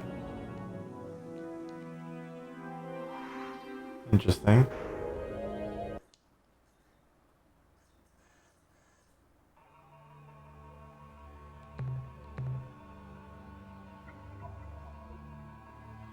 Oh, there's something there.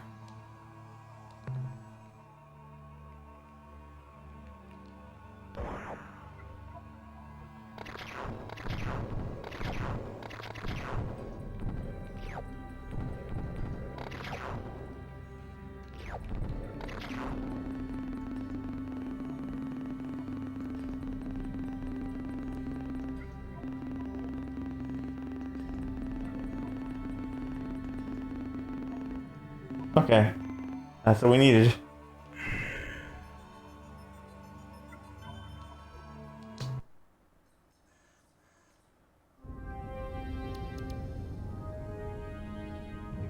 Don't you follow me?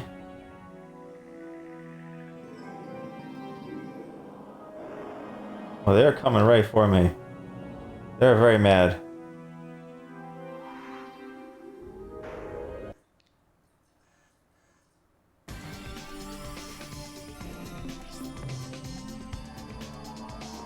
Back to cookies.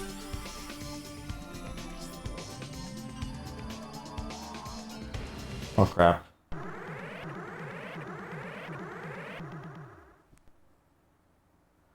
Oh, these guys. What to do? We wish to learn more about you. Please transmit data. Engage in self-destruction circuitry.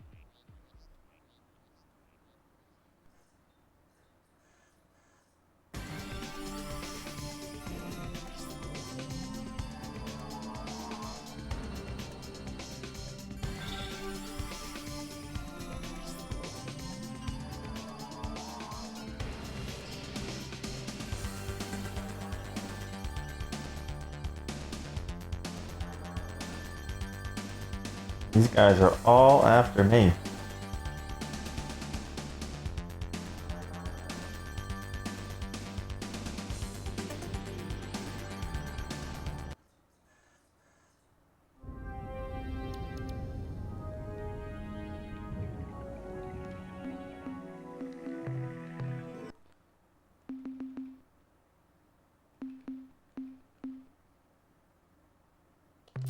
You know what? I think this is a good point to stop. I have to make dinner and stuff. I'll probably be back tonight to continue more of this. Things just kind of start to move along a bit.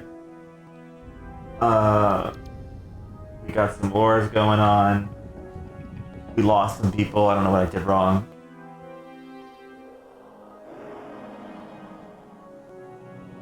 Looks like we're progressing story a bit, I guess. Getting allies. We'll see.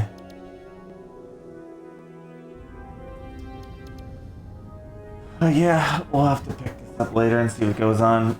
I think I'll be back tonight. If not, tomorrow for sure. But I'm going to try to get back tonight. Let's stop our timer here.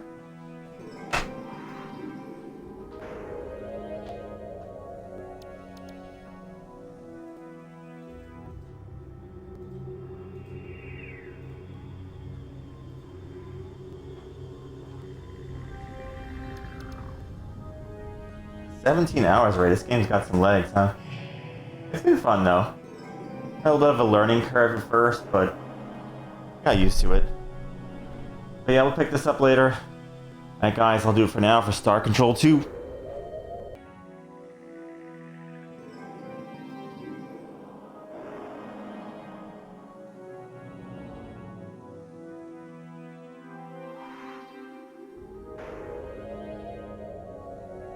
Now we're back.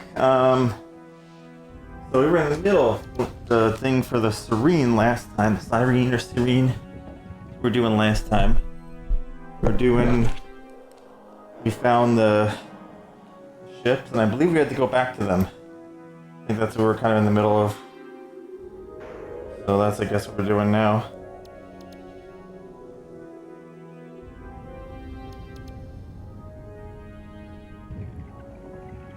Alright.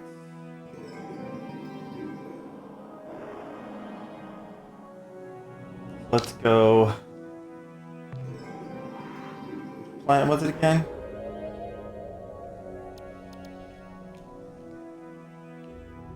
It was this one, right?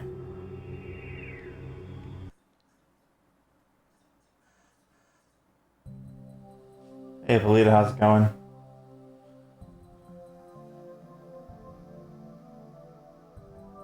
Right? Still more space adventures. I've been getting kind of a late start because I'm still helping Shannon out. There's still some things she can't do. She's still recovering from surgery, so I've been kind of starting a little later some days.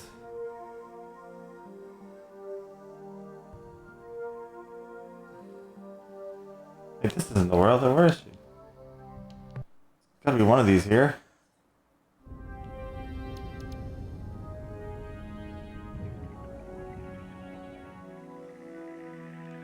Gotta be this one. Yeah, there it is. That's right, there was a spaceship. That's why I was. Yeah, they have like an actual space base like we do. Good. Now we can proceed with our plan for revenge against the Mycon. From our analysis of the deep child fragments you showed to us, and a review of the recorded Mycon transmissions from the war, we've established the kind of world the Mycons desire for their hideous, deep children. They need a planet like your Earth, or our Syra, one rich in water and oxygen, and possessing a molten active mantle. Our plan is to lure the Mycons to such a planet, and then attack them when they least expect it. We know of just such a world. When the Urquan were analyzing their massive planetary data to find a new home for my people, one of the close candidates, ranked just below Gaia, was a blue world orbiting close to the star Organon. Captain, we need your services again. Here is what you must do. You must go to the Mycon and tell them of this world. They will find that the world is suitable. And when they go to Organon, we shall be there, waiting for them. Then, we shall destroy them. Oh, we're setting a trap. What if I died in a stage? What about us? Chipotle, I've gone there a couple times. It's not my favorite place, but it's okay.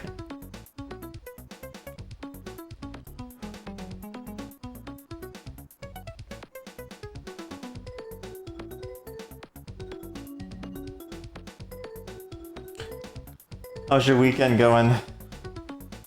Polito, got any fun plans for the weekend?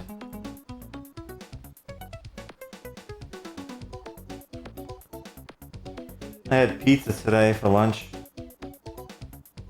I had a bagel for breakfast.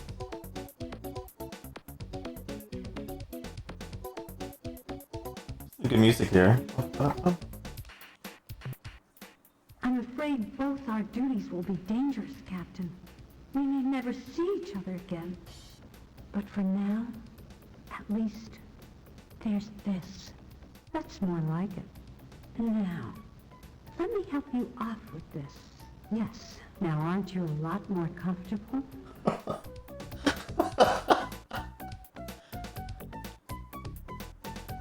In the spirit of interspecies communication, let me say cowabunga.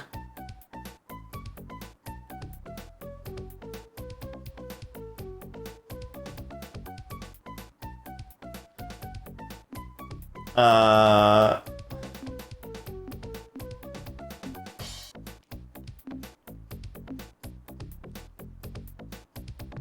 Well, to start off, I thought we'd do something like this. Unless your species isn't lunar enough. And then I thought we could move on to something a bit more like, this. And after you've recovered, I thought this might be fun. And if you're still conscious, I thought we could try this. Even though I've never done it before. If you're still conscious, we can try this.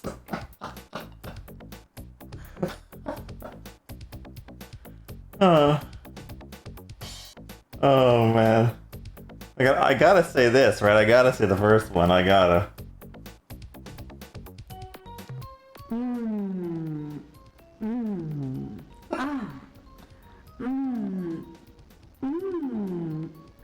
Does that answer your question?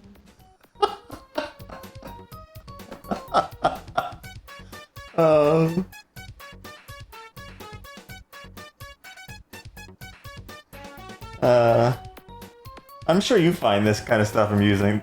I know you love dialogue options, Hippolyto, so the fact that they have stuff like this, I'm sure amuses you. There's a lot of dialogue options in this game.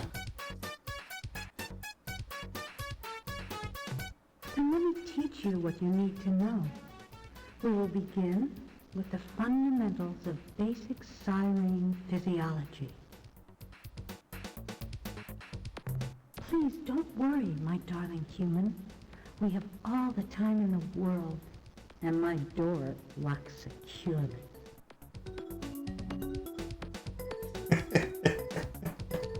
And stop wasting your lips on words, you silly fool, and come here. Several hours later. Goodbye, Captain Darling. We each have our jobs to do. Now you must go. But you will remain always in my mind and heart and deep within me. I know that someday, when all this madness has come to an end, we will be together like this again. They really did the several hours later. Some of it does, like, so people will attack you over certain things, or I guess it changed the fates, the races and stuff with certain conversations, so some of it does have effects. Like, I've started some wars. And they're probably avoidable, but I started some interplanetary wars so far.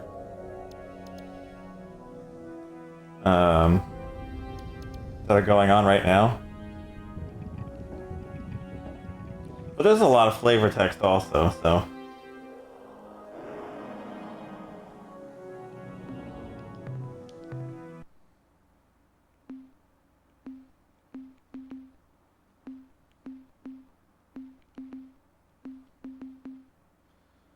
Where we saved that last?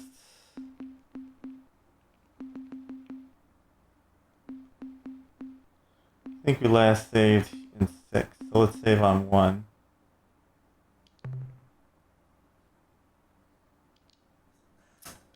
Oh, it's doing that not enough space thing again. Because some files are getting so big.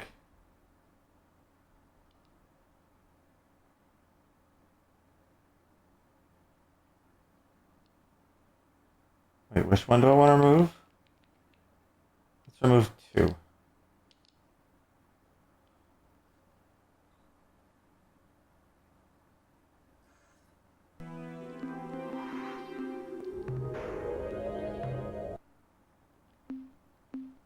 I moved 3. I guess 3 is fine.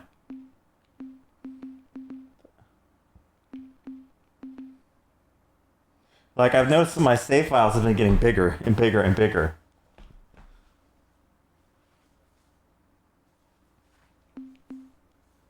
So I've had to make more space on the 3DO.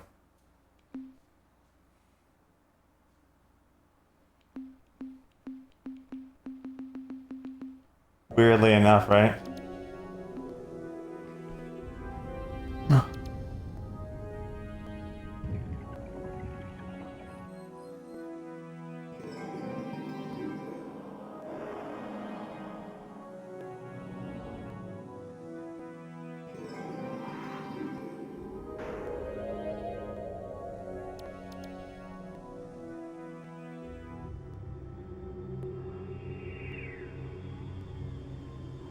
Oh, you've been doing some some RA streaming stuff, yeah? What got you into that? The Builder Festival of Fun. So we gotta go set the trap now. That's our next thing. Streaming, yeah. Have you been doing a lot of that?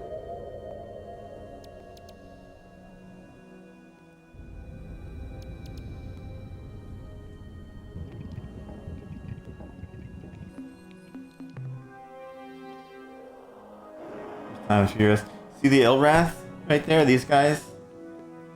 They're going towards the Thredash. I don't know where the Thredash are. I could look on my manual. It says where they are. But they're going to start over with the Thredash.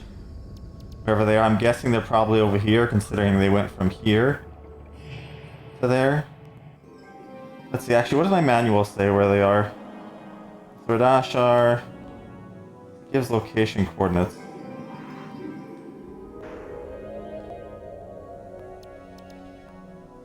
Thredash.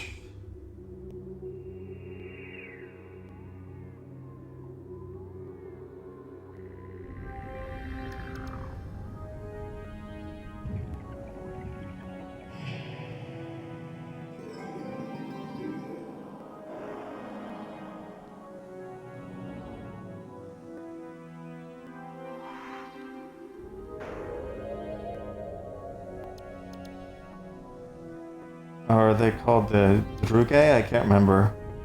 Are they Druge? What are they called again?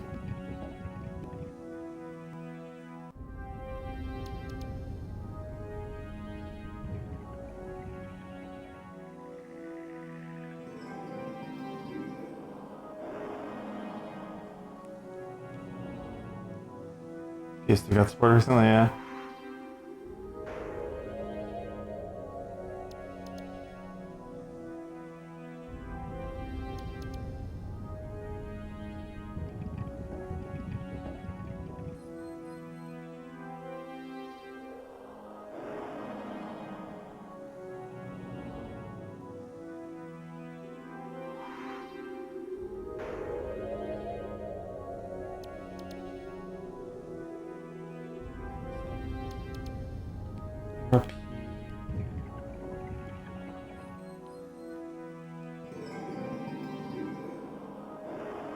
They're up around here somewhere, I think. So they're heading up here to start a war. I don't think I've played the PS2 Bob the Welder, but I could be wrong. I'd have to look at my list.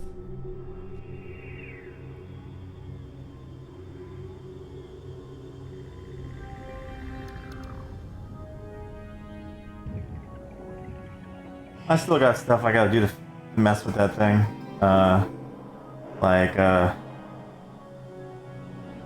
I was trying to remove dates from there. I wanted to keep timers, but I didn't want to keep dates anymore because there's a headache to remember and mess with all the time. So I was gonna remove that, but when I remove that column, it breaks the whole thing, so I'm gonna have to figure out how to recode it without that in there. It does seem like dates are tied to completions on the stats thing, so I have to figure out how to reprogram that shit. Recode it or whatever. I also started a little split war here. These guys split, and they're going to they're gonna try to like remove the queen from power or something. I don't know, something like that.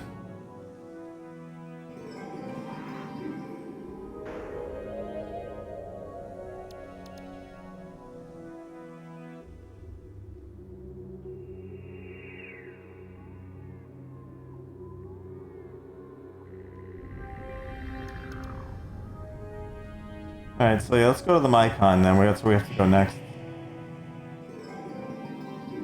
Yeah.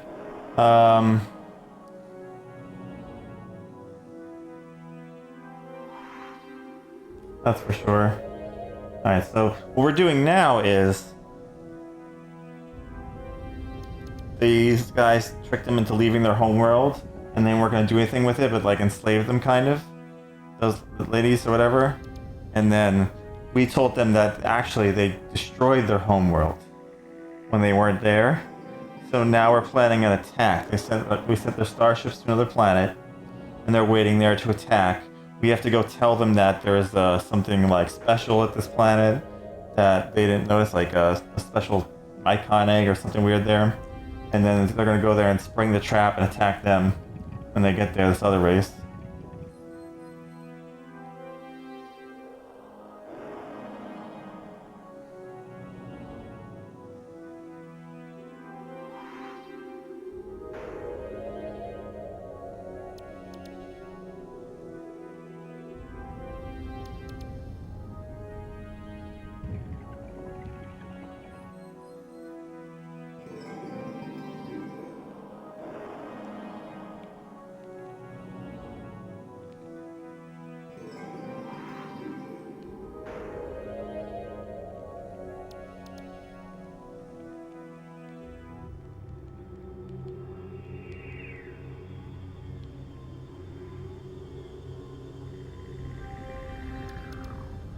Nope, no way to phone head.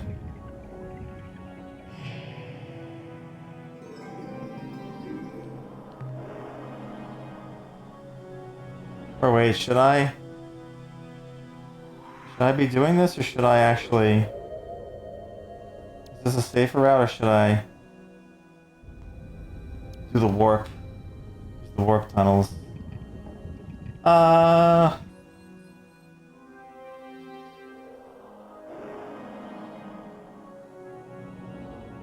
The warp tunnel is actually closer.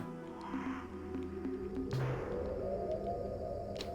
do that instead.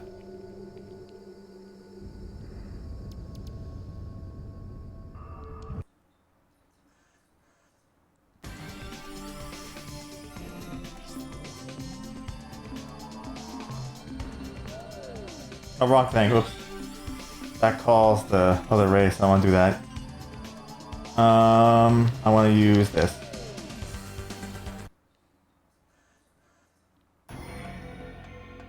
Yeah, it is.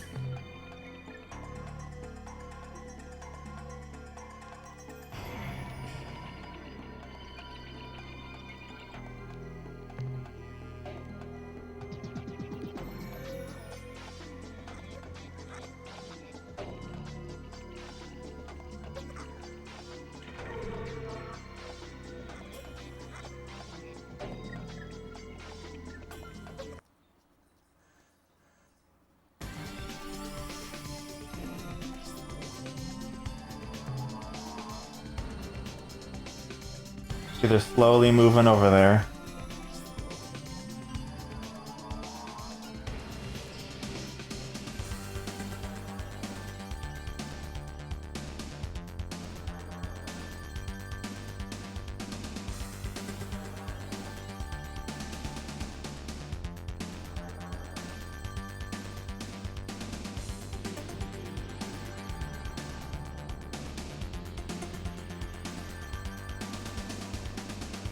Our ship is the Vindicator.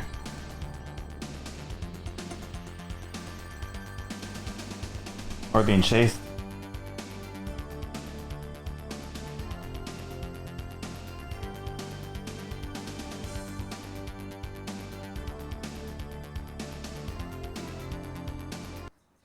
We've lost a couple of species already. So I don't know,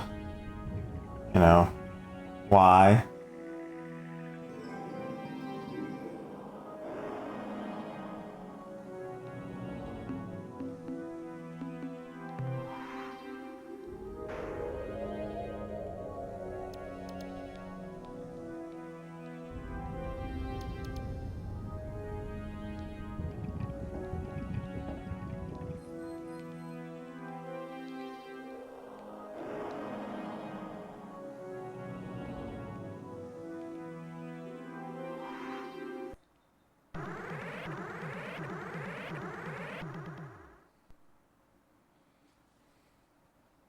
Look at all them ships. It's a lot of ships, right?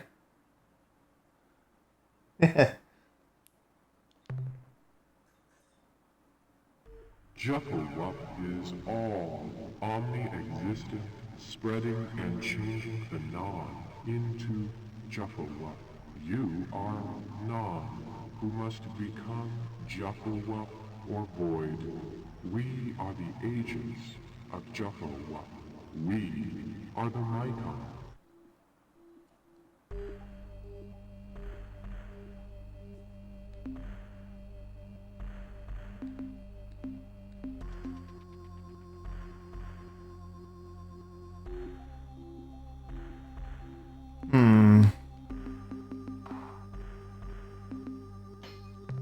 A single spore lands, finds nourishment in decay, and soon attains maturity.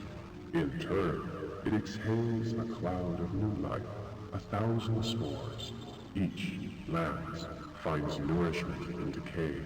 So progresses Juffawa.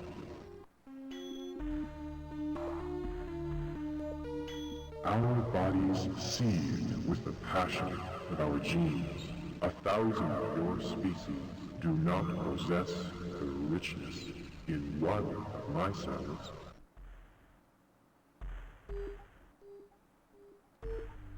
As we need. Your suggestion is appropriate.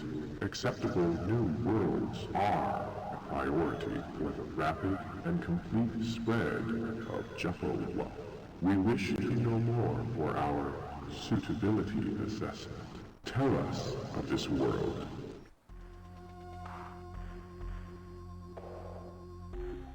Yeah, I did do the PS1 Bob the Builder.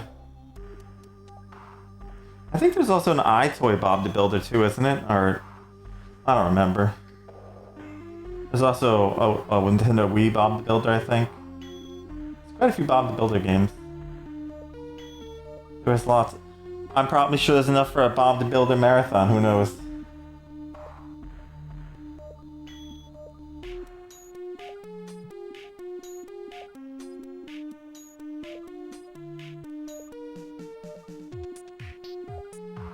This is good. This is good. This is good. If your words are true, we will gladly spread Juffawa to a new world. We will assemble the birthing fleet and send them to this planet.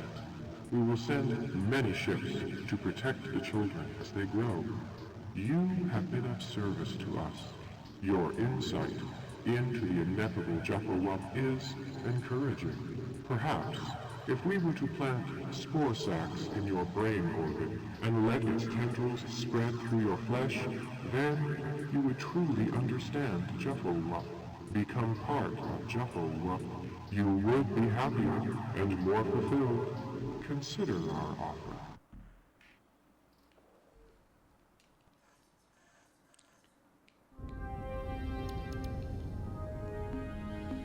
Okay,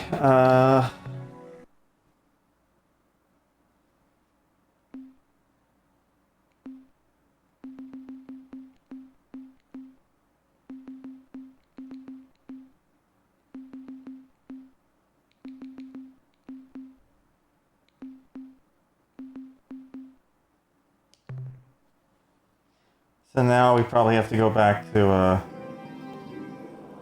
where we were before.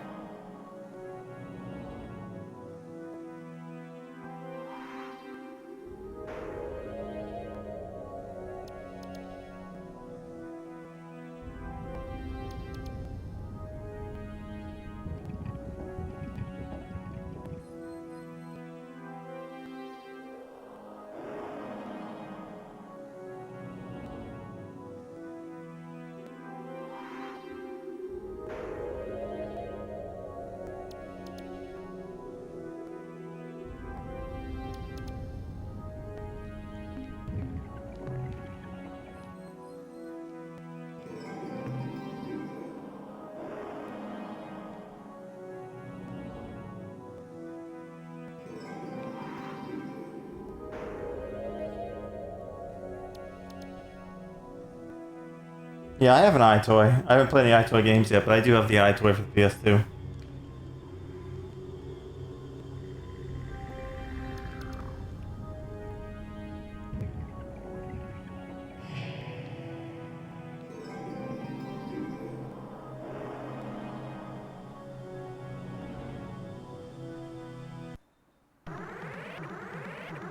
Uh-oh.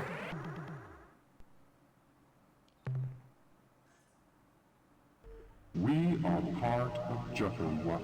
Jufferwuck is the hot light in the darkness. All else is unfulfilled void. We are the Mycon. I don't know, I know it's a camera, and I don't know how it works exactly. Jufferwuck fills in my fibers, and I grow turgid. Violent action ensues.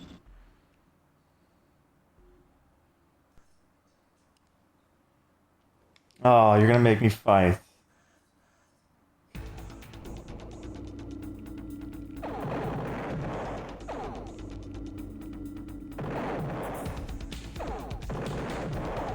Get out of here.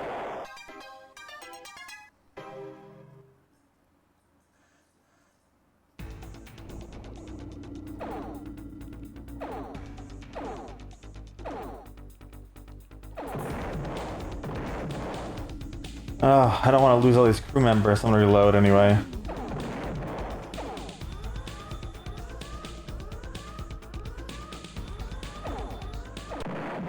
I could probably do this without losing crew members, but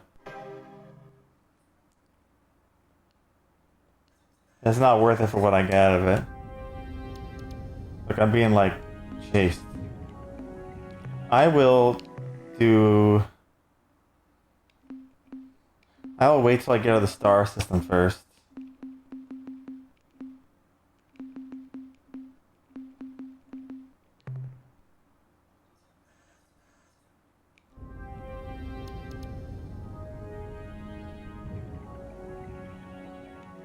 I know the ITO detects movement, I'm just not sure how it does its movement thing.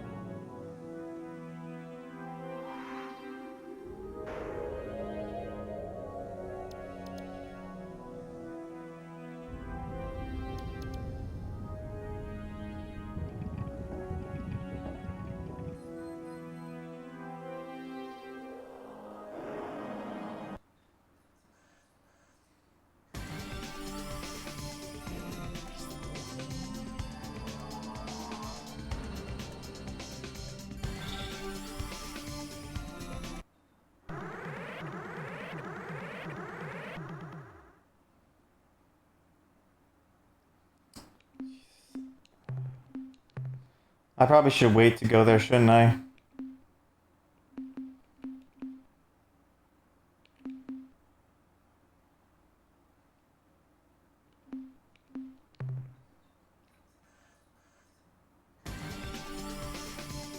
Hmm.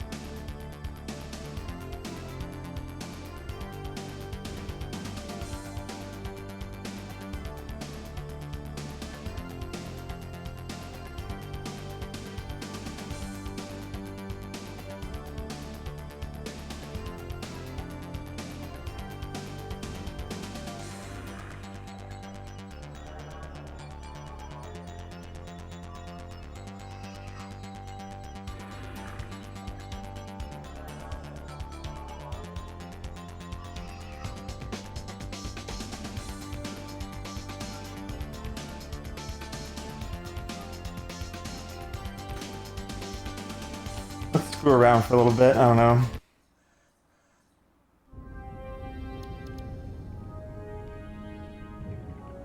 They clearly gotta wait for them to do whatever they're doing.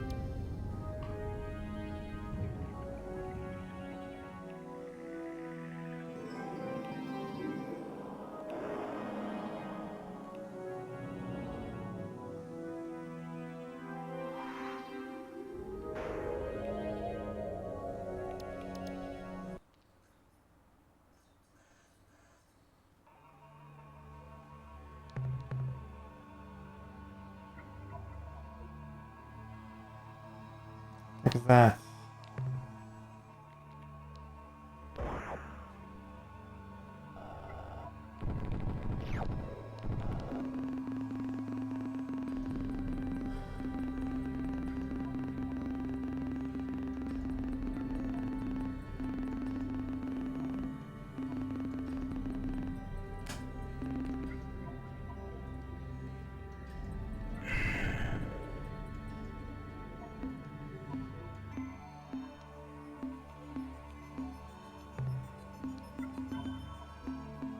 Another egg case.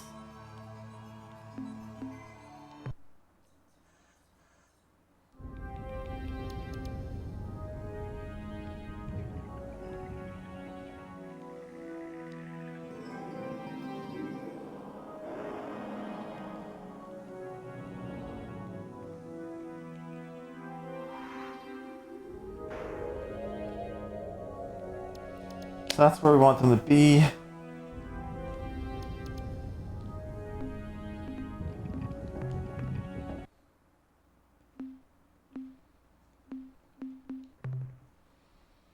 However, we need to kill time.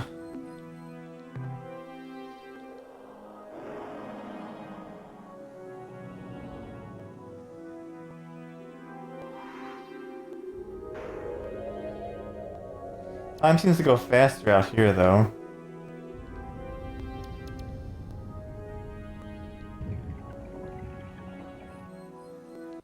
But I can get attacked.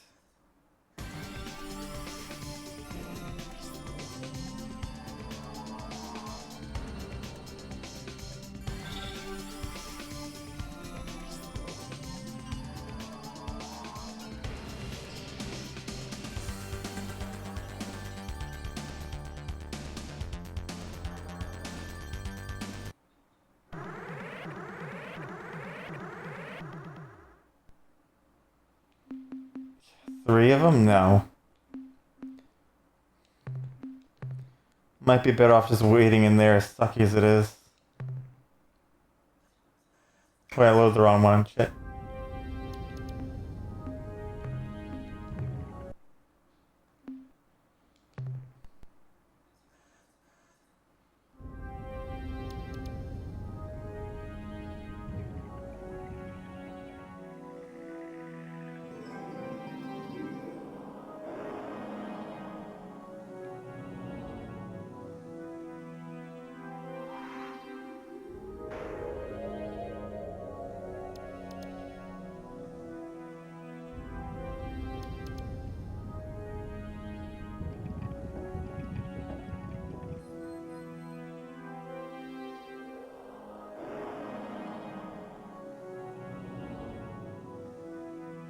What if I try to... Wait, let me try this. Hold on.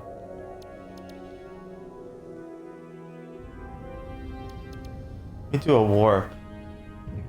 Like, what if I warp to L?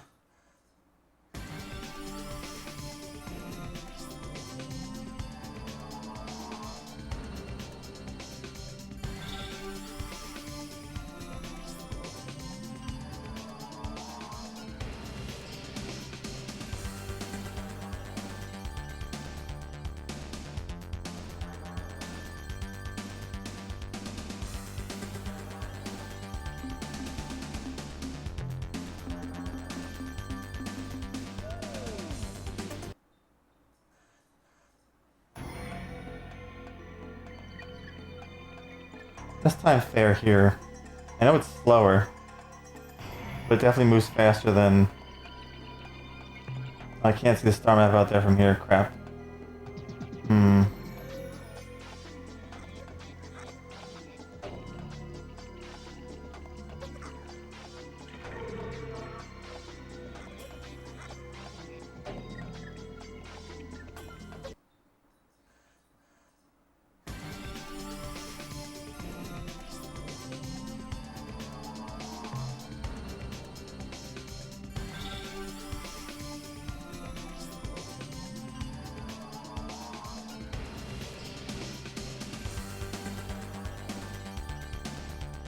Where are they going?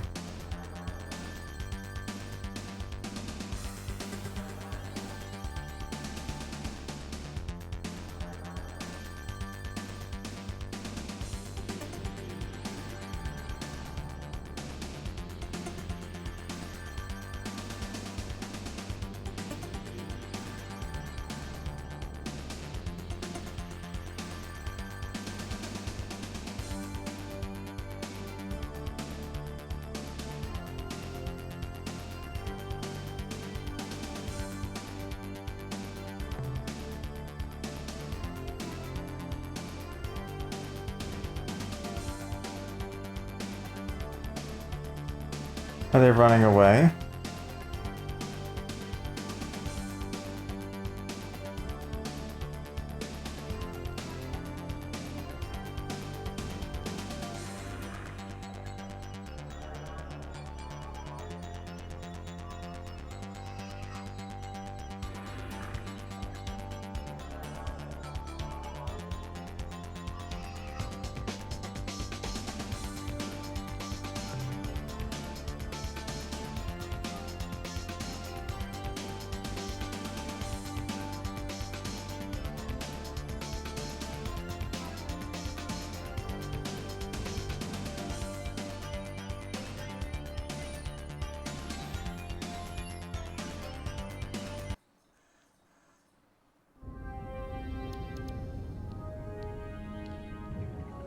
Can't tell.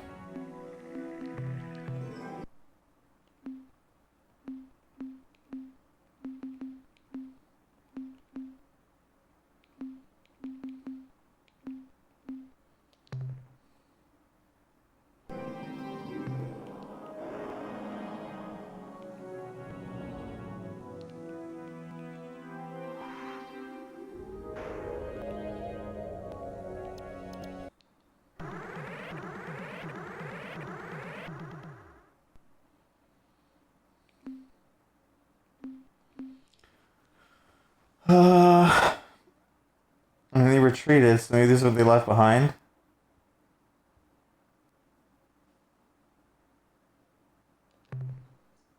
Five of them, though.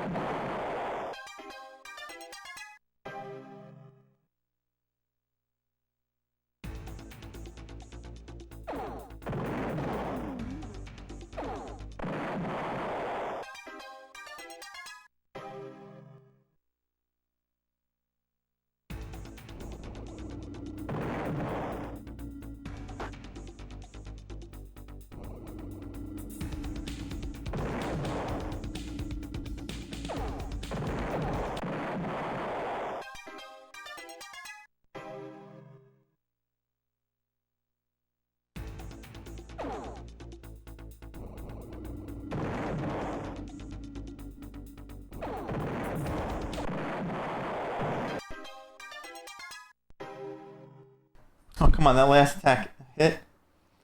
Oh, that was BS.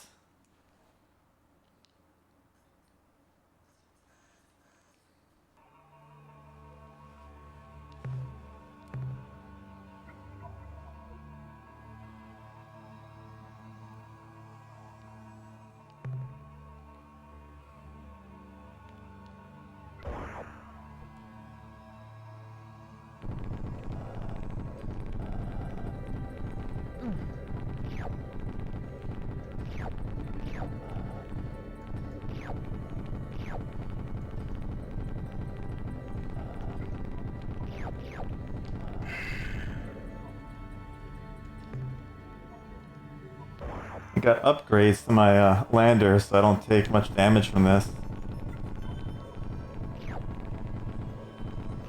Like I used to.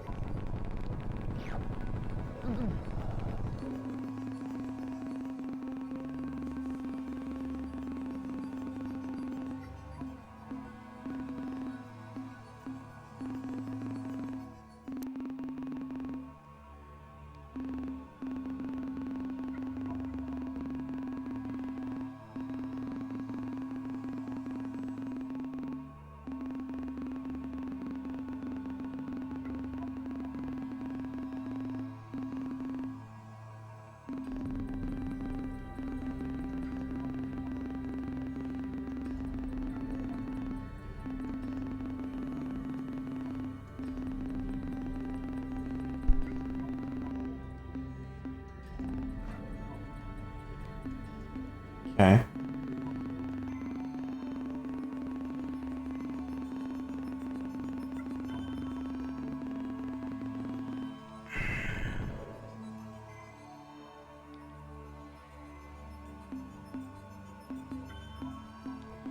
Cargo, not cargo.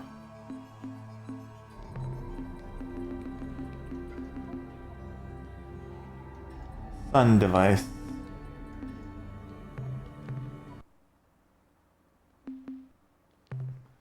Guess we could try bringing this back to them and seeing what's up with that. Oh, looks like war is starting. Getting close to it.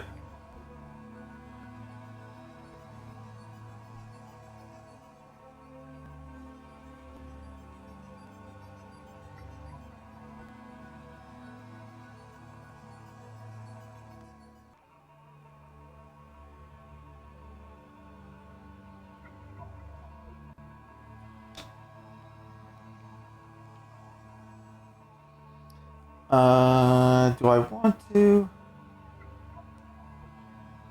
go to space or should I go from here?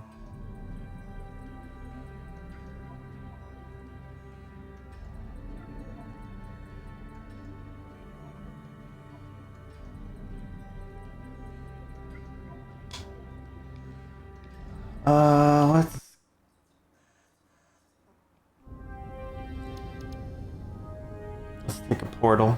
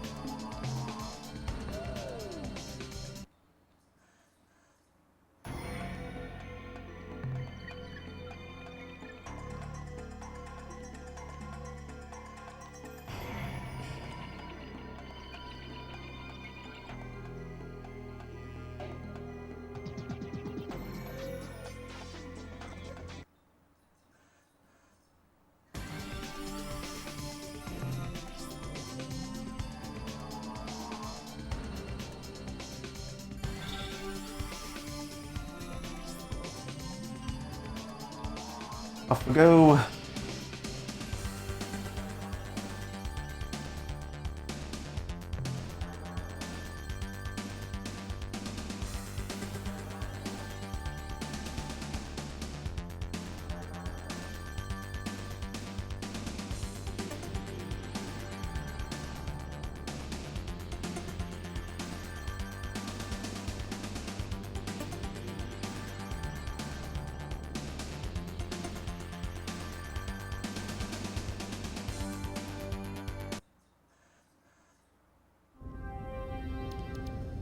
And off to go see them. See what they make of this.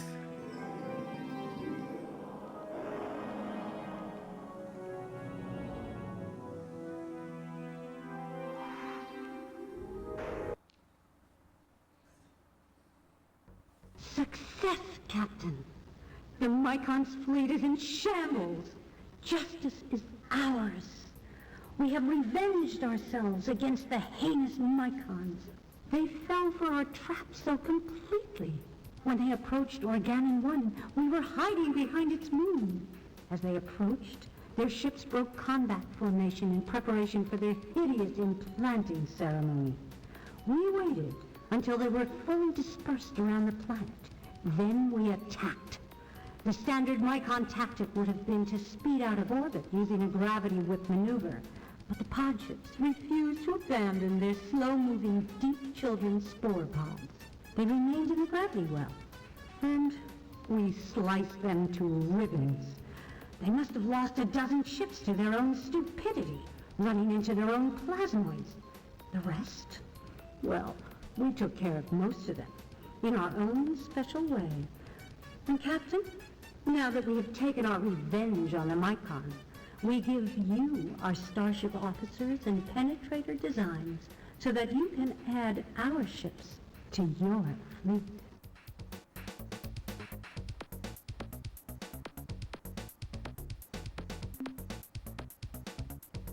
Captain, the next step is to pull down the slave shield from our planet. In my opinion, the only people who could do that are the Chunjesi. And as far as I know, they are under a shield of their own. Actually, I'm just dodging the real issue, Captain. Your agenda really has only one item. Destroy the Urquan hierarchy. How to do that? I'm not sure. But I know you can't take them head on, even with that amazing ship of yours. You will have to find their weak spot, and then strike it with everything you've got. I expect I'm going to be pretty busy for the next few months, overseeing repairs to our fleet of penetrator starships and preparing some kind of defensive system for this starbase. If and when the Urquan return here, you want to have a little surprise ready for them. Not a great deal, Captain. You seem to be the biggest source of excitement around here. I've had requests from just about every officer under my command to be transferred to your Earth starbase to serve under you. If I wasn't running this starbase, I'd be first in line.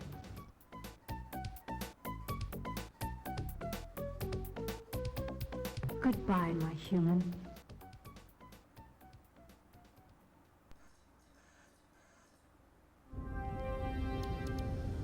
All right.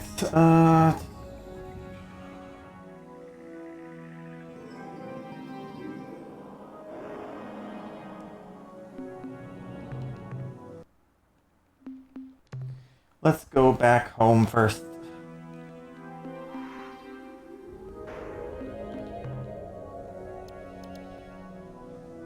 Need to replenish fuel, drop some stuff off, and we need to replenish crew.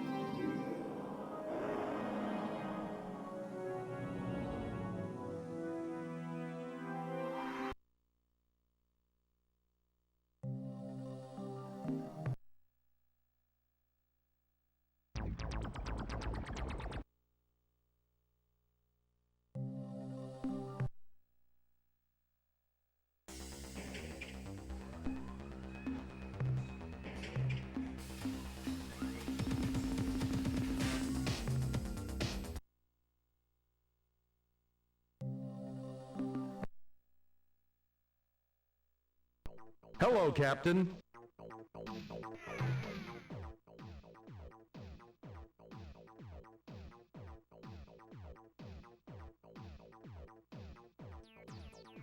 Thanks, Captain.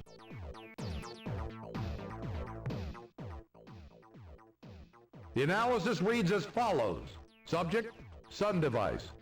Data, the unit contains a power generator whose output magnitude is simply mind-croggling.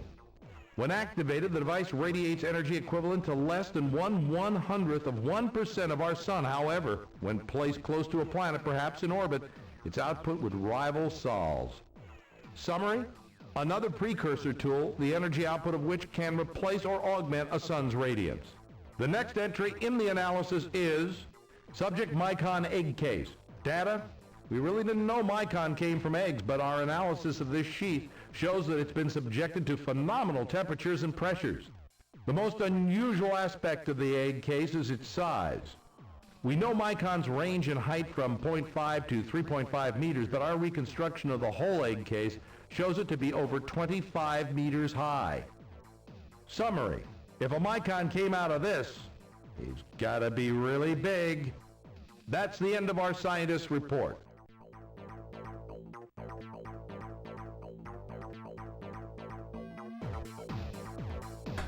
Thanks for the report, buddy.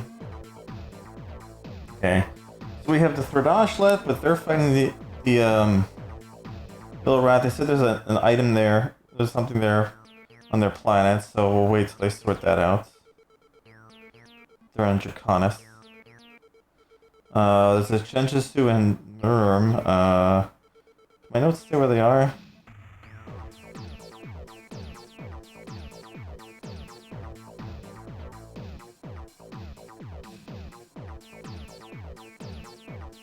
Does the manual say there?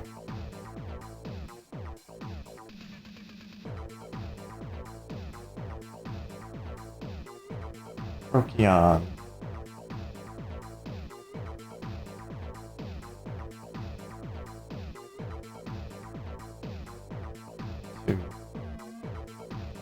So there's them. Who else is left other than that?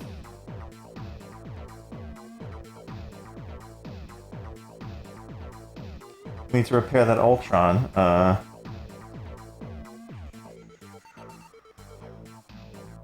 What does it say for repairing that thing? I know that Melnorn said.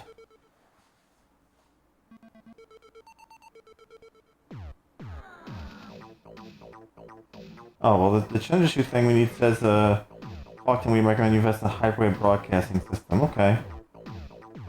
We got something for that.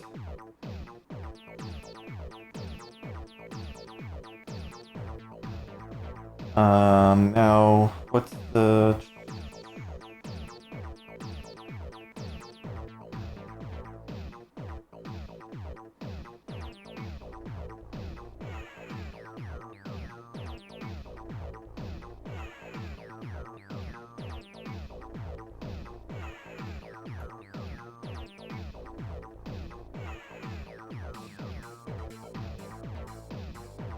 Rosy Fear at the Druge Trade World.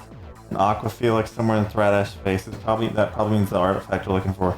We have a Spear Spindle, so we're gonna have to go to Druge also, and we have to go to Thredash probably when they're done fighting it out. So I guess we could check on the Chenzishu and Lurmer or whatever. Guys. Return soon, Captain.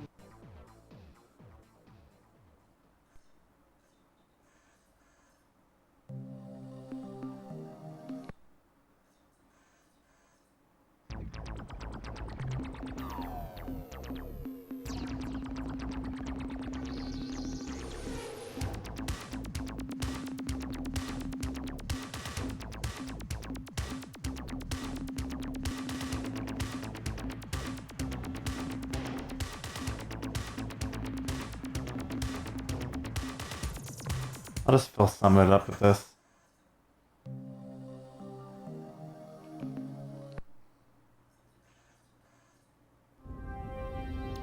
Then I'll call on those other guys to refill the rest of it.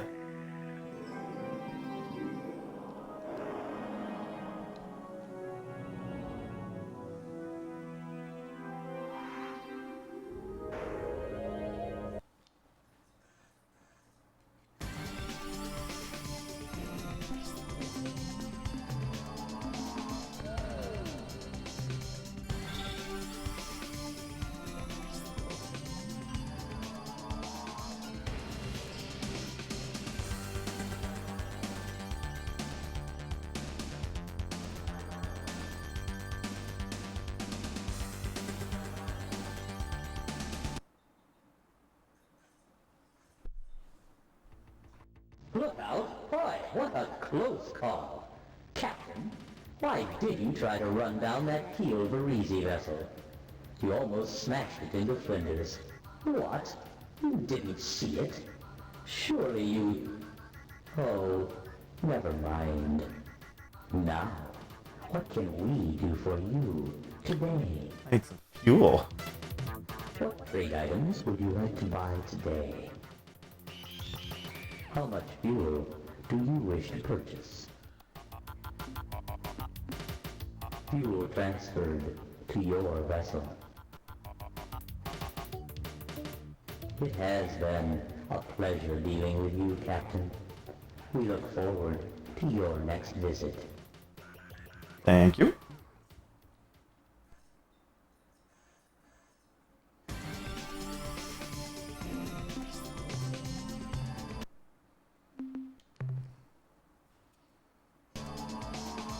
Alright. So, we define Procyon 2. Where is that on my star map?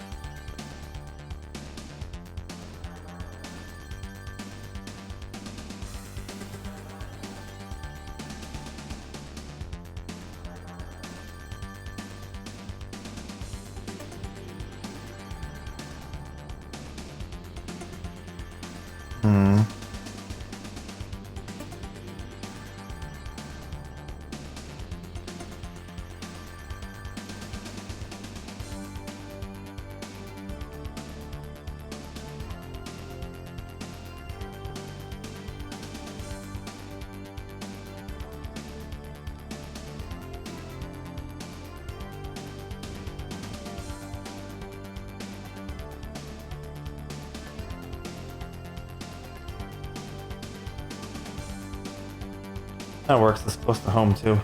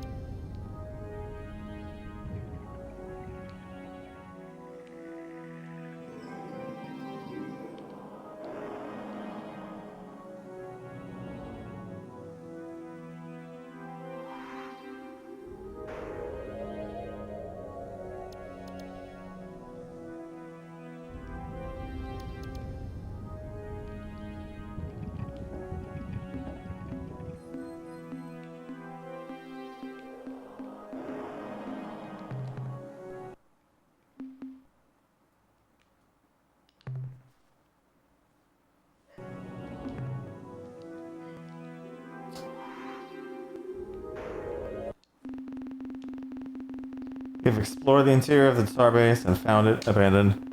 Computer records show that the Orc One put the starbase in orbit around this world, drifting the Chenjus and Marmar. From what we can determine, Chenju and Marmar were assigned a space set up mindless robots to run the station, and then somehow returned to the surface of their planet, penetrating the slave shield. Further analysis, starbases databanks show that the Chenjus and Marmar were exploring synthesis schemes to create a hybrid race, half Marmar, him, whatever, and half Chenjushu. The robots who run the starbase are armed and will not permit us to scavenge materials, so we are returning to the ship. Okay. So, we're gonna have to... That is... User item.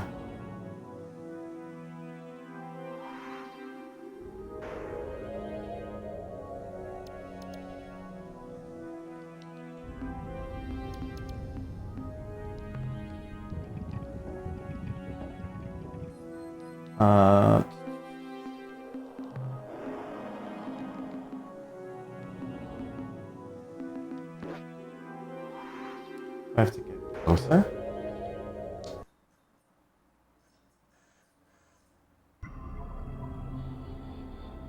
Maybe I have to use it here.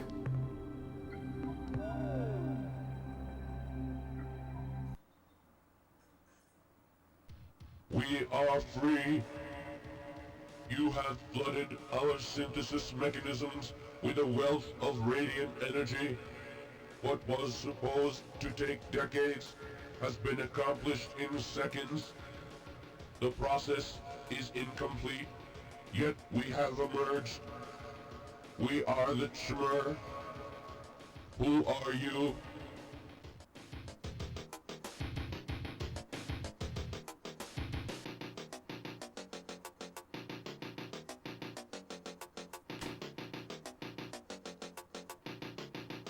Why have you interrupted the process?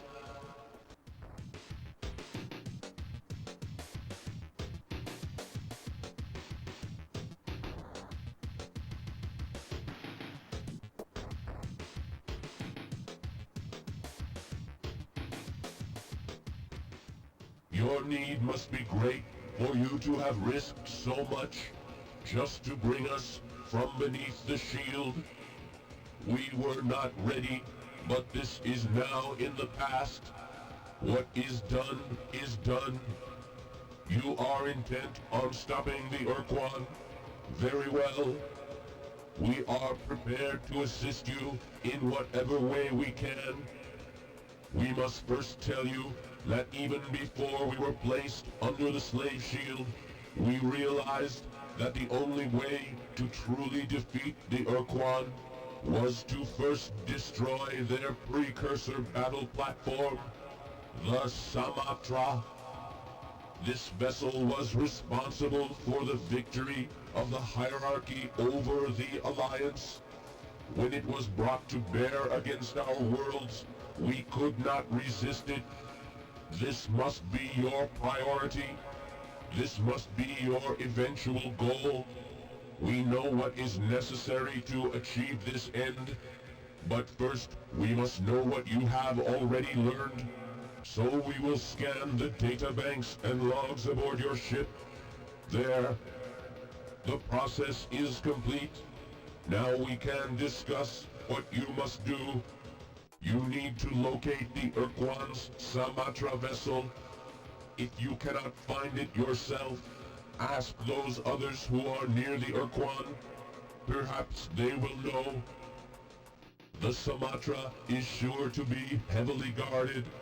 To allow you to get close enough to the Samatra, you will have to create some type of diversion.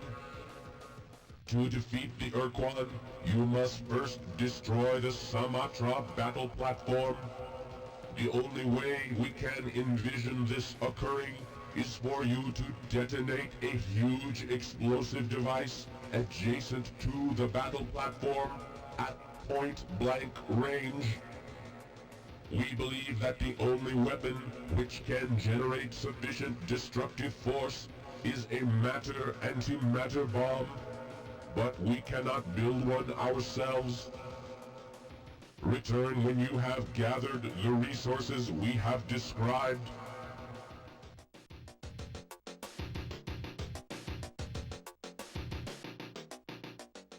We will provide you with the designs for a new class of fighting ship, the Avatar, along with enough Chmer to command however many vessels you may build. Avatar battleships are much more effective than our Broodhome or X-Form vessels. In competent hands, these ships can defeat any ship in space. We cannot help you until you have gathered the necessary resources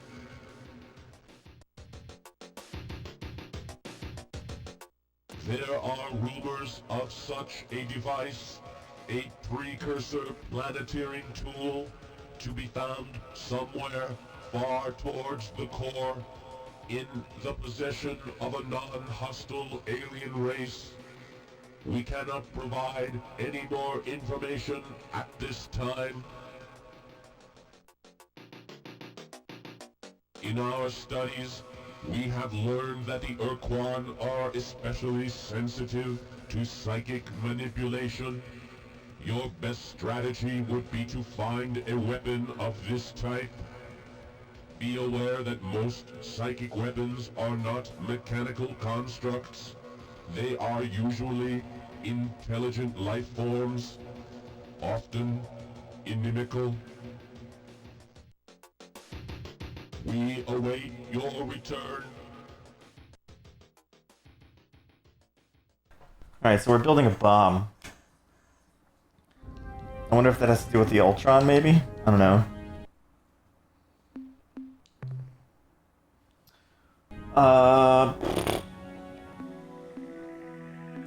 Let's go back home first, see if they have any news for us.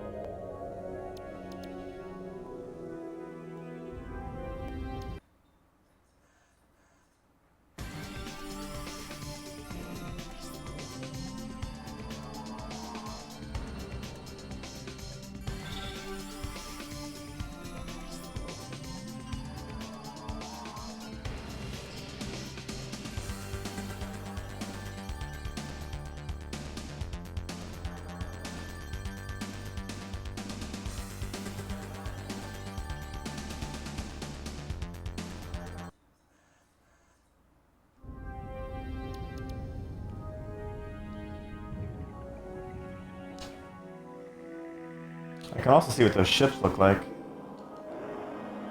Well, I haven't really been using any ships, but I can see.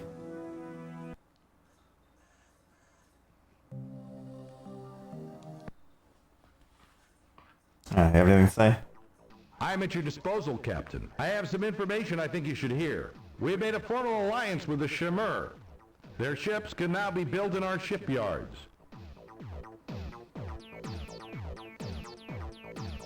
Certainly, Captain. What do you need to know?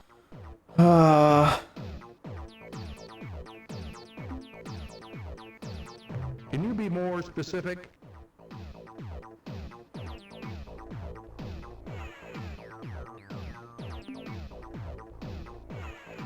Captain, I wish I had an easy answer, but I don't. The only way I can see of liberating Earth as well as the Alliance allies is to destroy the Urquan and their armada of battle thralls entirely.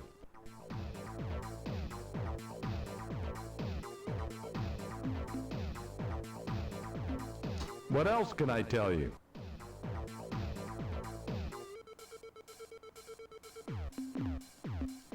Fine. Is there anything else you need? Guess Return not. soon, Captain.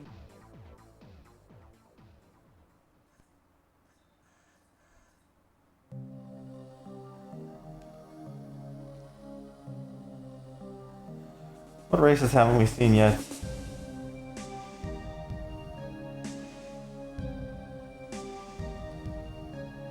Do Unser Falls? Oh wait, that's our home, as the manual says.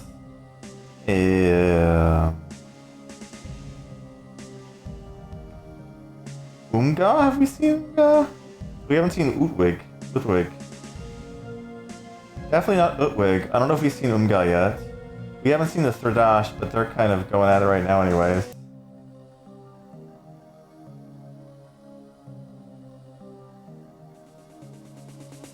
We could check out the Utwig, or we could go try and get the stuff for this. Oh, well, it's also the Droog. Right, we need to get, So it says the. Oh wait, the Udwig will live. Okay, hold on. Udwig broke the Ultron.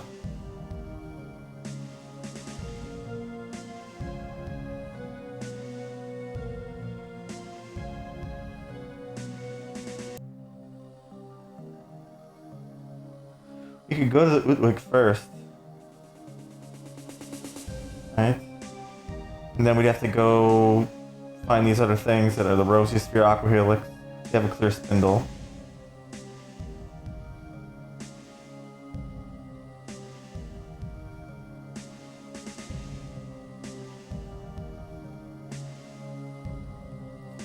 So what's closer? Thrash is all the way up there.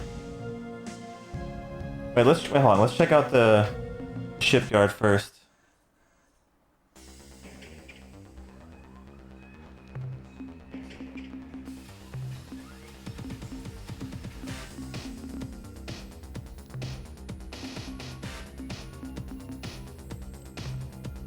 Still one of these. Why not?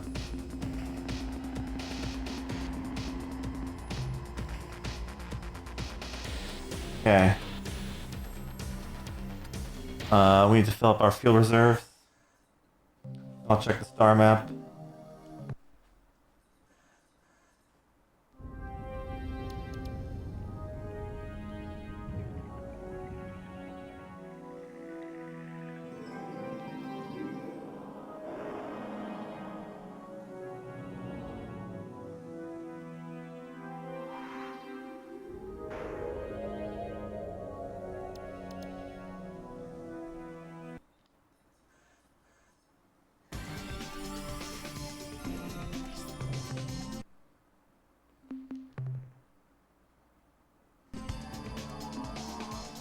So should we go to the Ulig first or the Droog? Wait, did I say? I think I just saved. Alright, so let's check out what's closer on the star map for us. Looks like they're still going at it up there. So we'll leave the Thirdash alone for now.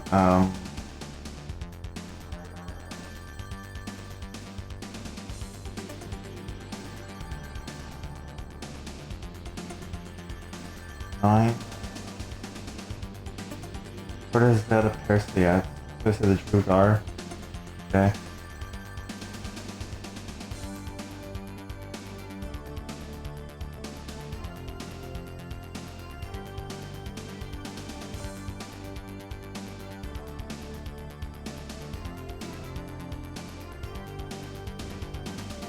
So around here for them, right? Now where is Rig?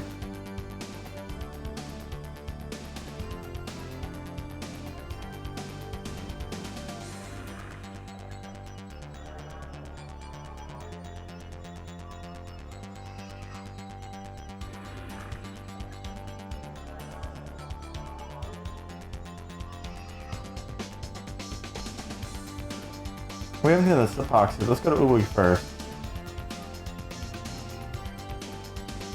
Udwig, Unga, Supak. I think that's the one.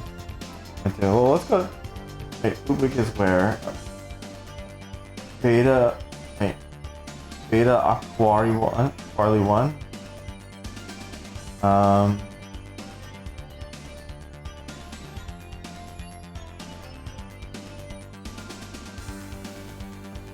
What's that?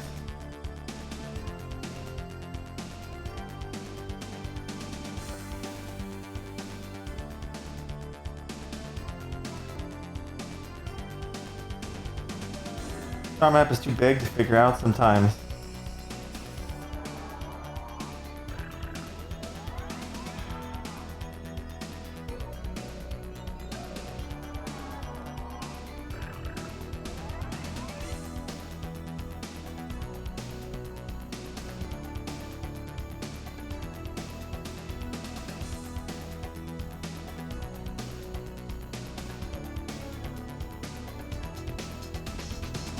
Okay, so has to go up there.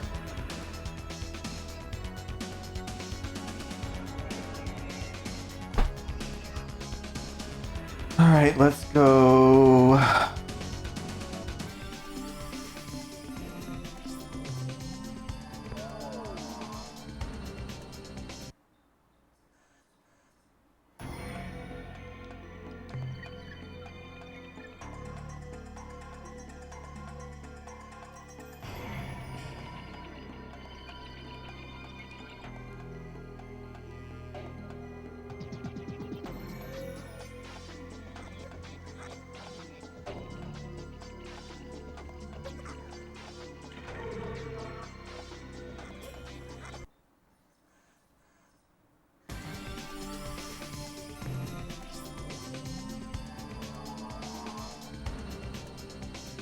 Am I kind of on the move again?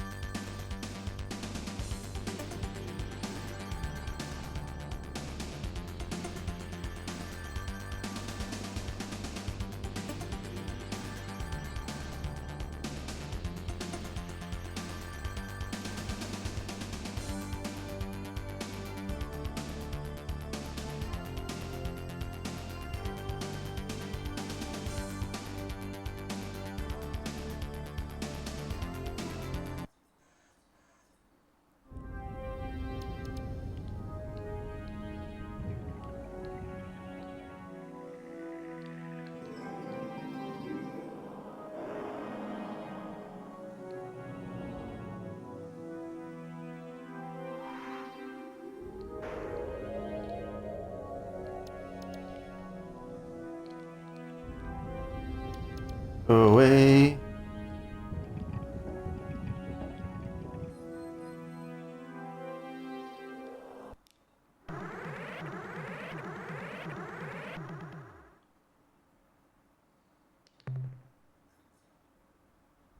Normally, we would not bother to acknowledge your presence, but you find us in a state of moderate depression instead of our normal cycle of self-destructive tendencies.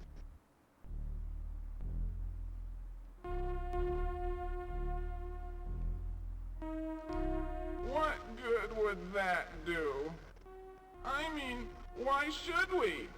We agonized for hours wondering if it was a cruel twist of fate or simply a serious case of butterfingery. The lifetimes that have been spent in the pursuit of the elusive answer to this deceptively simple question has driven many of us down the dark road of self-destruction. Indeed, even as these words strike the ears of any who care to listen, the real question is, does it matter? I cannot say. I wallow in a quandary, unable to determine what better atones for my part of the great sin. Should I engage in slow and painful self-termination? Should I commit myself to a long life of painful self-flagellation? Should I throw myself with enthusiastic verve at the problem of collective annihilation? I do not know. Even now, my mind writhes in anguish of indecision, lest the outcome be inadequate.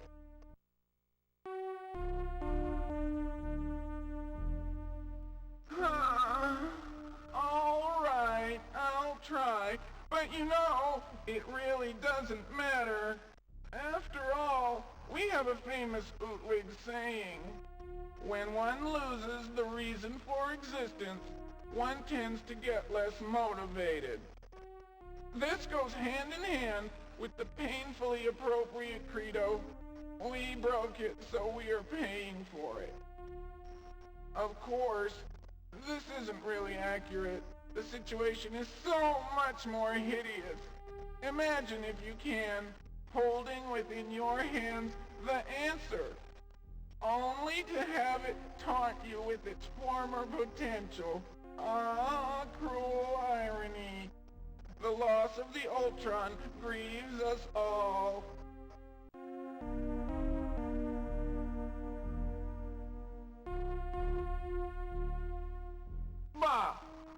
doesn't matter.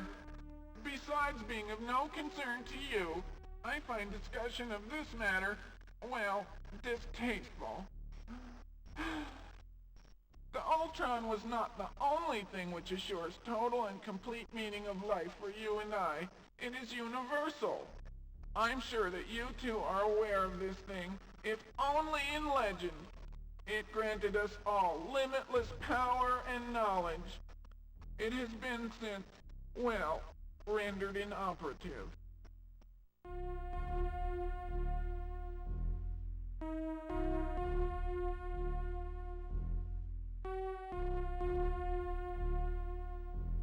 You are kind.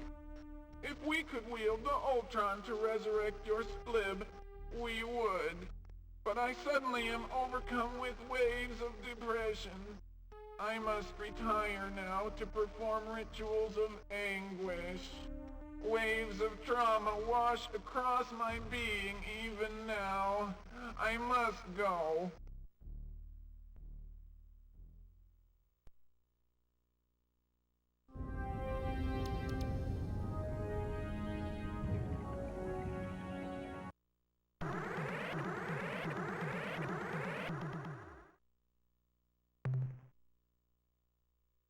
Alien vessel, grieve for the loss of both the Utwig and the universe at large. We know nothing of this species that you mentioned. However, while we are on the subject of evil and powerful species, we have encountered a particularly gruesome race that seemed to come from the direction of Arcturus. When we hailed them, they responded with mighty weapons that sent our delegation to their deaths. Lucky fools. The aliens' dark, crusty battleships are capable of guiding spinning mines into almost any location. And should an enemy get too close, a fiery corona emerges to inflict fearsome damage. In our skirmishes with the race who called themselves the Kor-Ah, we found that by using our own shielding capability, we could sweep through the mines, absorb the corona, and then get close enough to the dark ships to give a lick of our own. In truth, however, they are very powerful and ruthless. When the Kor-Ah started to press toward our home world, we thought that our deserved punishment was being administered. But then, a mystery? They suddenly became disinterested and veered away. Bah, confounding frustration. With the Ultron, I could speak knowledgeably on this subject. To have this quality torn from our grasp emphasizes how meaningless our existence really is. This lack of meaning is what drives my species to the serious contemplation of a quick end.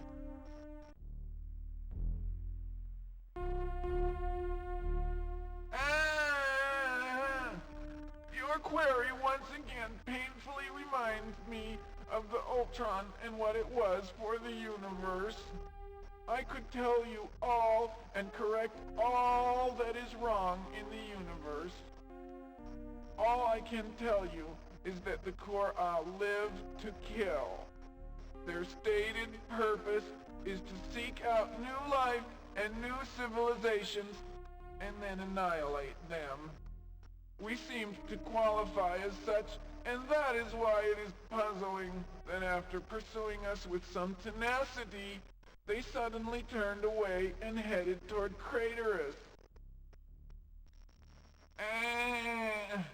All this speculation would be unnecessary if only we had saved the Ultron. It would not have taken much. A diving catch, a thrown pillow, even a fuzzy wumpus would have broken the fall satisfactorily. Indeed, a panel convened to analyze the possibilities concluded there were at least 623 ways that the Ultron could have been saved if we had been prepared. Let us cease our discussion concerning these matters.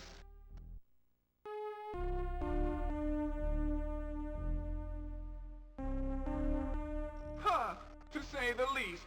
Our past is one of a glorious and proud people, coupled with a cataclysm that rocks the universe to its very core. It all began when the chimps rose from the murky bog, and the Utwig emerged as well. In these primitive times, we cavorted about our world, oblivious to any sort of higher purpose. We took everything at face value. Meanwhile, the tendrils of the chimp infiltrated the vast sky canopies of Faz, and then the veils fell. Suddenly, the Utwig were stunned by a collective realization. All immediately and urgently donned veils of every description: hides, leaves, shells, rocks, even living drowls were donned in the early days. You see, the face is the mechanism that expresses many of the primitive qualities that hinder sentience. Now rid of constant reminders of greed, rage, hatred, and lust, the wisdom of the Utwig was no longer hampered by constant reminders of the primitive urge. Over many generations, mask etiquette was refined to a rock-solid foundation of our society. Sure, the morality riots were expensive, both in lives and infrastructure, but the result was better mask regulation. Specification from your basic mask of grueling but necessary activity to the most highly decorated countenance of stellar representation. These were clearly defined, recognizing the importance of flexibility. Clear-cut and efficient procedures for revision and redesign dealt with the few anomalies. From that moment, when we covered the source of our intellectual oppression, we knew that it was a grand purpose that defined our destiny. Are you still listening? Our entire development as a sentient species was coordinated to coincide with the appearance of a remarkable device, the Ultron. We were oblivious to its tragic implications. Hey, Black Rose, long time no see. How you been? In order for you to truly understand the situation, you need to know more about the Ultron and its unique capabilities. You see, when the Druge discovered the Ultron, they knew that it was ours. The Druge were compelled by intrinsic universal direction to take it to where it has always belonged. They brought it to us. Oh, the Ultron! It assured total and complete meaning of life for all, the universal. With the Ultron in hand, I could sense not only your motivations and desires, but your purpose. I could act upon these things in ways that would most likely seem mysterious, if not, well, daft. Years later, you would herald our participation in your development as the turning point for your species. The Druge were only one of the few to benefit in this way. Even now, they are puzzled by the way we rewarded them for the delivery of the Ultron to its correct place. In 24 years, 2 months, and 3 days, they will all dance the dance of jubilation. Indeed, the Ultron has allowed us to fundamentally change the Druge forever. The Supox, too, received many benefits from our use of the Ultron. They can testify to its power. The Supox, we haven't gone to them yet. I've been doing good. I've been doing great since I've been back. It's been good to be back now. I got a new computer a few weeks ago. Been up to anything fun? Yes, things were perfect. What happened is, well, it's difficult to talk about, but I saw it happen. I witnessed the Chinsral celebration. I felt the Ultron fill the empty place that I did not know was there. I saw the Grand Proctor pass it to, well, they say that the Chief Gru did not know that it was so heavy and slippery. Perhaps it was a combination of factors. Some who have reviewed the records claim it was actually a conspiracy. The Commission investigation officially stated that the Ultron was rendered inoperative by the fall to the ground. Yet many feel that the whole story has not yet been told. As it struck the ground, I saw its glow fade, and then the painful void incapacitated all. Utwig immediately donned the mask of ultimate embarrassment and shame, with a vow to wear it forever. Bonfires all over Foz consumed all but this mask. No other mask was spared.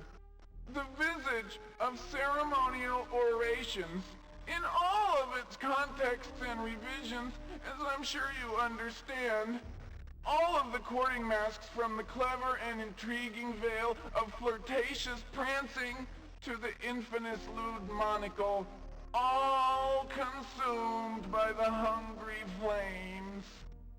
Even the most fundamental fixtures were committed to this irreversible fate. The mask of natural bodily excretions once hung in every lavatory. Most of the public facilities have removed the disposable mask dispensers, but every once in a while I still see such a repository, always empty.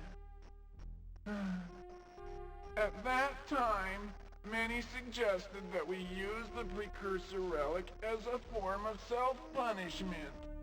The proposal was that we collectively go to the second moon of the sixth planet of Zeta Hyades at coordinates 850.3 by 937.2 and use the ancient planeteering device to end our existence.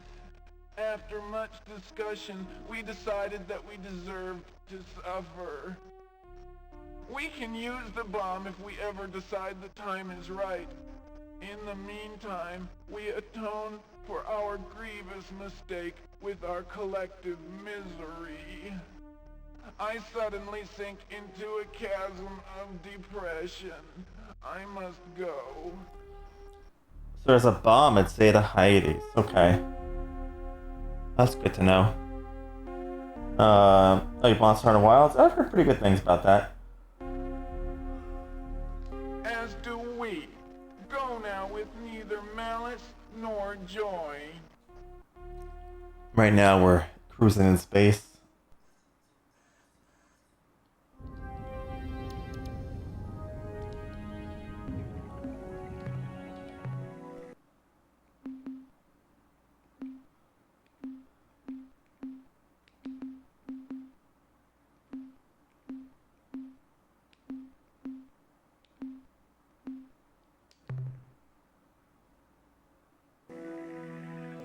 Alright, so they mentioned the Silpox and they mentioned the bomb, but the guy said we don't have what we need for bomb yet, so I guess it doesn't matter, but Zeta Hyades we'll have to remember.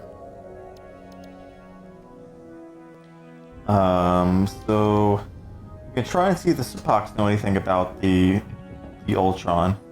If they benefited like the Droog did. And if not, we can go to the Droog. We have to get stuff from them anyway, we have to trade for one of the pieces. I gotta look at whatever my notes were.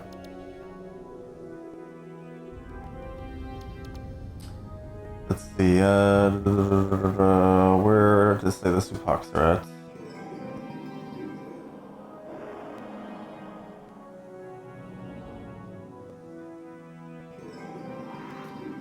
Beta Libre?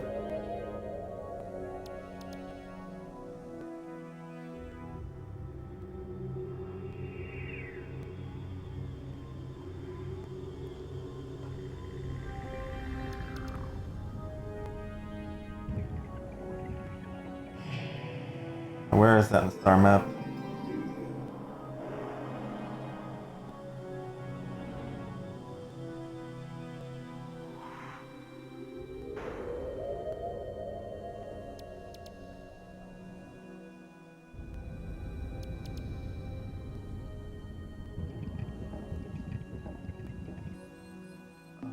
There. Looks like it's up here. Right there. Okay. So we need to let's get out of here first.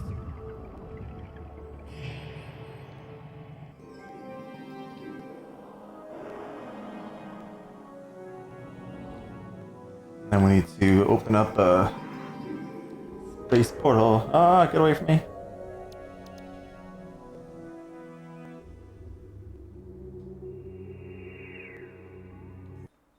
No.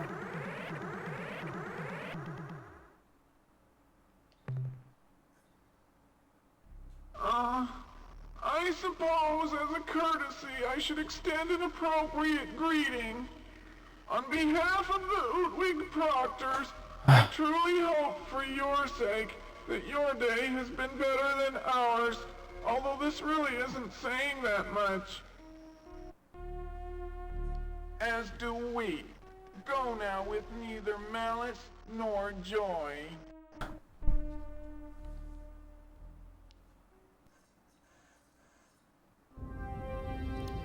Those guys chat a lot. There's a few races that have been chatting a lot, though. Alright, so let's open up that.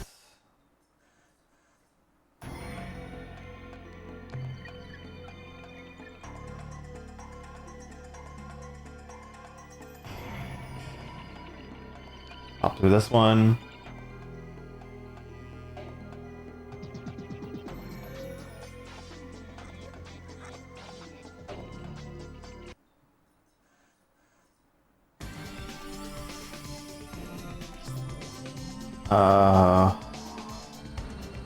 What was it? Beta something? Beta Libre, I think?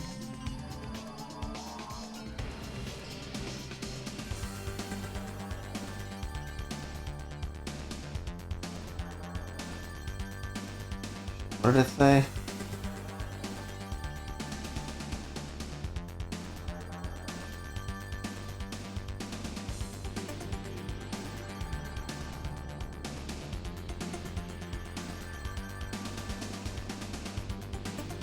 Beta Libre. So where's Beta Libre at?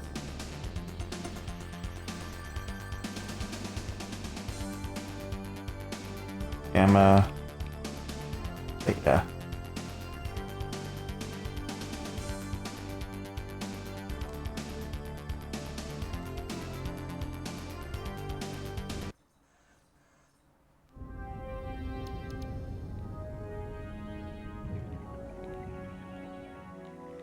Oh, nope. Well, they zoomed right at me. Greetings, fellow carbon creatures. May your roots always be well watered. I am Captain Ala Lala. We come in peace. Oh, yes. We have a strong cultural bond with the Utwig. They have been the foundation around which we have grown our starfaring culture. We are not only allies, but we are also friends. You should go meet with them. They could use some excitement. You see, they are a little depressed and morose right now. Usually they are most festive and fun. They broke their Ultron. The Druge, the cruel, fallow trading race who sold the device to the Utwig, called the device the Ultron, and claimed that it would give the Utwig superpowers. Unfortunately, the Utwig believed the Druge and bought the Ultron. However, the device did make the Udwig very happy. Of course, we didn't tell them what we really thought of the Ultron. That they were vapid fools to buy a piece of junk for a planet's ransom. We went along with the falsehood, and in doing so showed our own stupidity. Then, one sad day a few years ago, the Udwig Proctor dropped the Ultron during a particularly energetic and festive ritual. Now the Udwig are morose and depressed. They feel they cannot ever achieve greatness because they lost the powers of the Ultron. They even gave the broken device to us, saying that they couldn't stand the sight of it anymore. We are worried that the Udwig are so depressed that they may use their ultimate weapon. Here, you take the Ultron. Maybe you can do something with it. Oh, nice.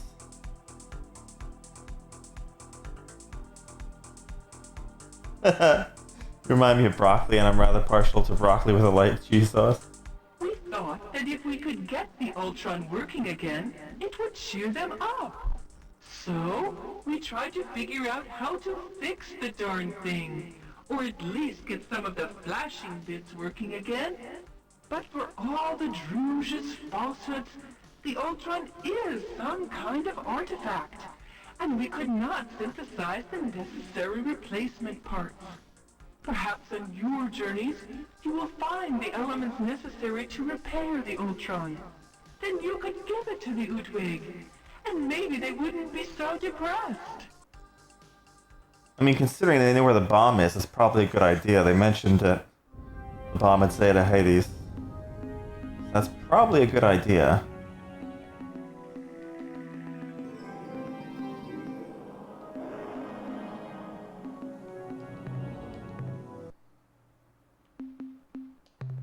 So what do we need for that?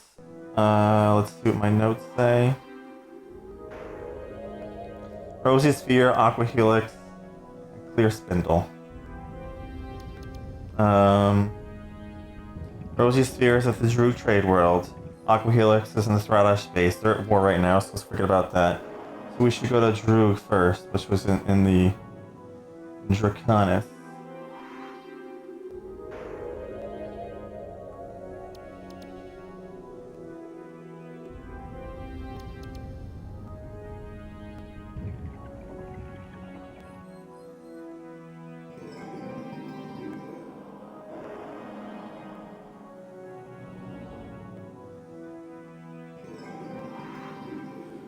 Alright, so we're going to be taking our next portal.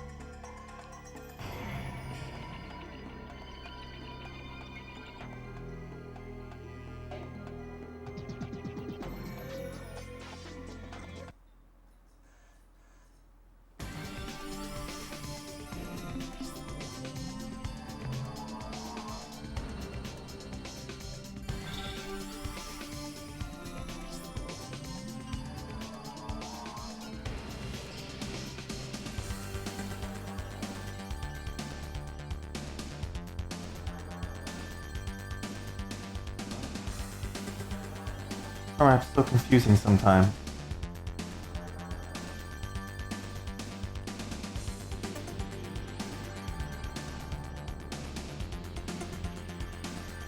They did say they were in the Draconis system, right? Wait.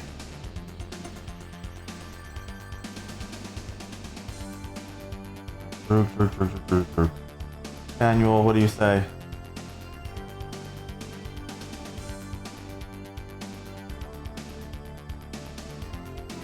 Oh no, they're in Zeta per se.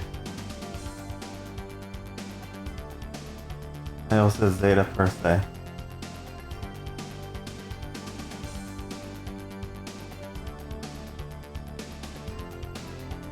That'll be this.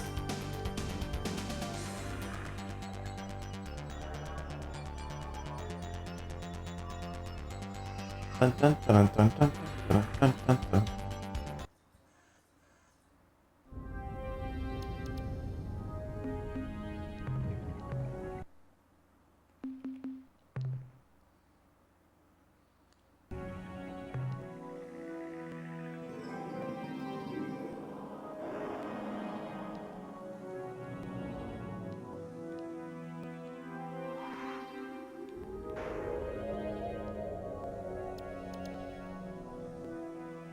Ah!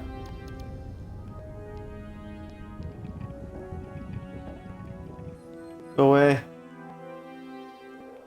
Oh, there's a bunch of things coming for me. I don't know if they're friendly or not. Attention, alien starship. You have arrived at the central trade world of the Crimson Corporation, home of the Druge. Be welcome and take advantage of our excellent deal. We know that you have Mycon Deep Child egg case fragments aboard your vessel. Would you consider trading them to us for a shiny new Muller starship? Our sensors reveal that you have one of our more powerful hyperwave casters on board your ship. Oh, what do I do? No fear, Captain. It was abandoned on the Bervixi moon, and by our law, it belongs to you. Wait, can I rewind? One of our Oh, that's cool! If I miss something. Crimson Corporation. I didn't know that. Home of the Druge. Be welcome and take advantage of our excellent deal. We know that you have Mycon Deep Child egg case fragments aboard your vessel. Would you consider trading them to us for a shiny new Muller starship? Our sensors reveal that you have one of our more powerful hyperwave casters on board your ship. Have no fear, Captain. It was abandoned on the Bervixi moon, and by our law, it belongs to you. However, we are fond of the device and wish to regain it through trade. Give us the caster, and we will give you all the fuel your ship can hold. We note you possess a vortex spawner. In exchange for the simple device, we will give you 3 Muller starships, and fill your fuel tanks at no extra charge. I like how 20 hours later I just noticed that you can rewind speech.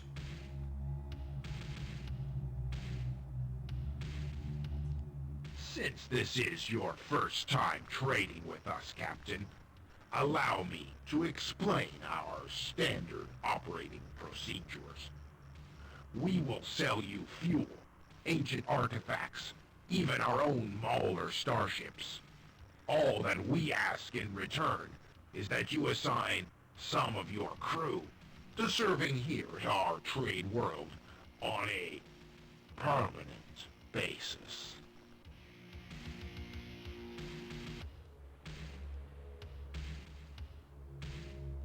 This is a great loss for us both, but we will not make an exception in your case. However, please try to be receptive to what I am about to say. We have taken the liberty of entering your ship's computer system to investigate the agreement signed by the Earthling volunteers who serve aboard your vessel. As we expected, we found that they have promised to obey you, Captain. Under every circumstance, no exceptions. You are fully within your rights to deal with us in our required manner. Should you change your mind, we will always be ready to work with you, Captain.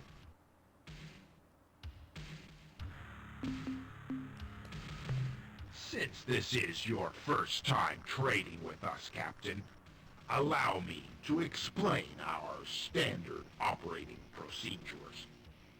We will sell you fuel, ancient artifacts, even our own Mauler starships.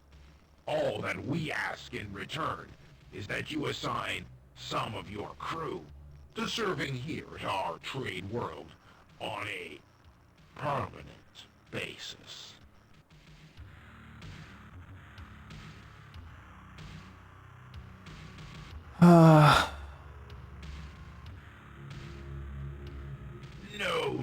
No, Captain.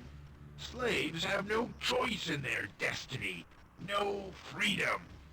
We would never accept the permanent assignment of one of your people unless we knew that they had granted you the rights to make such a deal.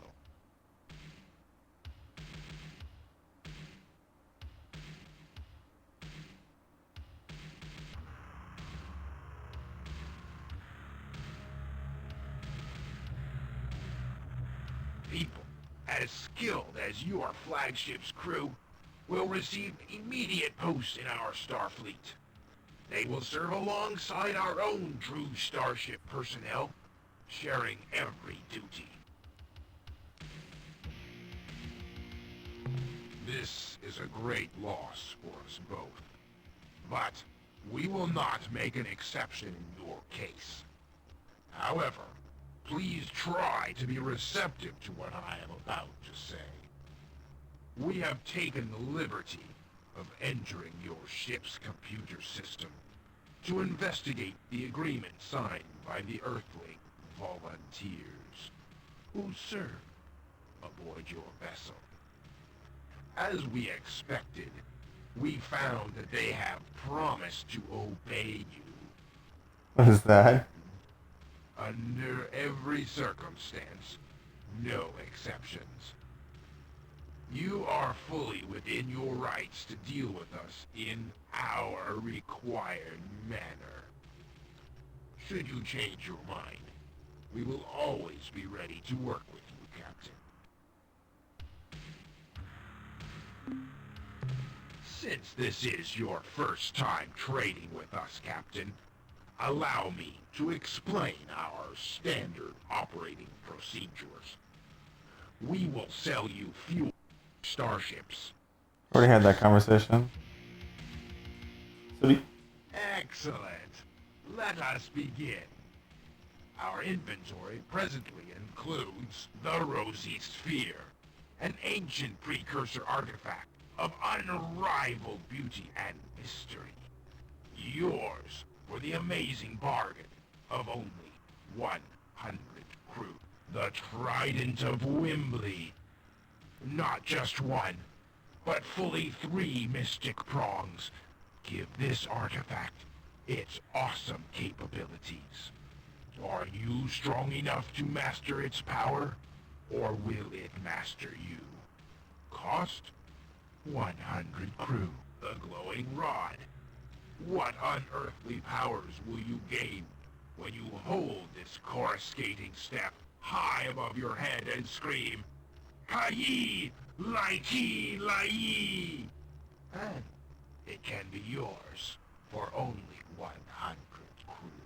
As always, we also have an unlimited supply of exceptionally high-performance starship fuel at a cost of 10 crew for 10 units of fuel, as well as a freshly assembled Mauler starship, which we will trade for 100 of your crew.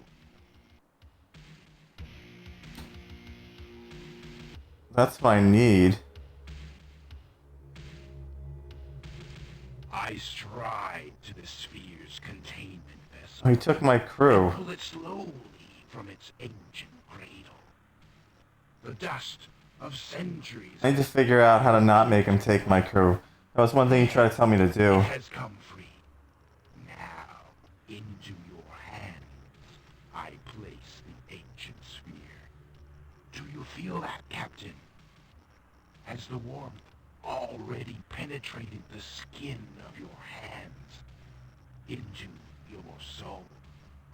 Well, it soon shall, Captain. Just keep trying.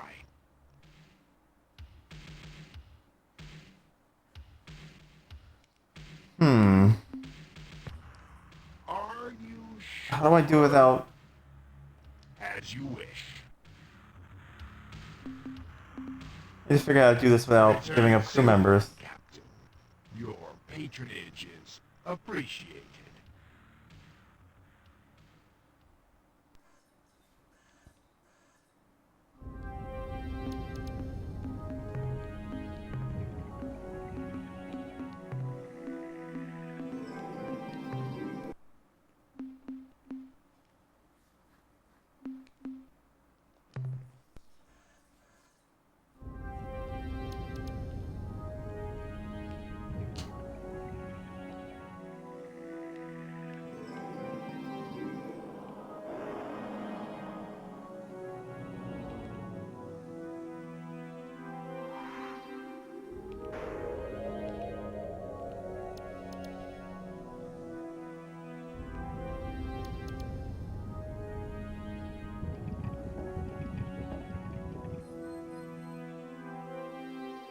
Go away.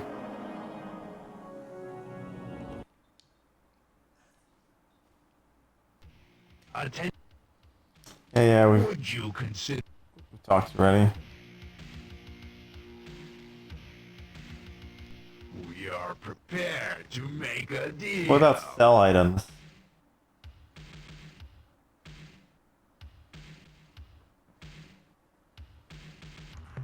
Captain, a special deal. A bargain unequaled. Instead of the usual payment we would give for this item, what would you say to a different exchange?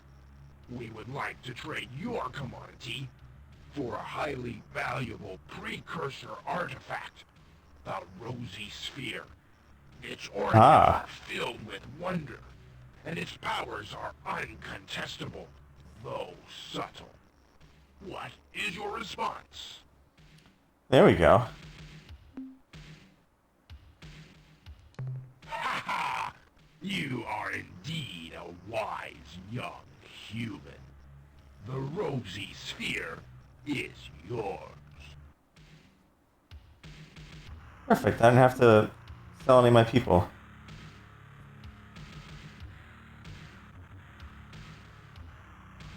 Very well.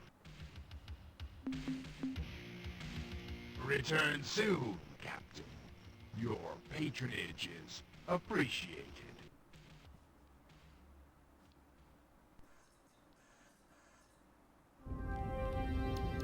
Run! So we need to get the thing from Tardash now. But they might still be at war.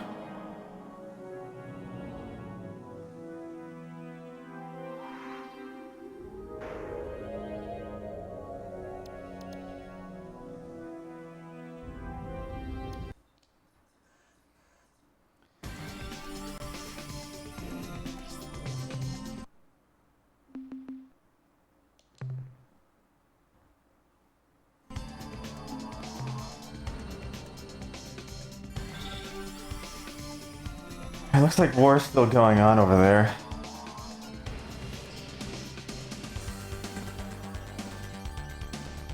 What if I take a long trip there?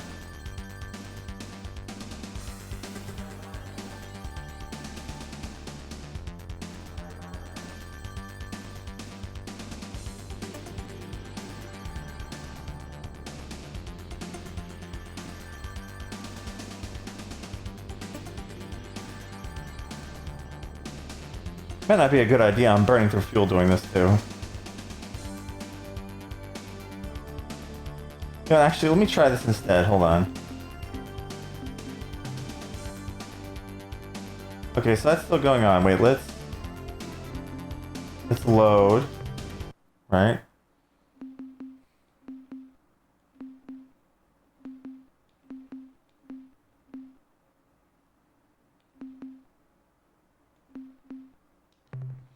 Let's go back to A.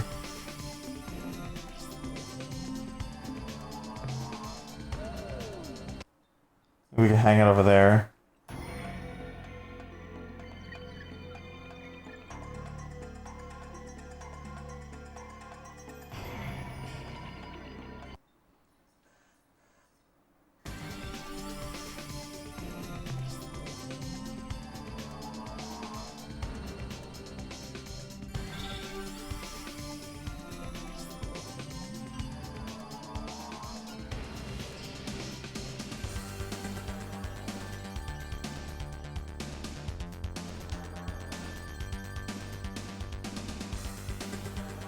This war's been going on for a while.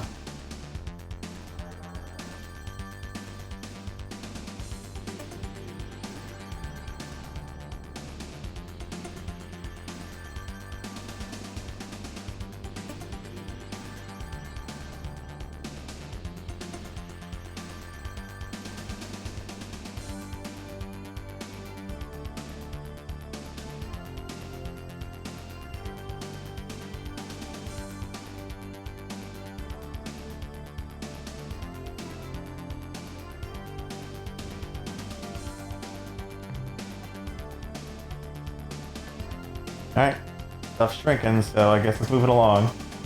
Maybe like another month or two or more? I don't know.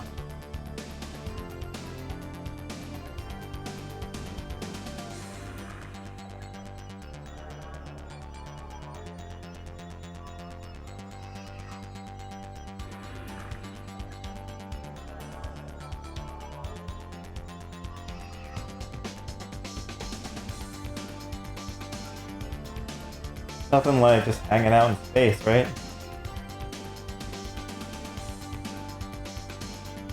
I'm sure it's safe. None of those things will hit us while we're sitting here.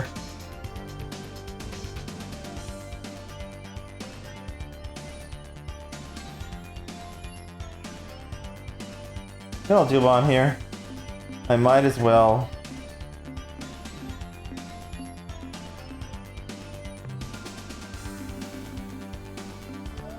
call them over.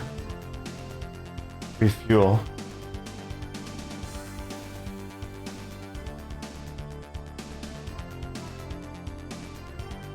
While I'm here.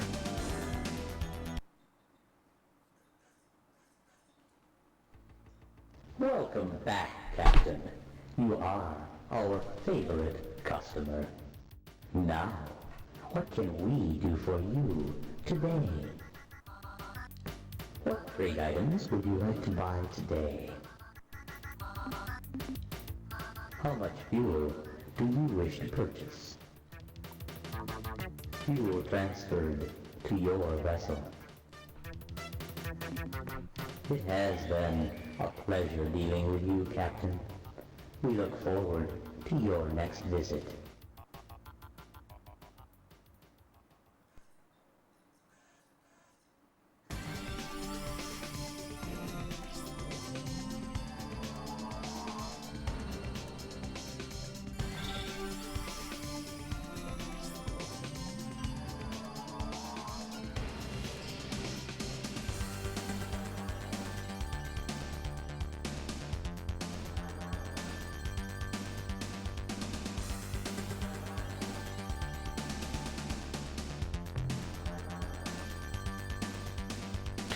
It's drinking.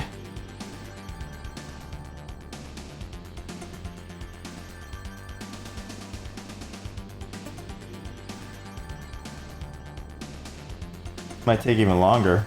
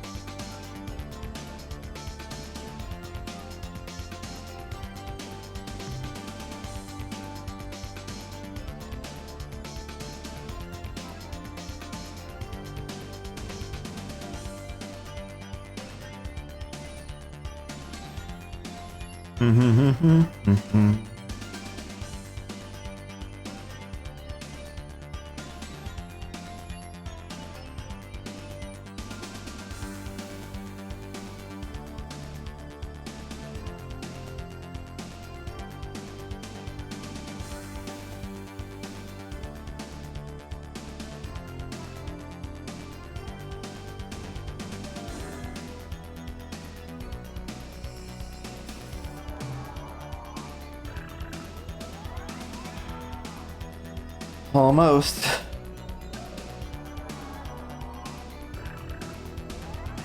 So the question is it just them getting wiped out, or am I still going to use this for dash after this?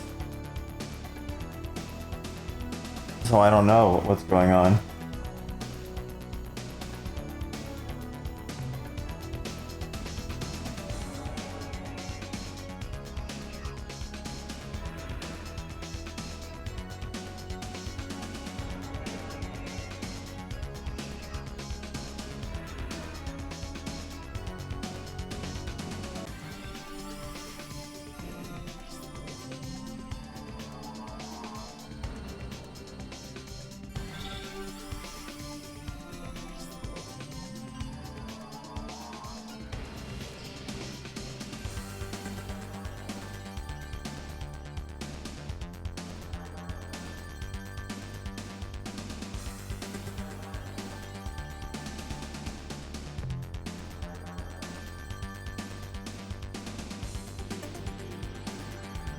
That mean they're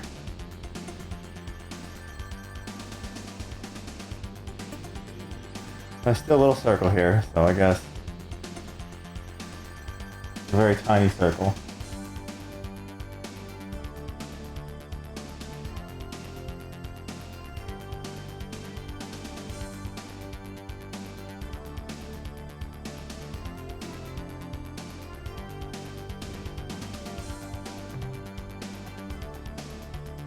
Okay, it's gone. Let's go see. Where do I want to save this at?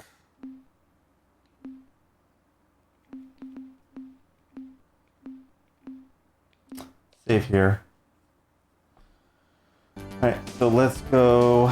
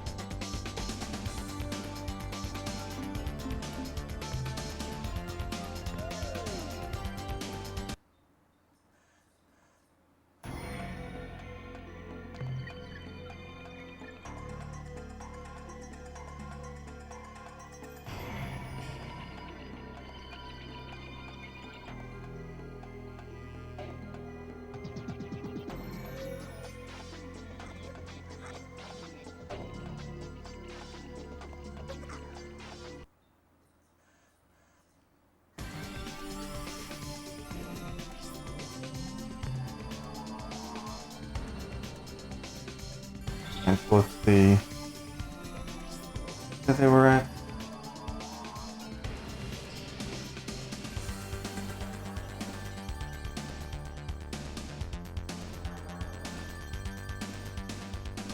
Oh, these are the guys which are honest. Why my stuff all mixed up?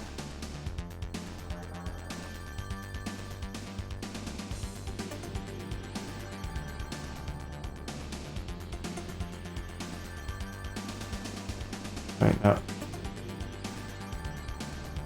Oh,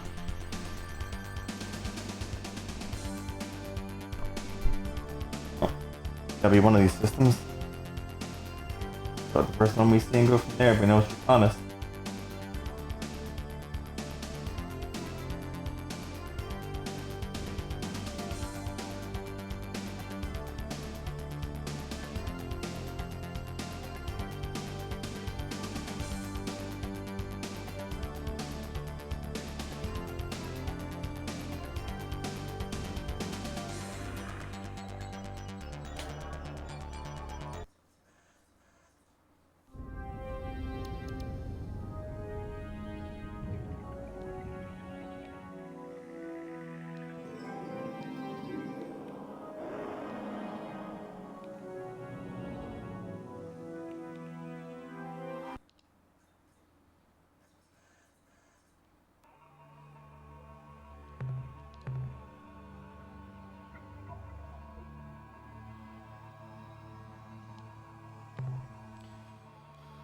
Alright, let's see if this is it.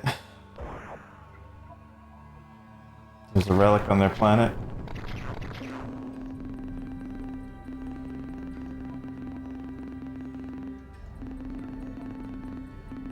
Arcane Shrine, really old.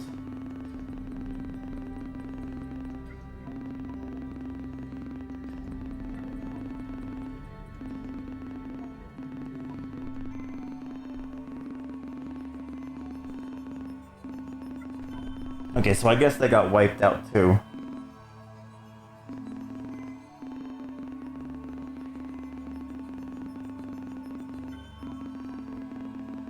We knew they kept something there from Melnorn.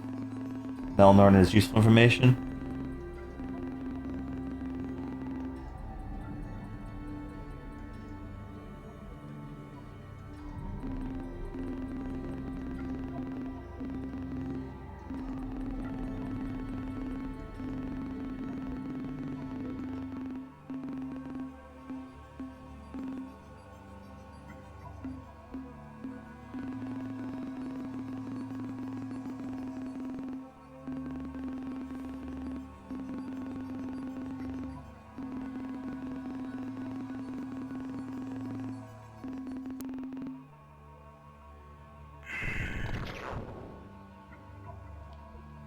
Alright.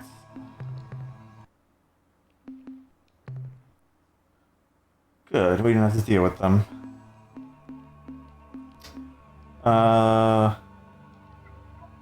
Cargo.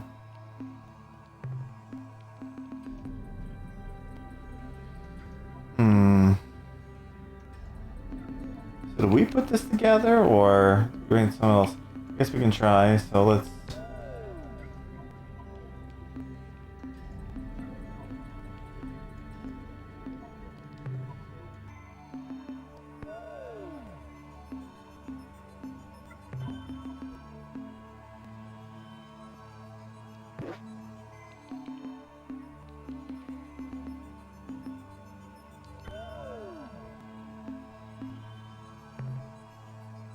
Okay, perfect, Ultron. Okay, there we go. Good. Now we gotta go back to them over there. So we gotta go back to Ludwig. We gotta...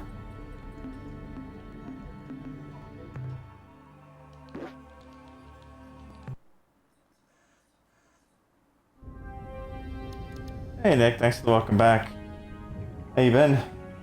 How are humans going for you? How are the humans?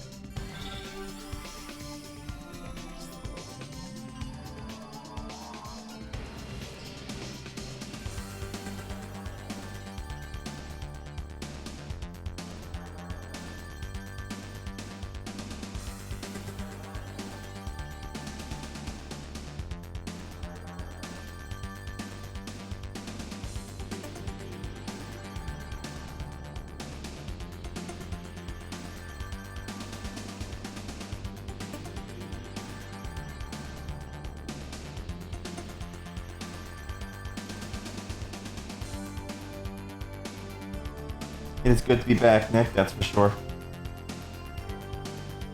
Hope you're doing well.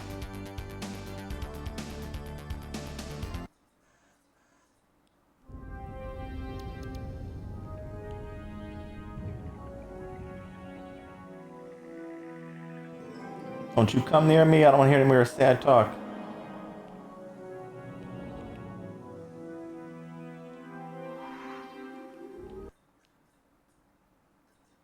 Oops.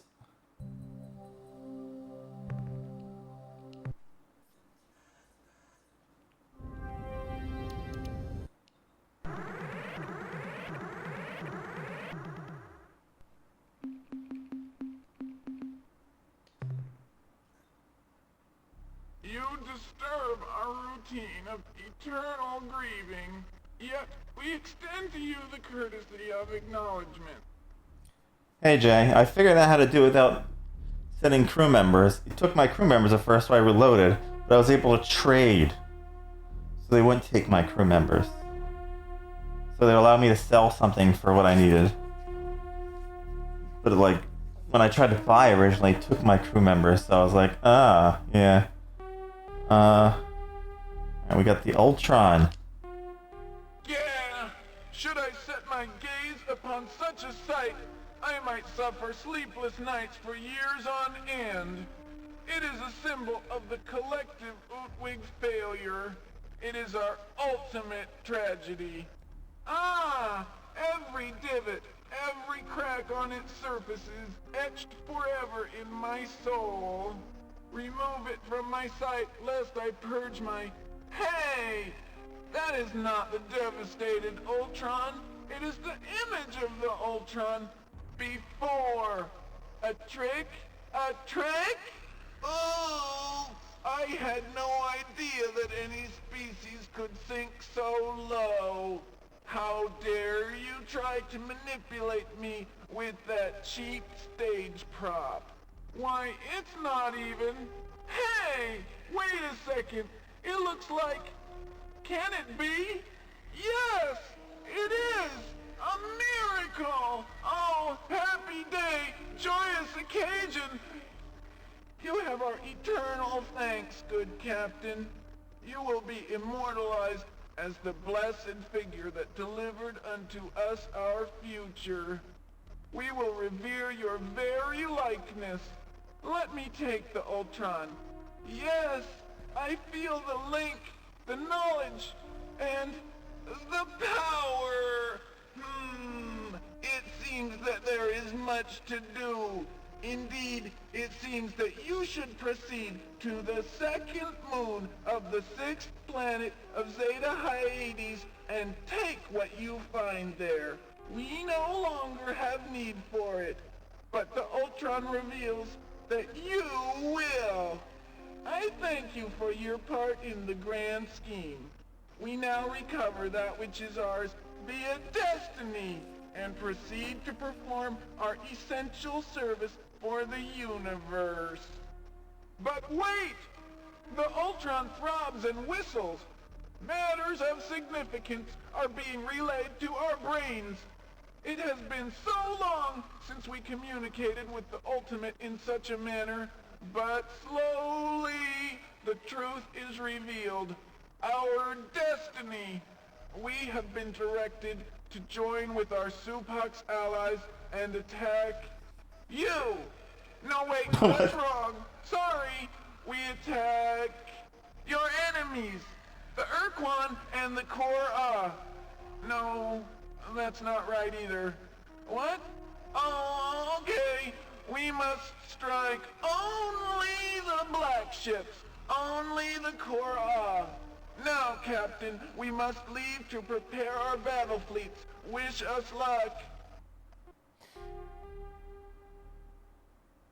Yeah, I found that while I was killing time waiting for the Mycon to go to that planet, so I just started looking at other things. It took forever for the Mycon to go to the other planet. Alright, so Zeta Hyades, and that's clearly the bomb, because he mentioned that when I first talked to him for like 30 minutes, he mentioned there being a bomb at Zeta Hyades, and then now he said I can go there, so that's probably the bomb we're looking for, that what's it called, the combined race mentioned.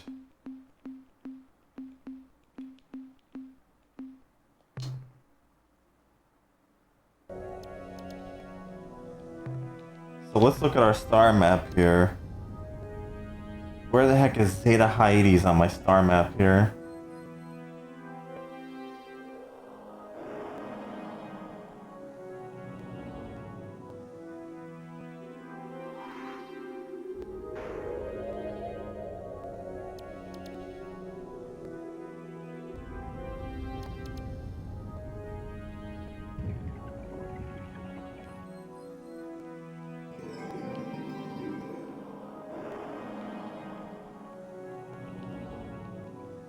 There's Gamma.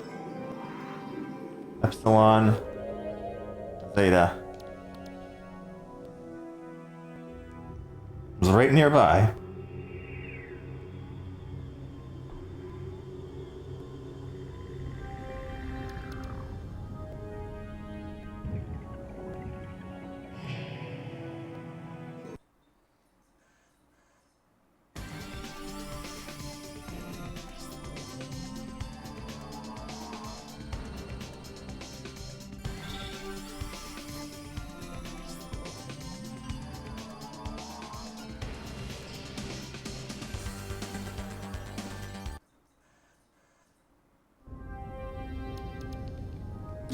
Alright. Zeta Hyades. Now, which one is it going to be? There's a lot of planets here, holy crap. Guess we could start with the first one in.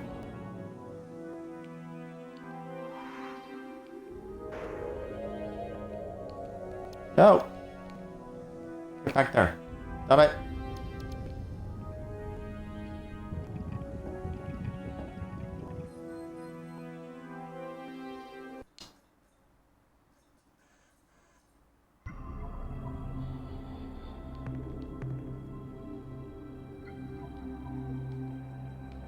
I guess I should really be doing energy scans, huh? Right now.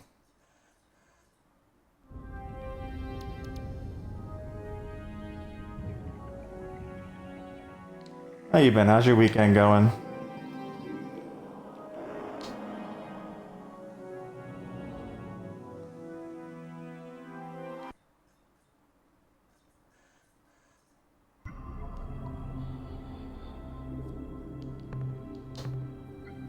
How about, no, I mean to do energy scan.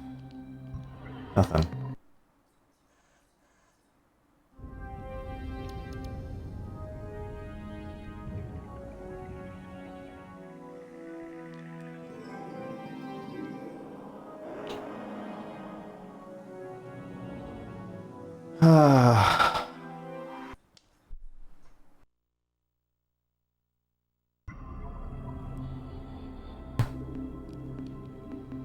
Scan energy.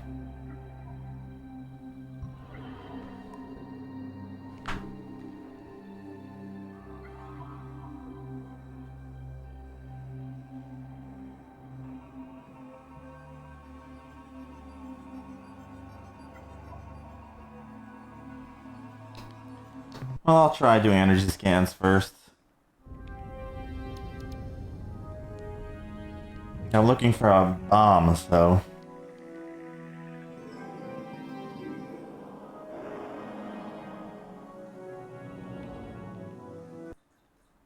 Working tomorrow on Sunday. Oh, nice. How was dinner with family? Did you have something good or just kind of hang out at their house? Oh, you went to a Japanese restaurant? That's cool. Damn it, that's what I wanted to do. I wanted to energy scan. Nope.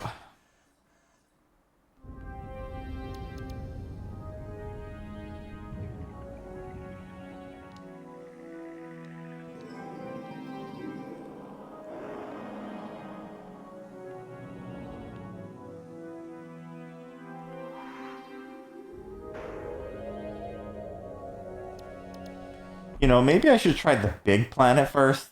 There is a big planet here. Maybe that would have made more sense. These are all tiny.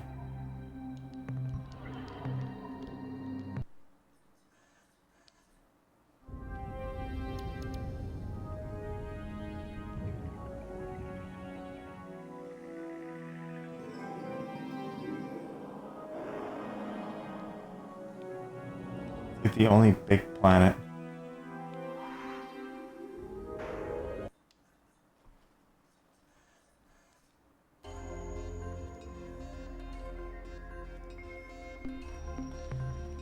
Yeah, I check a lot of things too, but I'm like, you know what? There's nothing here. If I'm looking for a bomb, right? Wouldn't it be like I guess not. It's not on a bigger planet, so clearly that's a wrong thought.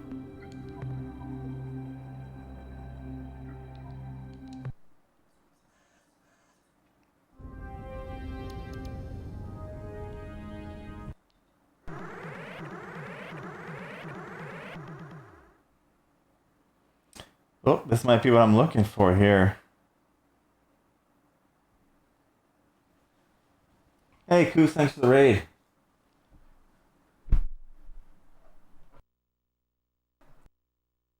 How was Dynasty Warriors? You finished? Alright, let's go. Maybe I should try conversing with him. Oh well, it's too late now.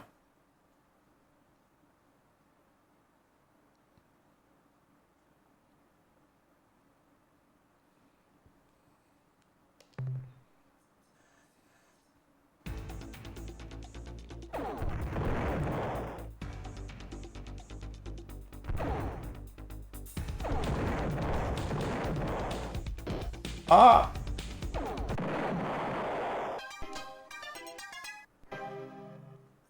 Oh, you're getting there? Nice.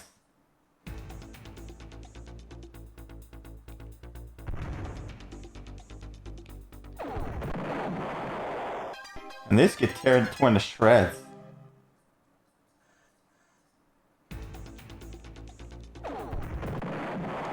Just like shredded.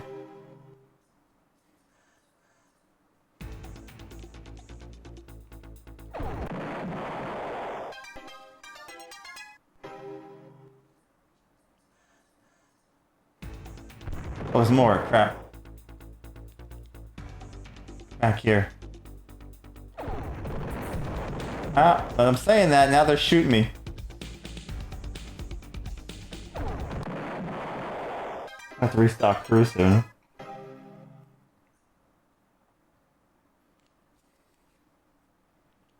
Yeah, those look like trumpets, right?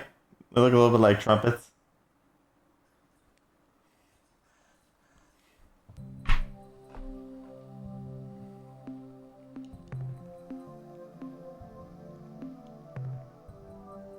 Ah. Alright, what else you got here?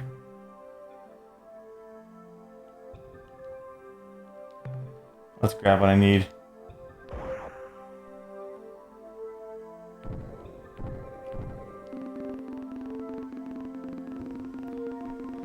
Got a huge precursor device on the planet's surface, a giant black cylinder set within a simple defensive grid. We have already neutralized the grid. Well, actually, Jenkins just drove through it by accident, but that seemed to work.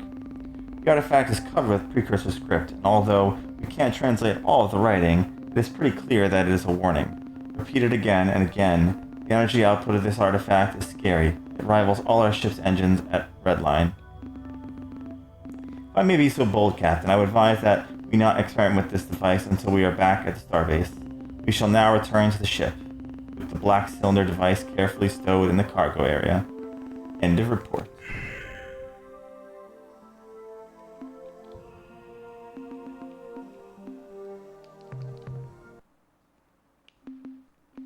You know what's weird, Jay?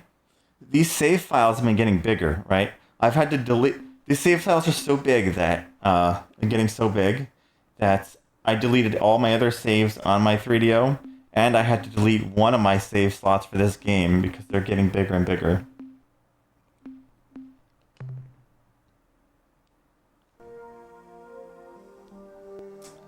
So, like, I guess as you get more stuff, the save files get bigger. Which is kind of wild. Anyone new here? I play all console retro games. Right now we're doing some 3DO, we're doing some game commissions by people. We got more coming after this. I don't know which one we're going to choose next after this, but well, I found out the hard way when I was like trying to save. It was like, oh, like it was like telling me to make space. I'm like, what? I was like, okay. Sure thing.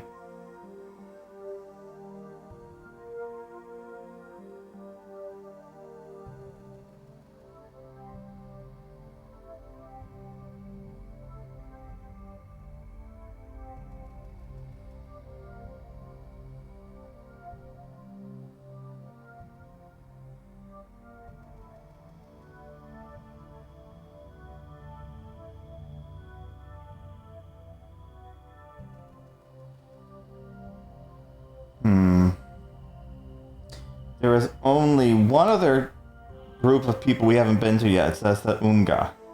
We've seen every other one but that. I think.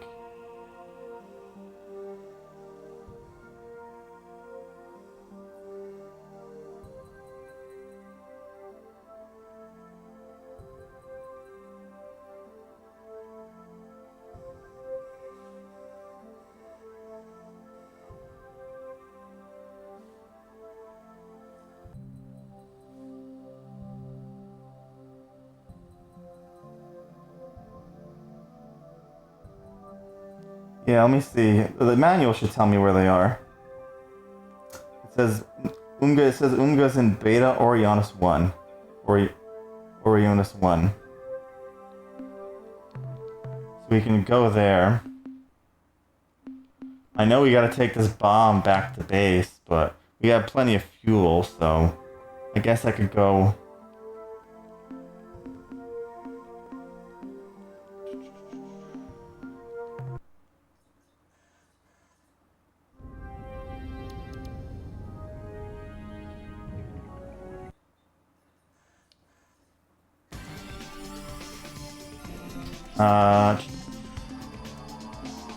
Where are they at? It says Beta what? Beta Orionis. Now where's Orionis on the star map here?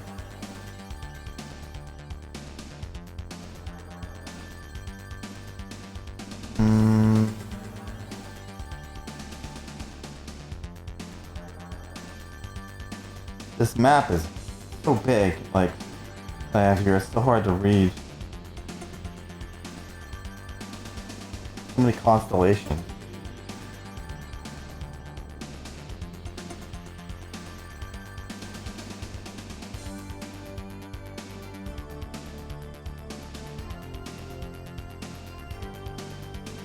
Unga.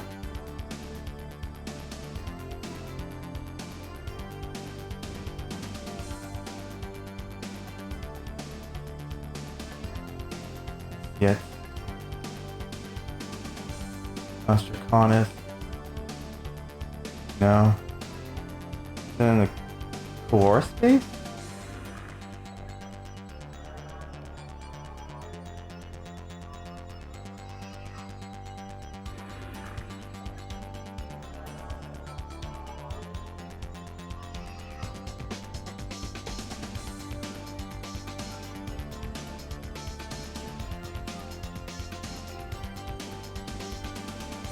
What?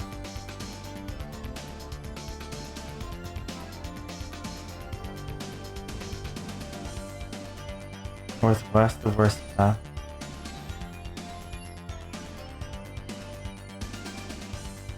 Draconis. The Threadash were here.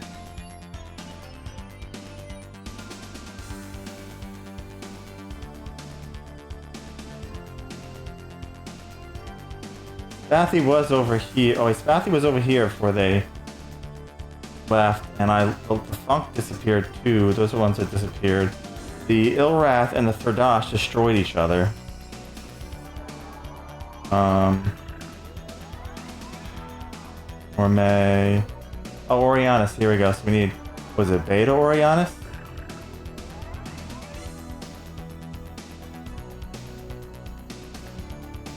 I think that's what I said. Okay, Beta. So we're going to have to take.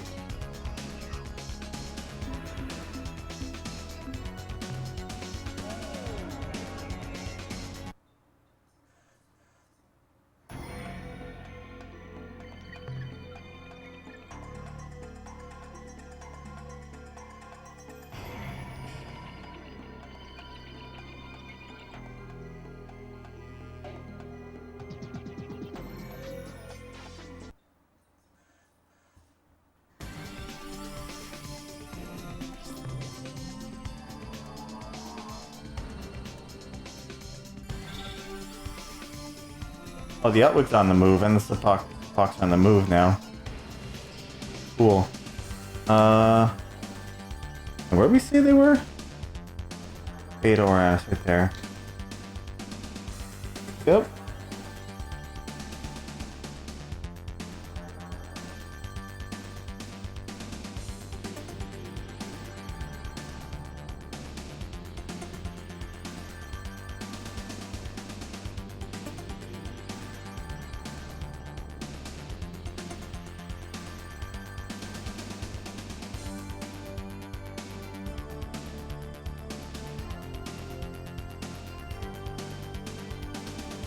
Yeah, that's what they said. They were gonna go attack. It was nice of them to go attack for us.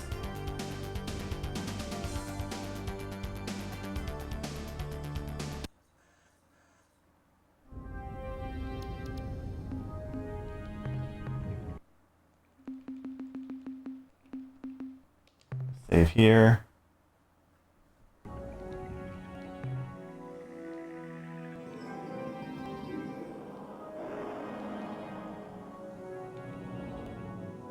Go away.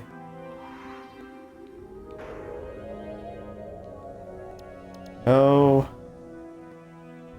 They look like pears. There's a bunch of prickly pears after me.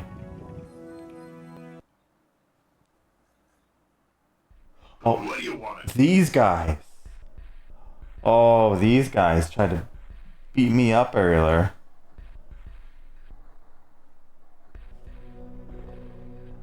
Huh.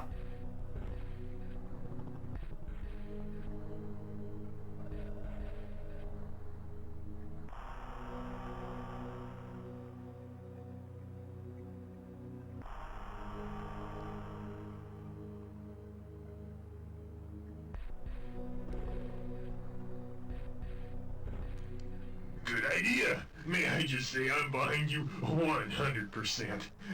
But unfortunately, the Unga are all too busy to come to the Hyperwave caster right now, so come back later, or much later.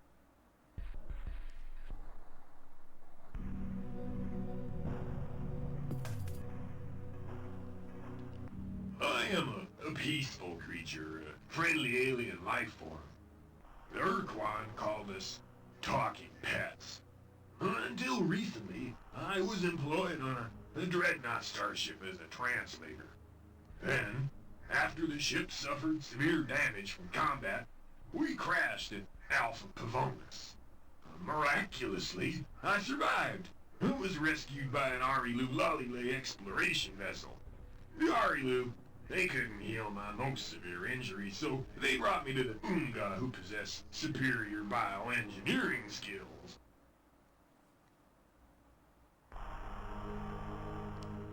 Oh, you know about that, do you? Oh, well, I guess that means I'll have to kill you now. I can't permit you to reveal my transformation. Urquan might find out, and then my plans for revenge will be ruined. Well, I tried to spare your life, Captain, but you were just too curious. So now, seek death at the hands of your enemy. Aiyah! I cannot compel you. Your mind is closed to me. How can this be? I am forced to resort to more primitive measures. Unga Commander, summon your 10 combat ships and attack this intruder instantly. 10 combat ships. What?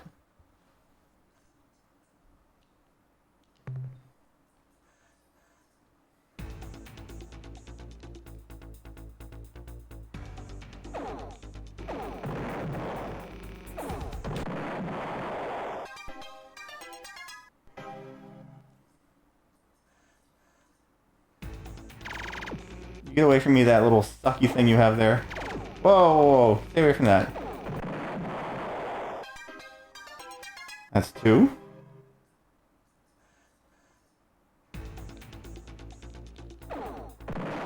Three.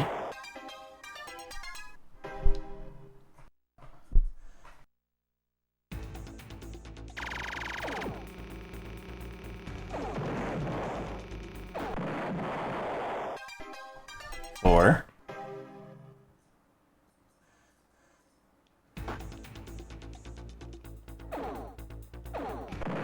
5.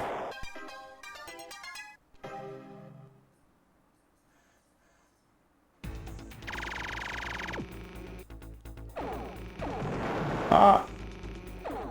6.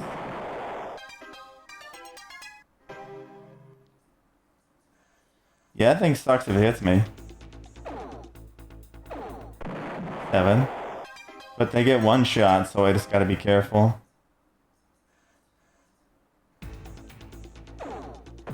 8.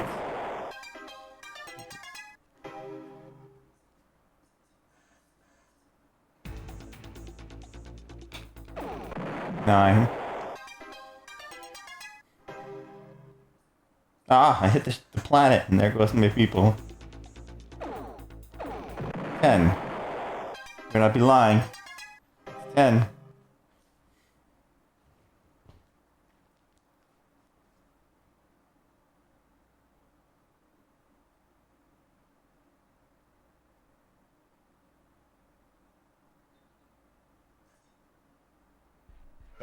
Hi there, friendly Starship Captain.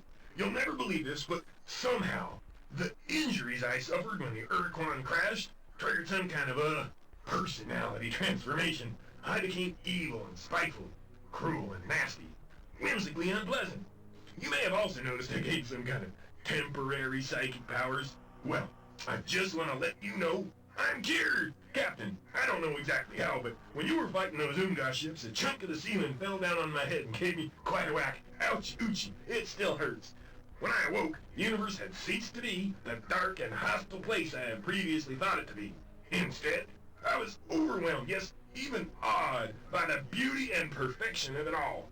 I also discovered that I had completely lost those wicked mental powers and could now look forward to a new life filled with happiness, butterflies, and goodwill for all. Your job is done, Captain. You have saved me. Now you can safely remove your psychic protection device and leave. Thank you, thank you, thank you. Hey, why are you looking at me like that, Captain? Don't you believe me? You question my word? Okay, so I was lying. Big deal. So what? Boy, are you a pain. You know that? What do you want from me? My life? Oh, you do? Well, as an alternative, let me make this little suggestion. If you don't kill me, I'll help you do whatever you wish. Is it a deal, Captain?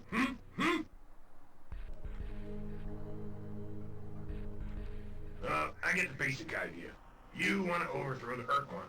Bravo! Good idea! Way to go. I too wish to see the Urquan beaten, humiliated, destroyed, and I alone possess the unique ability that will help you achieve your goal. I can use my psychic powers to temporarily distract the Urquan, confuse him for a few seconds. Presumably, you will use this moment to strike a lethal blow against the Urquan. Such a plan cannot fail, Captain. We must see to that. Oh, that's great.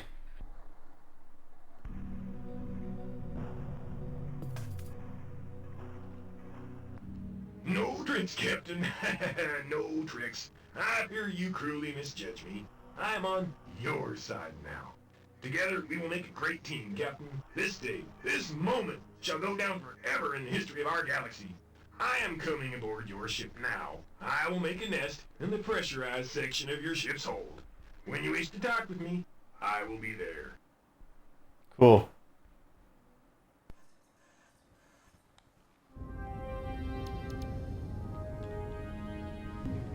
All right.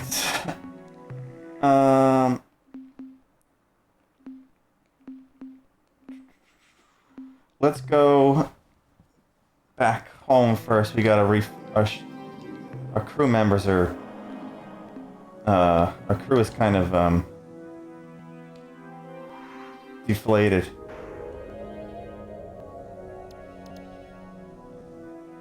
And then we'll go back to those guys now that we have the bomb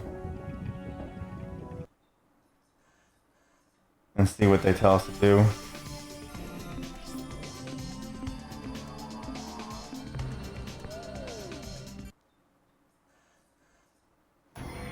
Beat him out of victory, huh? Guess it's a good thing I went there. I've been trying to go to all the different, like, every species.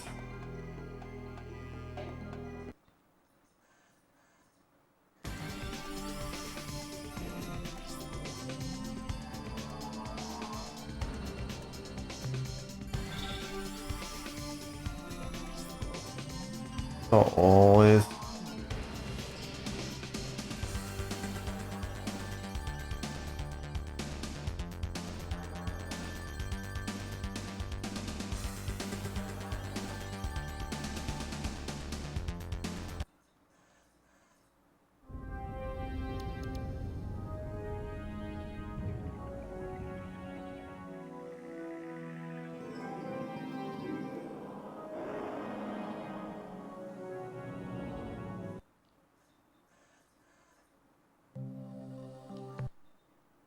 Commander, I have a bomb. You like bombs?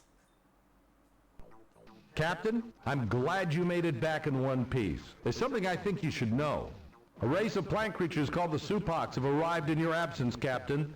They offered use of their ship designs and will supply you as many starship captains as we require. I, of course, accepted their offer immediately. Also, a small contingent of Utwig has visited. After spending a few days setting up our fabricators to build their Jugger starships and providing us with a few capable commanders, they departed. Captain, if you continue to build such strong alliances, we will surely win our battle against the Urquan. Also, Captain, I have an unpleasant topic to discuss with you, but this needs to be resolved right away. There's some kind of wild rumor blowing around the starbase that you have sold your own crew to the Druge as slaves. Pretty crazy, huh? Look, Captain, I know you would never do anything like that, and I'm sorry I even had to mention this. But now I can assure everyone that this is just one of those damn fool lies that get spread during wartime. Thank you for your patience, Captain. I didn't sell my crew. I gave them an egg. You liar.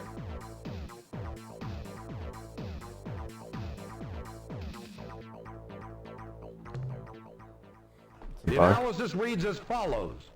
Subject, talking pet life form. Data, this creature is physiologically identical to the so-called Urquan talking pet with one notable exception. It is highly intelligent and evidences strong psychic capabilities. Initial AIQR test rated it well above human super genius, though immediately after we made this shocking assessment, its scores dropped to the normal subnormal range. Interviews with the subject have shown it to be cooperative, though a Class 4 pan-species psychological profile places the creature far into the furtive, hateful domain. There were also some disturbing incidences where we talked about roses, daisies, and other pretty flowers. Summary, everything's okay, nothing to worry about with this cuddly little guy. Not one thing. The next entry in the analysis is subject Utwood bomb device. Data, analysis has yielded little information about this device, largely because of our technicians' unwillingness to open it or even remove the bomb from your ship. That aside, here's what we know so far. The device is correctly defined as a bomb, one of enormous destructive potential, but it's not of Utwig origin. Nothing about it relates to the technology we see in the Jugger ship. We believe it to be of late precursor origin, though it somewhat resembles certain Chenjesu technology. Its original function? Probably a planeteering tool for dispersing unwanted moons. Summary? Unless there's a strong reason to do otherwise, do not activate this device. Leave it alone. Any experimentation should be conducted at least 12 astronomical units from this starbase, and preferably a bit further. That's the end of our scientist's report. Oh, but we want to. Oops. I didn't mean that. Nope. Be careful out there, Captain. I'm trying.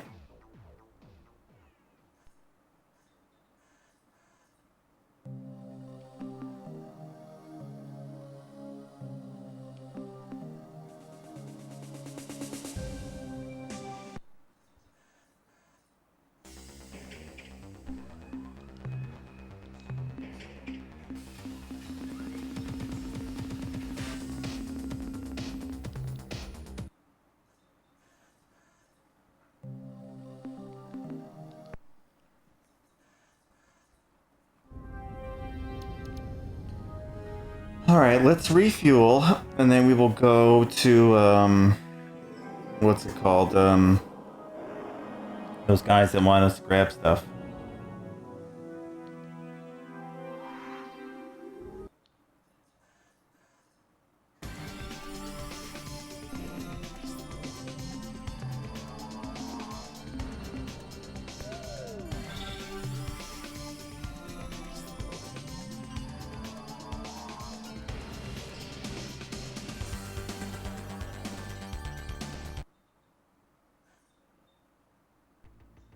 Welcome back, Captain. You are our favorite customer. Now, what can we do for you today? What trade items would you like to buy today? Yeah, I found a lot of stuff in this game by purchasing all the alien information, and then I bought regular information and just kind of like reloaded my save. So I had a bunch of other information. How much fuel do you wish to purchase? So that helped me out in finding a lot of stuff.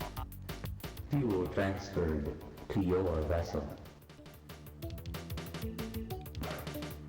It has been a pleasure dealing with you, Captain. We look forward to your next visit.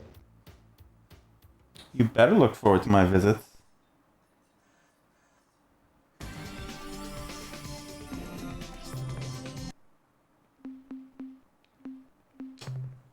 Alright, so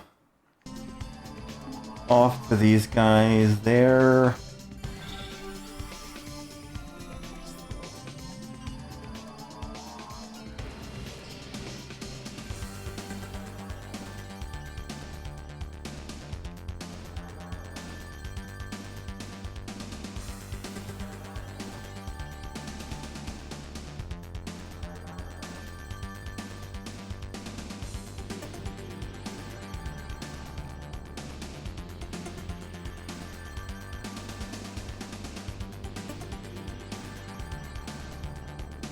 There we go.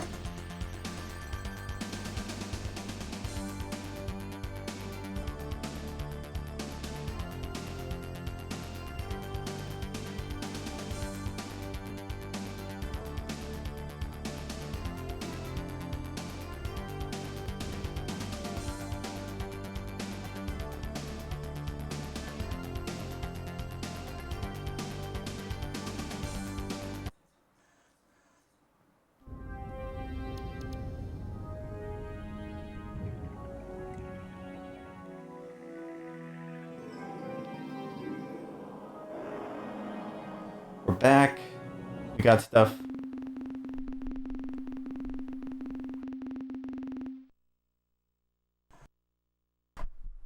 I forgot, I gotta go here.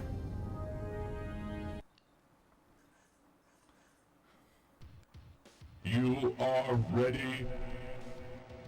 You are fully prepared for the undertaking. There is every chance that you will be able to destroy the Sumatra and stop both the Urquan and the Kor'a.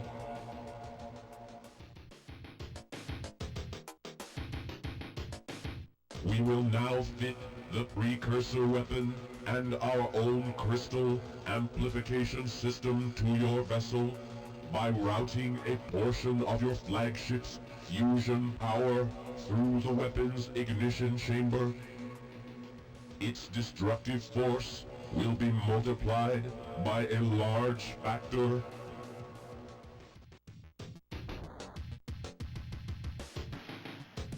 Your vessel will be totally annihilated.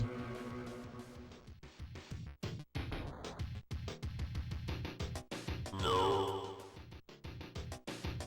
The completion date for your vessel's modification is roughly 2 weeks hence, so that you and your human companions may make any necessary preparations at your starbase. We will now transport you and your crew back to Earth immediately. Good luck, Captain. I like I just go no. Say no ridiculous ways in this. It's good to see you again, Captain. I have some information I think you should hear. In the 2 weeks that have passed since the Shamur began to work on your vessel, they attached the Utwig bomb to your ship and have also put in place their own crystalline amplification devices to boost dramatically the power of the weapon. This work is now complete and your flagship is ready for whatever final modifications you desire. The Shamur technicians wanted me to explain to you that the bomb and its crystal power boosters are fragile and cannot be moved from their positions at the back of your vehicle. Now I have some bad news and some good news. The Shamur had to remove all your main modules, weapons, crew pods, and the whole lot, including your emergency warp escape unit, so pick your engagements carefully, Captain. In addition, their equipment now fills the rear 10 slots, leaving you only 6 for your own modules. But here's the good news. The Chimera have provided us with an unbelievable wealth of minerals and other resources. We no longer have limits on what we can build for your flagship or your fleet.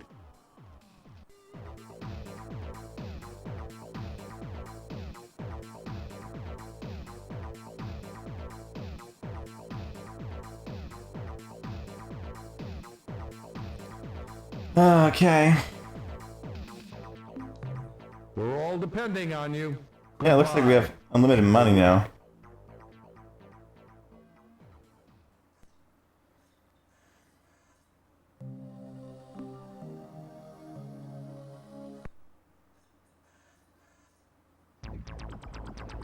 Oh, most of my space is used up.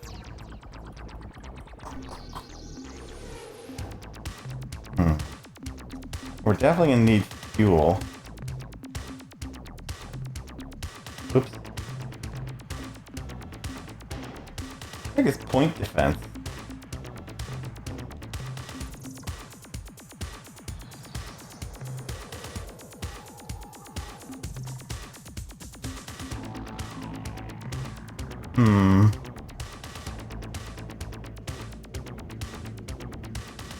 Well, I could just rely on my other ships, right?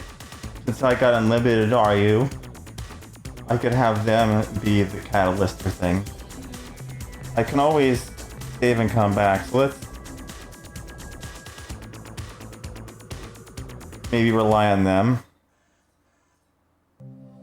Wait, I should probably buy some fuel.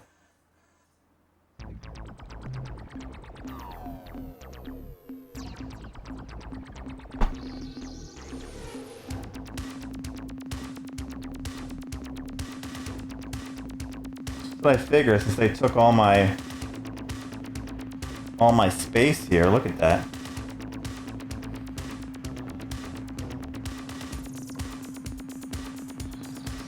This area that would be 65525, yeah.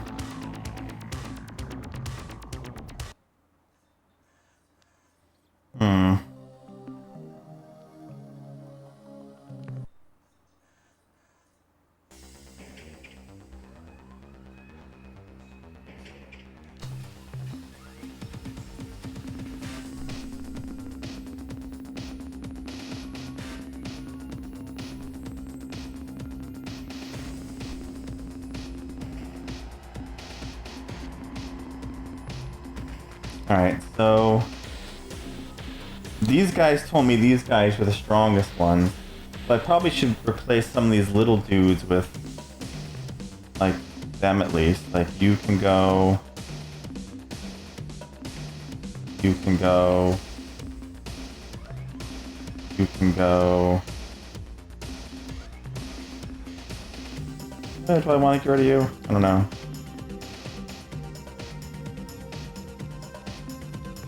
You can go. You can go.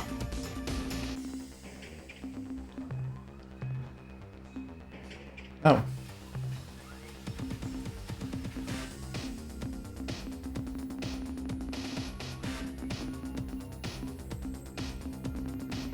They said they're one of the best fighters, that's why I'm gonna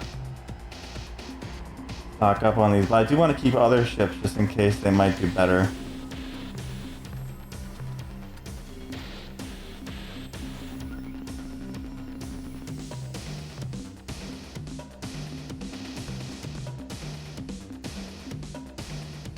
The Serene Penetrator. You know, that planet, I could just say what that looks like, but you know what?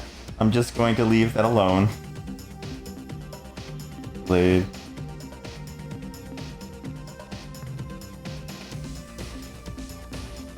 Just gonna not.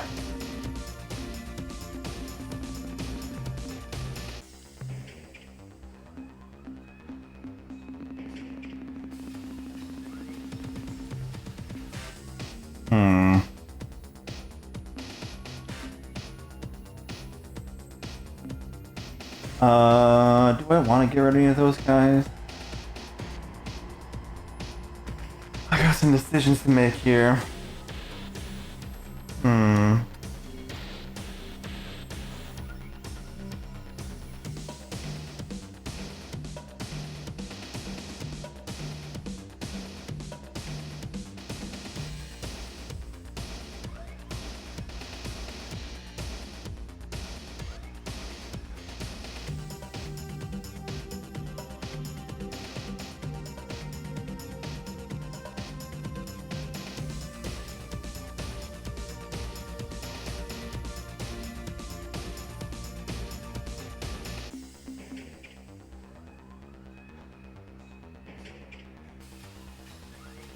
debating whether I want to or not. I mean, I guess, like, you know what, I can always, if I fail, right, reload, right? So it's fine.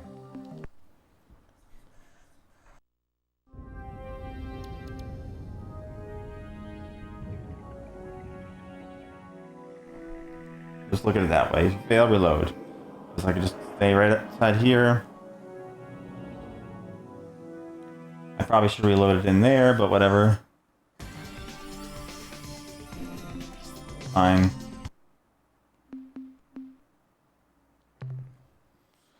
Alright.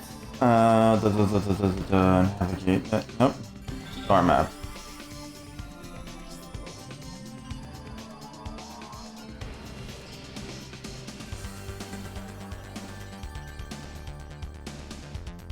Gotta find the Urquan.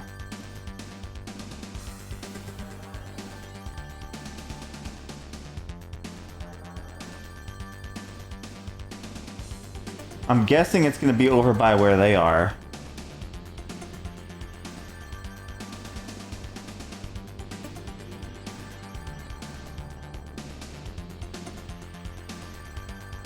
Or does my notes have anything for that?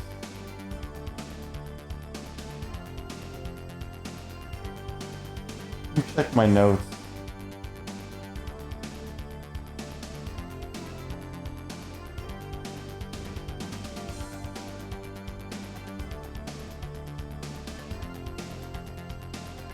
Urquan are called the Koror. Oh, so the same thing. Okay.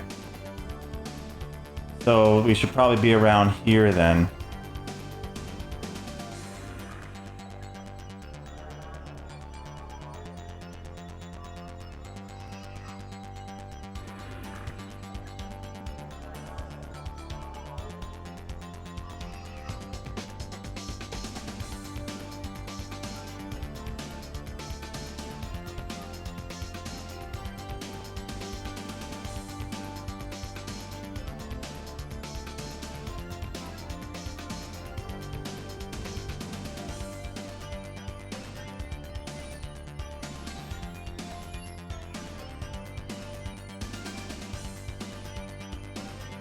It's probably going to be one of these.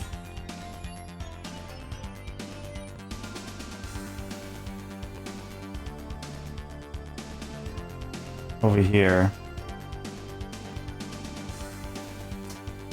So where's our closest portal?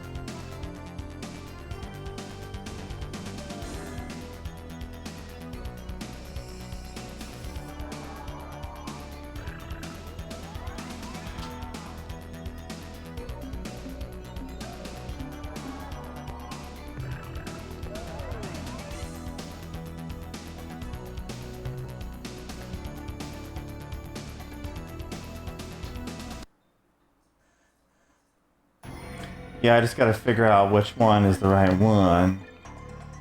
So, I guess trial and error, right?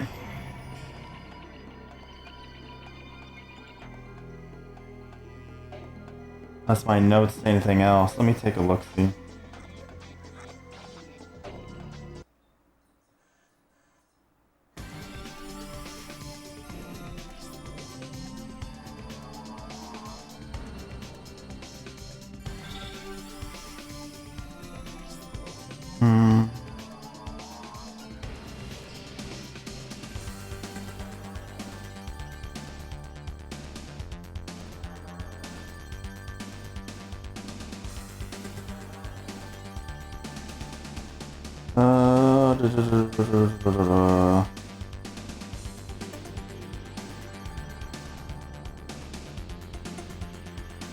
Nothing there.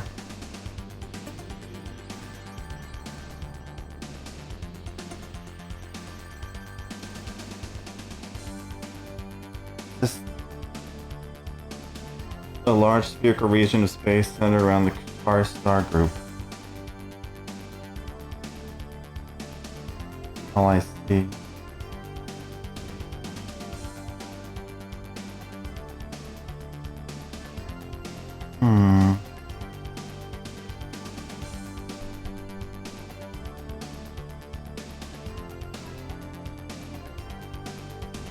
Let's see any exact details here. Let's see the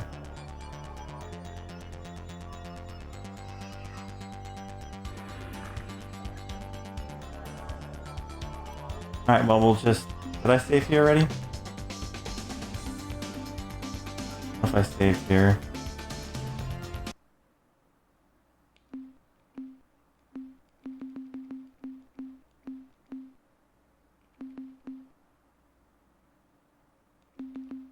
I'll save here.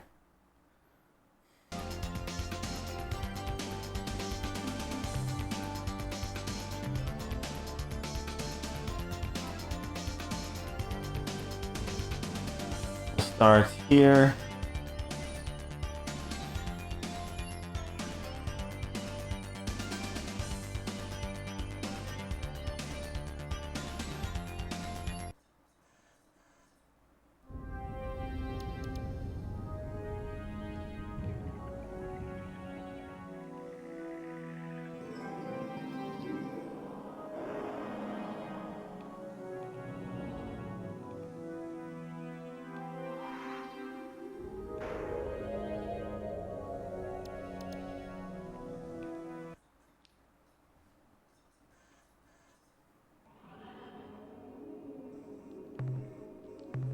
Metal World.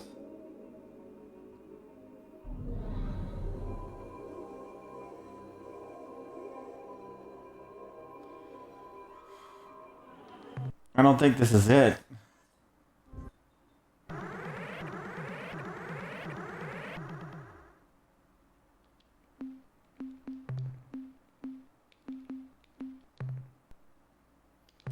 Let's try another one.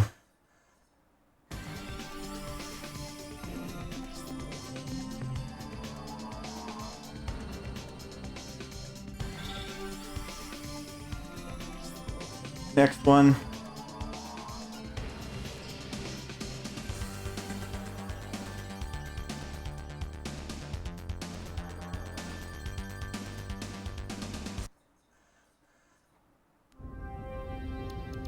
Oh, crap.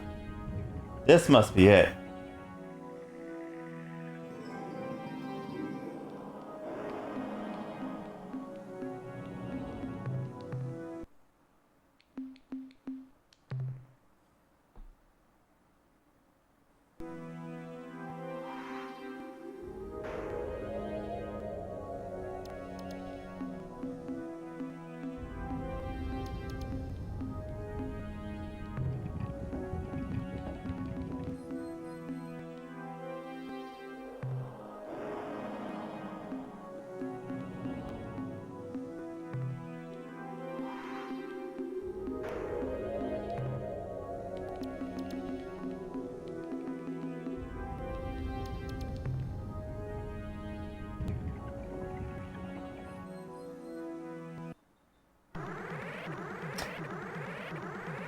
Where's the...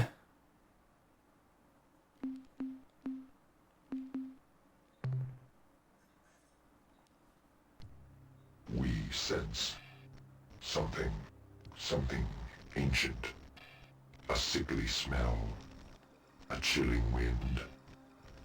My ancestors scream from within their chambers in my mind, but I cannot understand their words. This feeling, a memory, it sickens us, and for the first time in our lives, for the first time in generations, we fear filth. You may not approach the Sa Matra. Your death was inevitable, but now it is also imminent. Didn't that guy say he was going to distract him with his mind powers? I don't see any mind power distraction.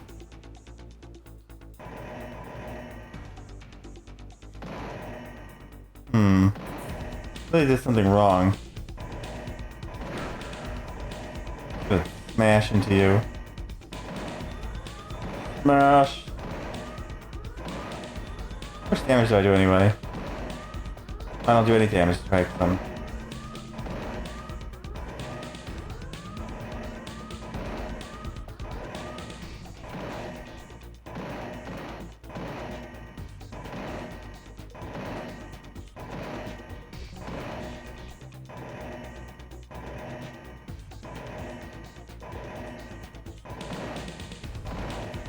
You figure the group of ships would be the right place.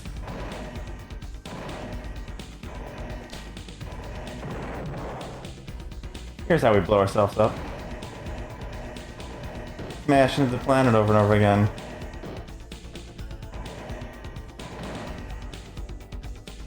Because he did say he would, use his psychic powers on them.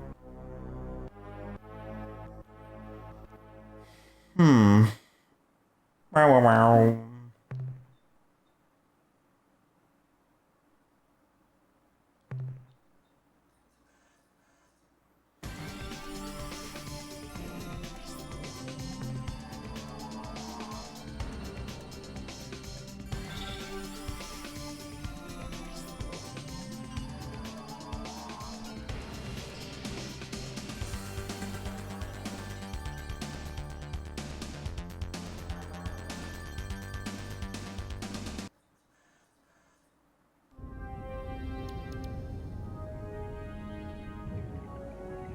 Like, that's gotta be it.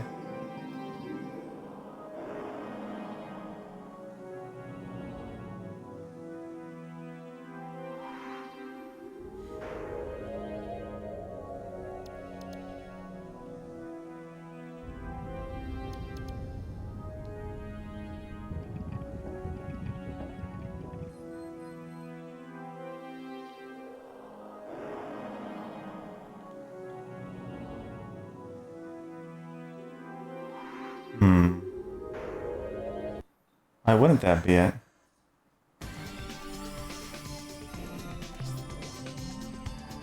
Guess I'll try another one. Can't hurt, right?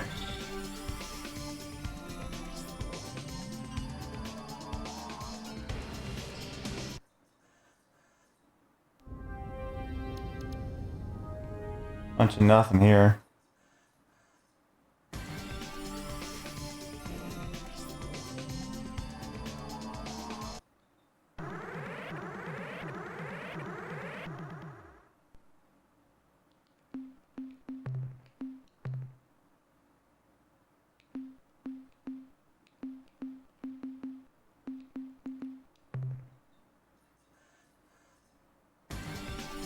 Because they said I had to talk to him, but I...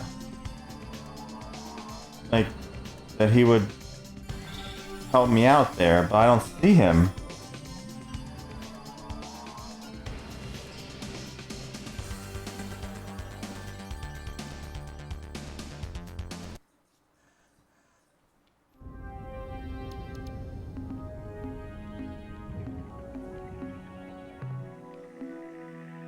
Oh, maybe this. Gotta be right. I sense the presence of my ancient slaves. It is time, Captain.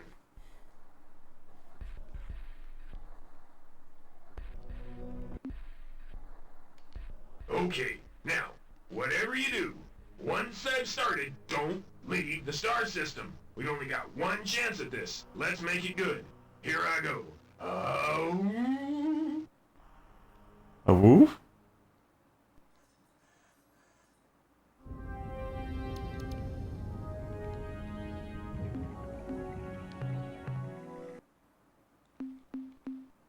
I'm ready.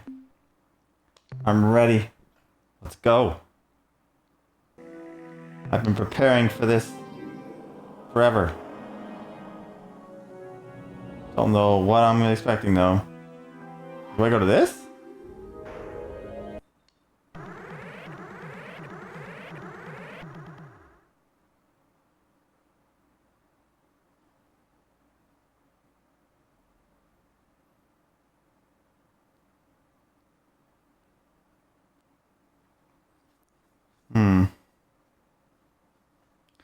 I guess this is probably it.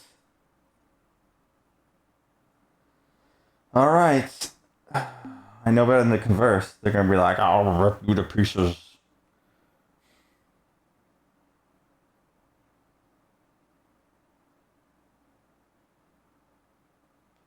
Okay.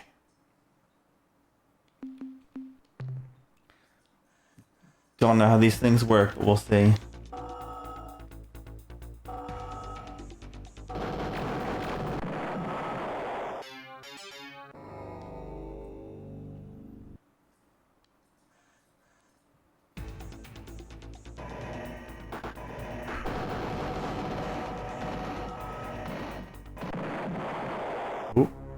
That's not good.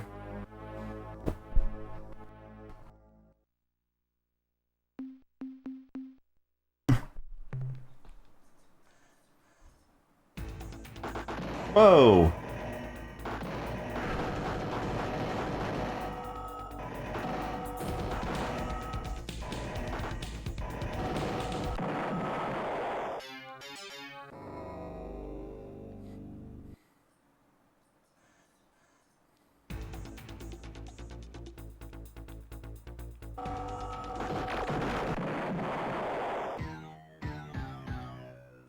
Those things are a little rough.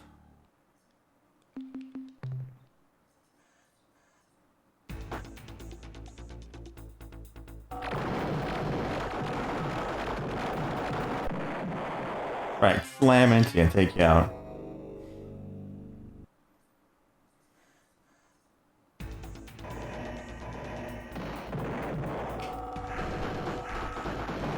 Whoa, that attack sucks.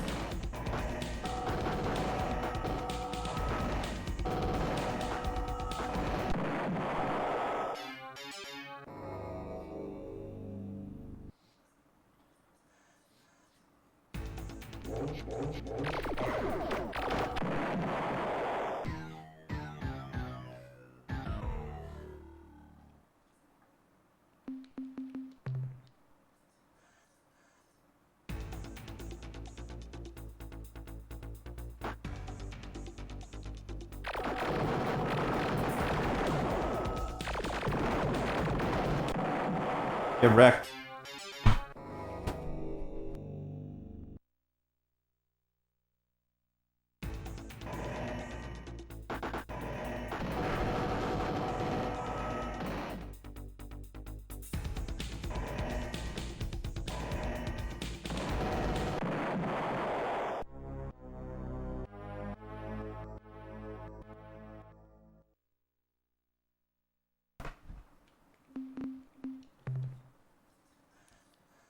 We're starting to run out of ships.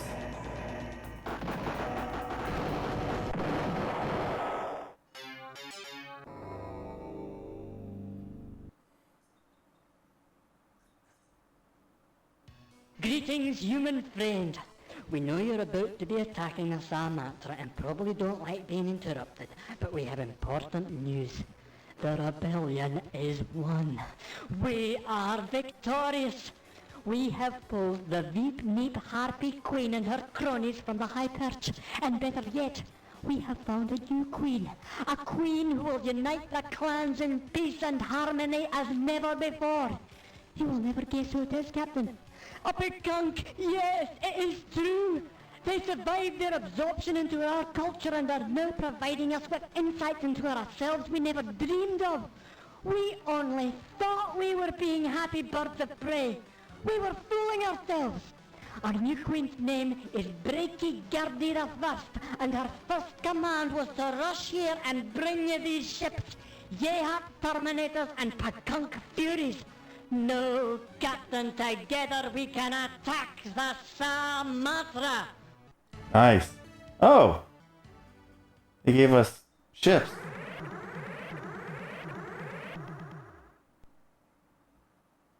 Converse. I guess I gotta... Okay, human. You made it past the Sumatra's guards, and now you can attack the vessel itself. So listen closely. The Sumatra is protected by a thick shell of fused asteroids, reinforced with a weak stasis field. You'll never break through that. The only opening through the asteroid shield is covered with a powerful force screen. One touch of that screen, you're history, Captain. To destroy the Sumatra, you'll have to destroy the shield generators embedded in the asteroid shell. To drop the force screen, you'll have to destroy all 8 of them. When the screen is down, bring in your flagship, move into the asteroid shell, and then press the big red button on your controls. That starts the detonation sequence. Your escape pod will eject automatically. Just hope you're far enough away before that ship blows. Okay, human, this is it. The last battle, your final moment of triumph. Don't screw up. In case you're wondering, I'm not going with you, Captain. I'm staying on board. Why, you ask? Because I'm locked in here, you idiot! Get me out! Help! Help! Alright, so we have to take out the shield and bring the big ship in. Got it.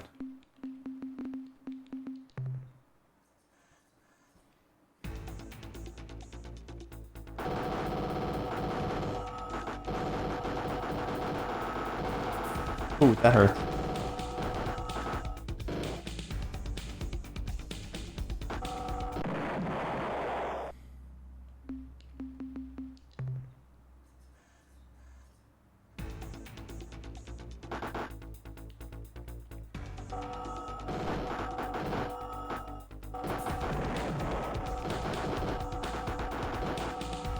Damn it.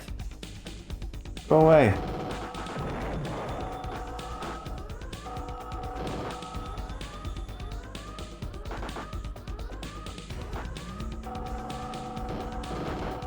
God, that scares the crap out of me.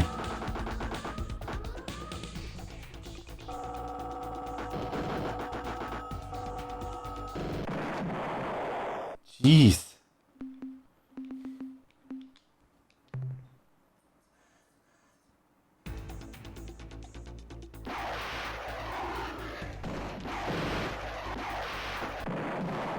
That thing just gets annihilated.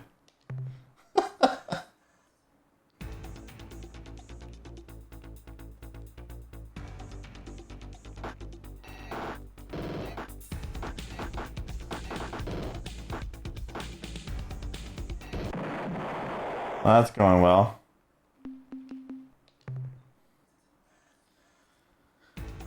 Oh boy. Oh my god, I'm getting smacked.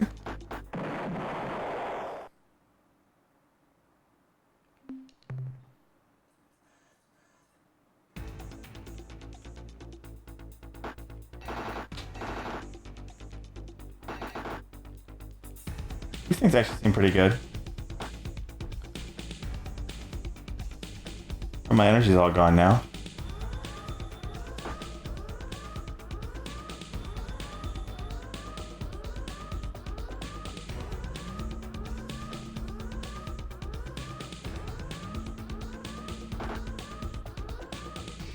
I get limited shots with them or something?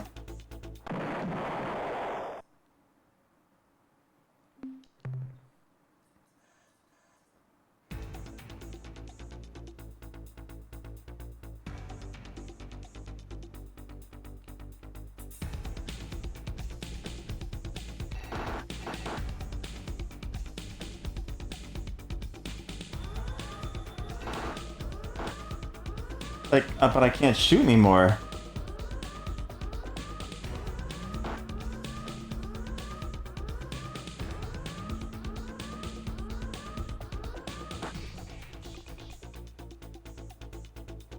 His name is Hooter. Idiot, jerk, loser, moron, dodo, moron. Oh, it came back. Okay, so I just need to... Maybe I gotta talk it out?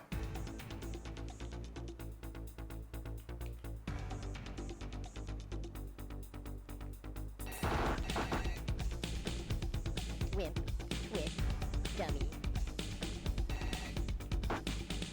Twit, idiot, moron, fool, dummy.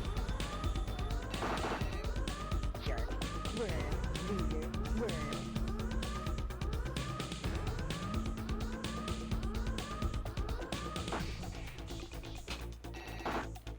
Yeah. Loser, dummy, idiot, moron, wimp.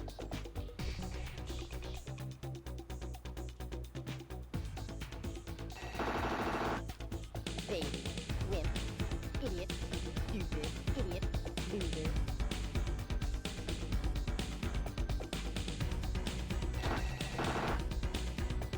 Fool, wimp, baby, jerk, baby, stupid.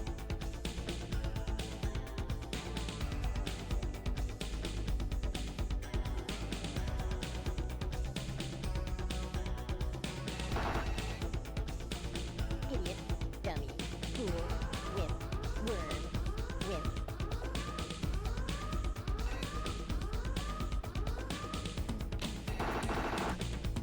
Twit, fool, loser, twit, moron, wimp.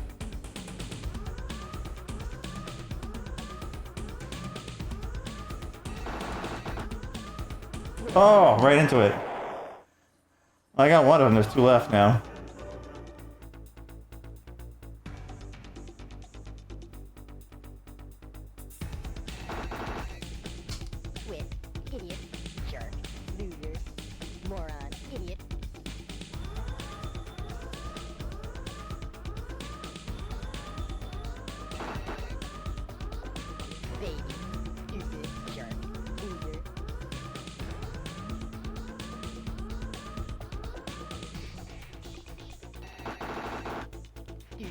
dummy, fool, worm, moron, worm.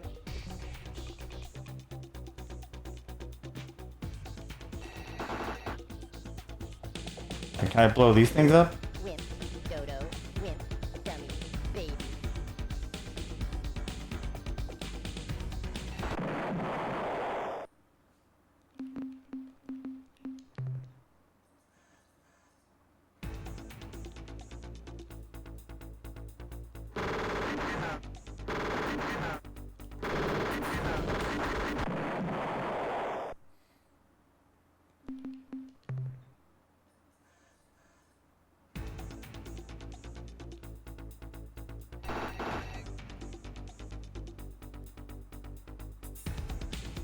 Dodo, twit, dodo, jerk, dodo, loser. Moron, baby, dodo, wimp, moron. Fool, dummy, idiot, moron, stupid, moron. Wimp, moron, baby, moron, twit, dummy. Loser, jerk, twit, stupid, dodo. Fool, Trying to blow these things up. fool, moron, worm, wimp. Dodo, idiot, moron, baby. Loser, stupid, jerk, dummy, jerk, worm. Damn it. Wimp, stupid, jerk, loser, worm. Fool, stupid, wimp, twit, dummy, baby. Nope.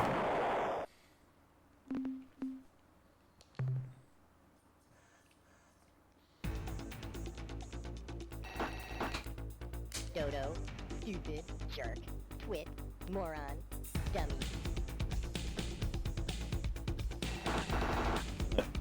Alright, one of them's down. Dodo, idiot, wimp, worm. There you go, now I got these things.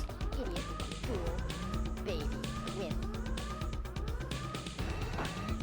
Jerk, wimp, twit, worm, loser, fool. Yeah, I gotta bring my main ship in there, but I want to make sure I take all these things out too. What if I bring my main ship out and then I get blasted by these things, you know? Dummy, stupid, fool, dodo, moron, wimp. If I can take them out, you know, that would make... Wimp, idiot. Wimp, stupid, twit, stupid, loser, worm. Oop, ow, I went right into that. Moron, wimp, jerk, fool. Loser, moron, dodo, wimp, worm, idiot.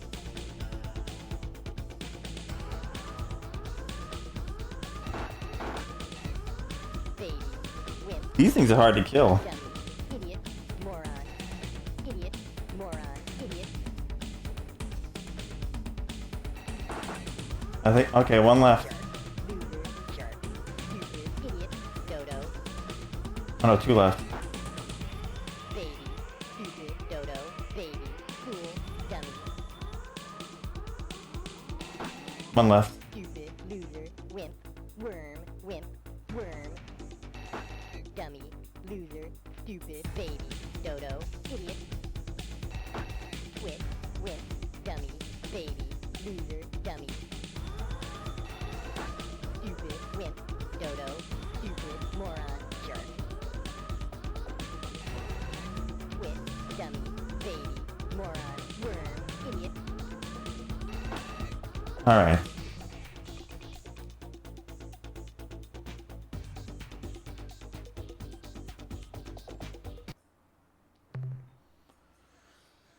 Let's go.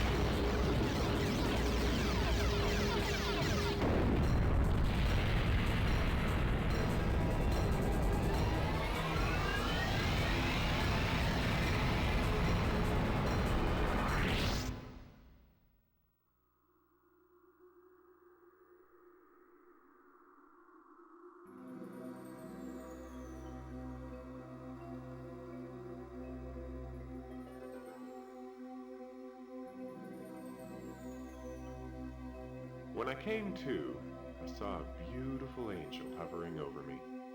I figured I must be dead, but if you have to die, I thought to myself, this was definitely the right way to be dead. That was about the time I heard Talana's voice, telling me to stop babbling and listen for a moment. She said the Sumatra had been totally destroyed, and the remnants of the Urquan and Korra fleet were hightailing it for the clouds of Magellan. Then she pointed to the sickbay window and said there was something she was sure I'd like to see.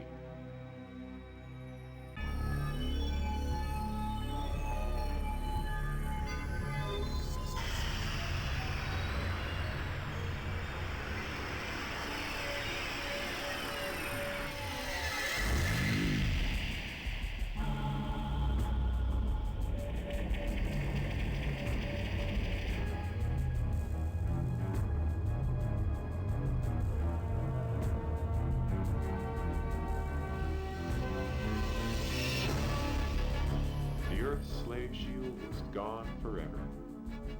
I'll never forget that day. Beautiful Talana stood at my side, and together we watched the first ships lift off of Earth. I'll never forget that day. Not for the rest of my life.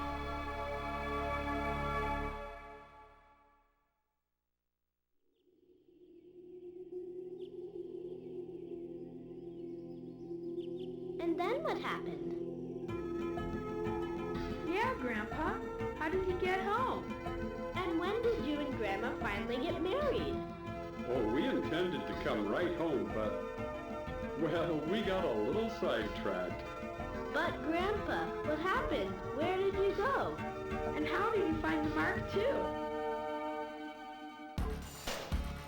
That, my children, is an entirely different story.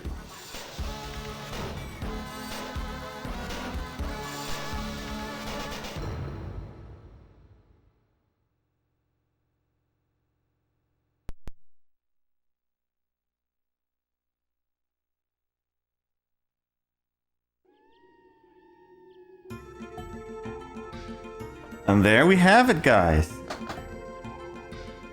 Thanks for the GGs.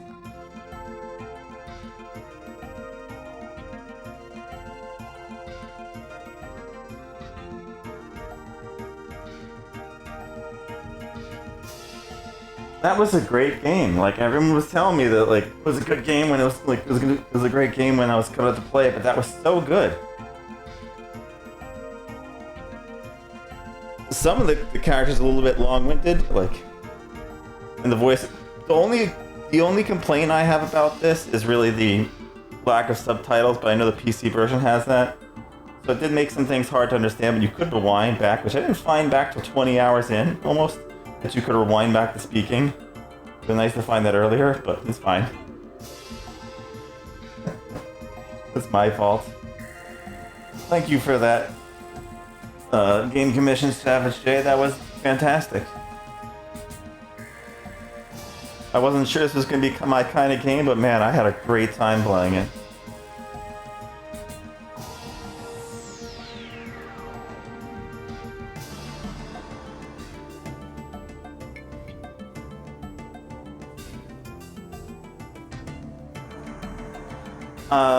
I don't know what game commission we're going to start next. If anyone wants to do any put any game commissions, you can hit me up on Discord. There's a game commission section, or you can DM me or put in Discord if you want to put any more up there. I did. I appreciate it, Jay. Thank you very much. The end. The end. I was having so much fun.